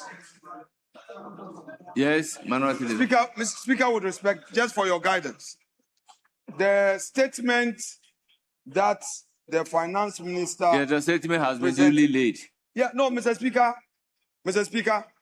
where he first laid it, Mr. Speaker, there is a particular spot where such important public documents are laid. Mr. Speaker, I am interested in when it was laid.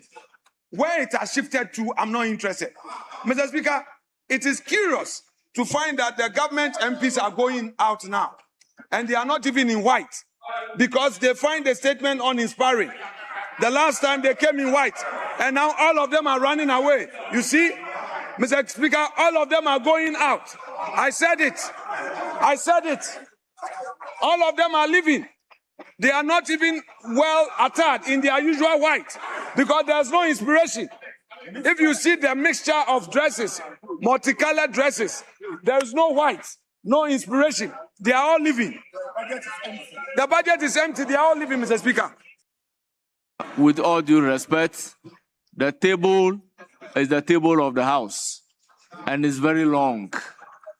The clerk is in charge.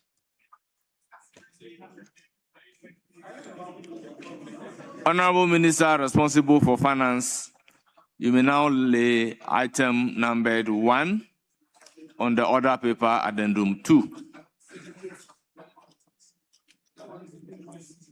Request for a multi-year expenditure commitment to engage a service provider to assist with the implementation of the Fiscal Electronic Device (FED) policy for the Ghana Revenue Authority. Request for a multi-year expenditure commitment to engage a firm to develop and deploy the Ghana Domestic Revenue Collection Platform. Request for a multi-year expenditure commitment to engage Principal Consult Limited to develop, implement, and deploy cross-border e-commerce VAT monitoring and collection system, the Sentinel system for the Ghana Revenue Authority. Honourable members, the item numbered 1 On the other paper, addendum 2, at page 1, I have all been duly presented, and they are referred to the Finance Committee for consideration and reports. Yes. Mr. Speaker, I rise Standing Order 97.3. And Mr. Speaker, with your permission, I read Standing Order 97.3. A short explanation statement shall be made by the person presenting the paper where requested by the House or a member upon the presentation. Mr. Speaker, papers haven't been laid. Yes, the Finance Minister. Honorable Finance Minister.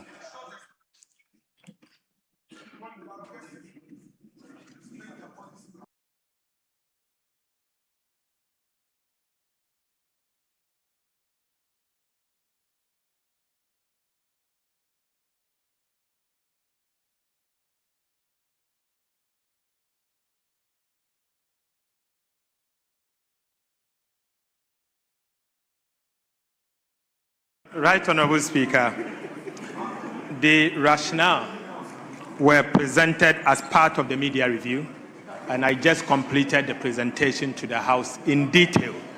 Each one of them, I spent over 10 minutes to explain each of them in the media review.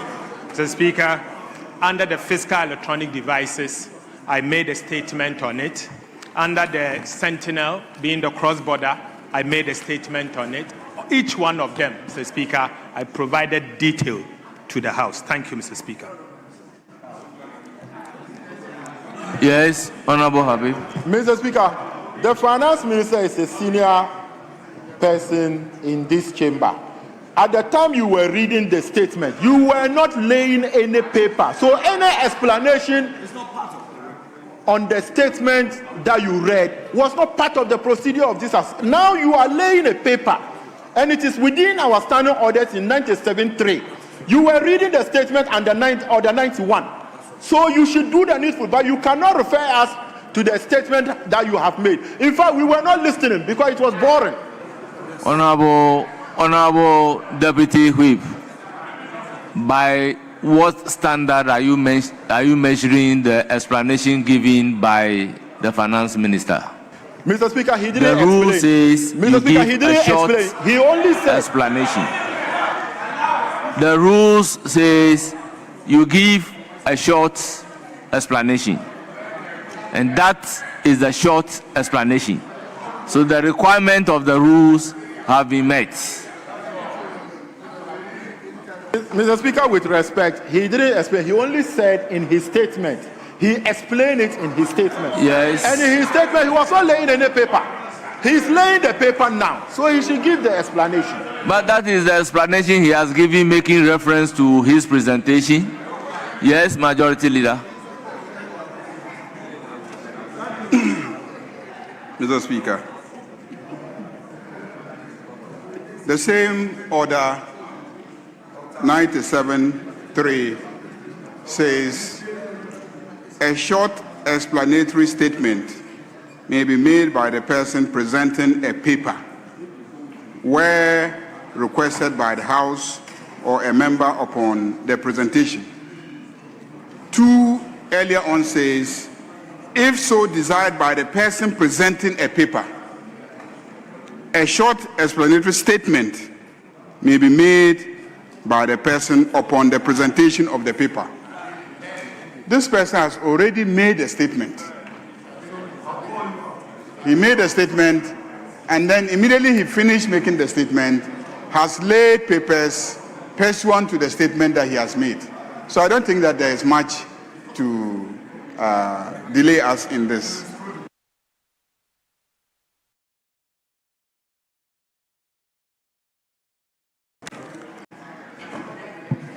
Honourable members, let me crave your indulgence to acknowledge the presence of very revered personalities in our midst. Honourable members, we have Mr. Anthony Kwesi Sapon, Commissioner General, Ghana Revenue Authority.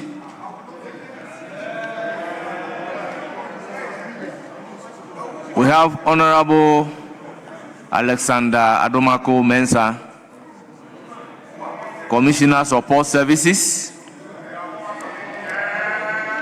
We have Dr. Martin Kobil Yamboriga, Commissioner Domestic Tax Revenue Division. We also have Mr. Aaron Kano, Commissioner Customs Division. And we have Controller and Accountant General, Mr. Kwesi Ajay, in our midst. We have Deputy Chief of Staff, Nana Wee Bampo Ado. We have the General Secretary of the NDC, Honorable Fifi Fiavi Kwete. We have the Chief Director of Ministry of Finance, Mr. Patrick Numo. We have Commissioner for Custom, Mr. Kano. Honourable members,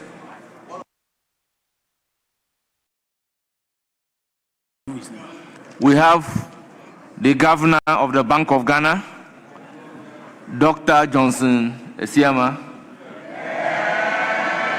On your behalf,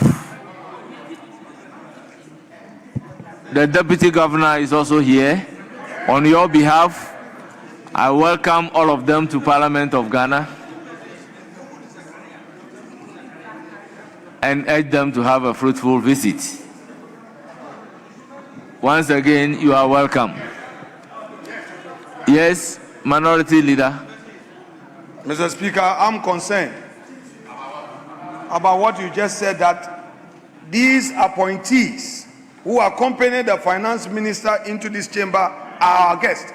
These are non-ministerial appointees. They said a lean government. Look at all the appointments they've made. Mr. Speaker, is this a lean government? And Mr. Speaker, when it got to the governor, your face changed. Mr. Speaker, when it got to mention the governor's name, your face changed. You were full of smiles. What is it that you know that we don't know, Mr. Speaker? Honorable Minority Leader, with all humility, on this occasion you are completely out of order. Yes, Majority Leader, any indication? Started at 12, yes. So, Mr. Speaker, we started at 12. Started at 1, so we're not. Oh, Mr. Speaker, I move that. Oh, Mr. Speaker, what happened to the minority side? Mr. Speaker, what happened? Are you dazed? They are dazed by the statement. They are dazed by the statement. This message is so sweet. They are beginning to imagine how many more years they are going to stay in opposition. And how many more of their numbers will come to NDC in the next election if we continue to do these good things. So, Mr. Speaker, on that note, I move that this House adjourns till tomorrow at 12 noon. Thank you, Mr. Speaker. Yes, Minority Leader. Mr. Speaker, ordinarily, I have a duty to second a motion for adjournment, especially so when it's coming from the Majority Leader. But, Mr. Speaker, what's the time? It's 5:30 p.m. It is time to consider the motion on restoring the thousands who have been dismissed. Mr. Speaker, I will pray this House to continue debate on the motion, a motion that seeks to restore jobs. Thousands were fired through government directive. Mr. Speaker, the motion has been on the other paper for far too long, and the Majority Leader says we should adjourn. Mr. Speaker, he is the leader of government business. There are many youths who were denied opportunity to work. Some had worked since 2017, 2018, all the way to 2024. They've all been sacked to go and sit at home. Their families, these were breadwinners. And today it is clear that the minority is not being given the opportunity to conclude on this motion for this House to go into this matter. Mr. Speaker, it's unfortunate. Those people are still suffering and are unemployed. They are home. So, Mr. Speaker, Honorable Minority Leader, if the majority will you leader want to wants us move to the attend, motion and let me dismiss Mr. it? Speaker, if the majority leader wants us to leave here, Mr. Speaker, as for me, ordinarily, I will not support him. But, Mr. Speaker, I will reluctantly second it.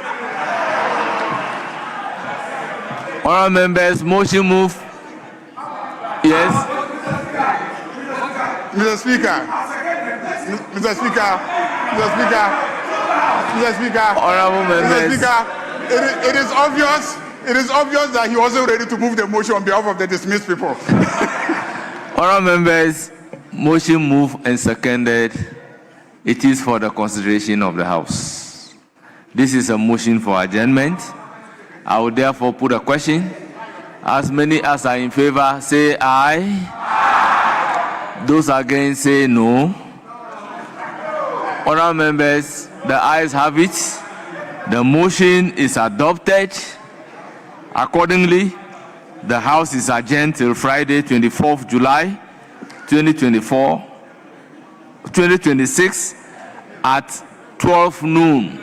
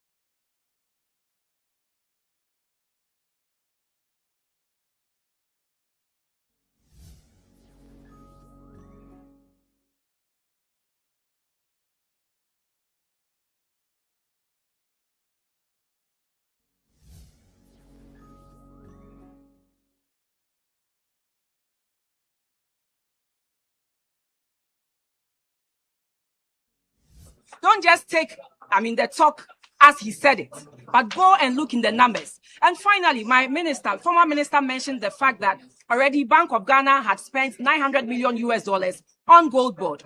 When you look in the mid-year budget review, it also gives you your 2025 actuals. And in 2025, the 2025 actuals, for the last quarter, the Minister for Finance also spent another $297 million on gold board, translating into 4.5 billion Ghana cedis. Let's ask them, what is it at all with gold board that is siphoning so much money from us? $900 million from Bank of Ghana and $297 million from the Ministry of Finance. That is one thing I expect the journalists to go in there and find out from them what exactly is happening there. That from Bank of Ghana, you are siphoning $900 million, and then from Ministry of Finance, $297 million. Just in the last quarter. When I say the last quarter of 2025, I mean October, November, December of 2025. And that is worrying. And I expect our journalists and the people who really think and care about this nation to go and find out what is it that is happening at the gold board that BOG incurs 900 million. Ministry of Finance also incurs 297 billion. And the minister also mentioned the fact that the Fiscal Council and the Value for Money offices are already making impacts. These two offices haven't been set up at all. So how come they haven't been set up, yet their impacts have been reflected in the statement he made today? Settings. Please, let's listen, let's open our eyes, let's ask questions. The Value for Money bill has been passed, all right. The Fiscal Council, yes, we know about it, but it hasn't been formed. So how come you are able to say that both the Value for Money office and the Fiscal Council is already making impact to the tune that can reflect in the economy? Clearly, there's nothing like that. So when you are asking these questions, these are some of the things I expect you to also answer. And then when you look at the minister kept mentioning, the fiscal policy that they have introduced, they are trying to live within their means. And then here is an agency under the Ministry of Finance, that is Ghana Revenue Authority. Parliament voted for you to spend 5.1 billion in 2025. And guess what? They added an extra 100 million. As there's an adage which says that so if you want to check people going over and above their expenditure, it should come from your own home. And then your own home cannot happen to, purport to be living within their means and spend extra 100 million that Parliament did not vote for GRA. These are some of the things we expect the journalists to also ask the minister. That you say, yes, you are living within your means. How come an agency under you, an agency that you manage, has gone over and above their budget for 2025 by over 100 billion? That is very important. Even 1 million is so much money. How much more of 100 million? This is something you should think about. And this is something you should also ask the minister. But I think in the coming days, we'll come up with quite a number of issues that we have noticed in this 2026 budget. I want to tell you that the numbers for 2026 are sealed. So whatever the minister came here to say concerning monies that they are going to reallocate, monies that they are going to use for anything, it is not the case, because the 2026 budget are sealed, and the minister did not come with a supplementary budget. If he had come with a supplementary budget, that is when he could have added on more finance, more expenditure. But there's nothing like that. So once there's no supplementary budget, there are no added additional revenues, and the revenues are even performing very poorly. So once there's nothing like that, the reallocation, I'm doing 1,000 kilometers of road, I'm doing this, I'm doing that, it's all talk, and the numbers do not speak to that. Thank you very much.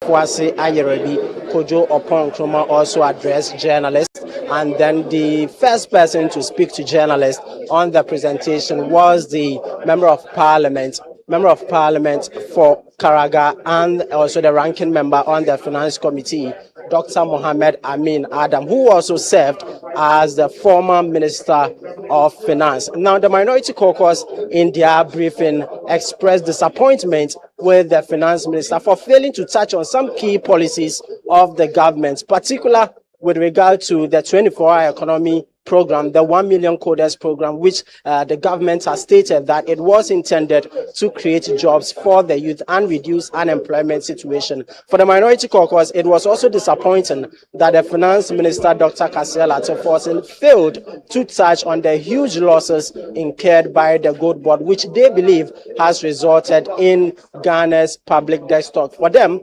if the government took the debt stock from 720 billion Ghana cedis, and then also it was only reduced by 90 billion Ghana cedis, and we've had the debt stock going back to 720 billion Ghana cedis, they believe that the Finance Minister has failed totally in managing the finances of Ghana's economy. Well, they also stated that it isn't necessary for the government to seek supervision or go into an agreement with the IMF for supervision of the economy, if indeed they believe that they are better managers of the economy.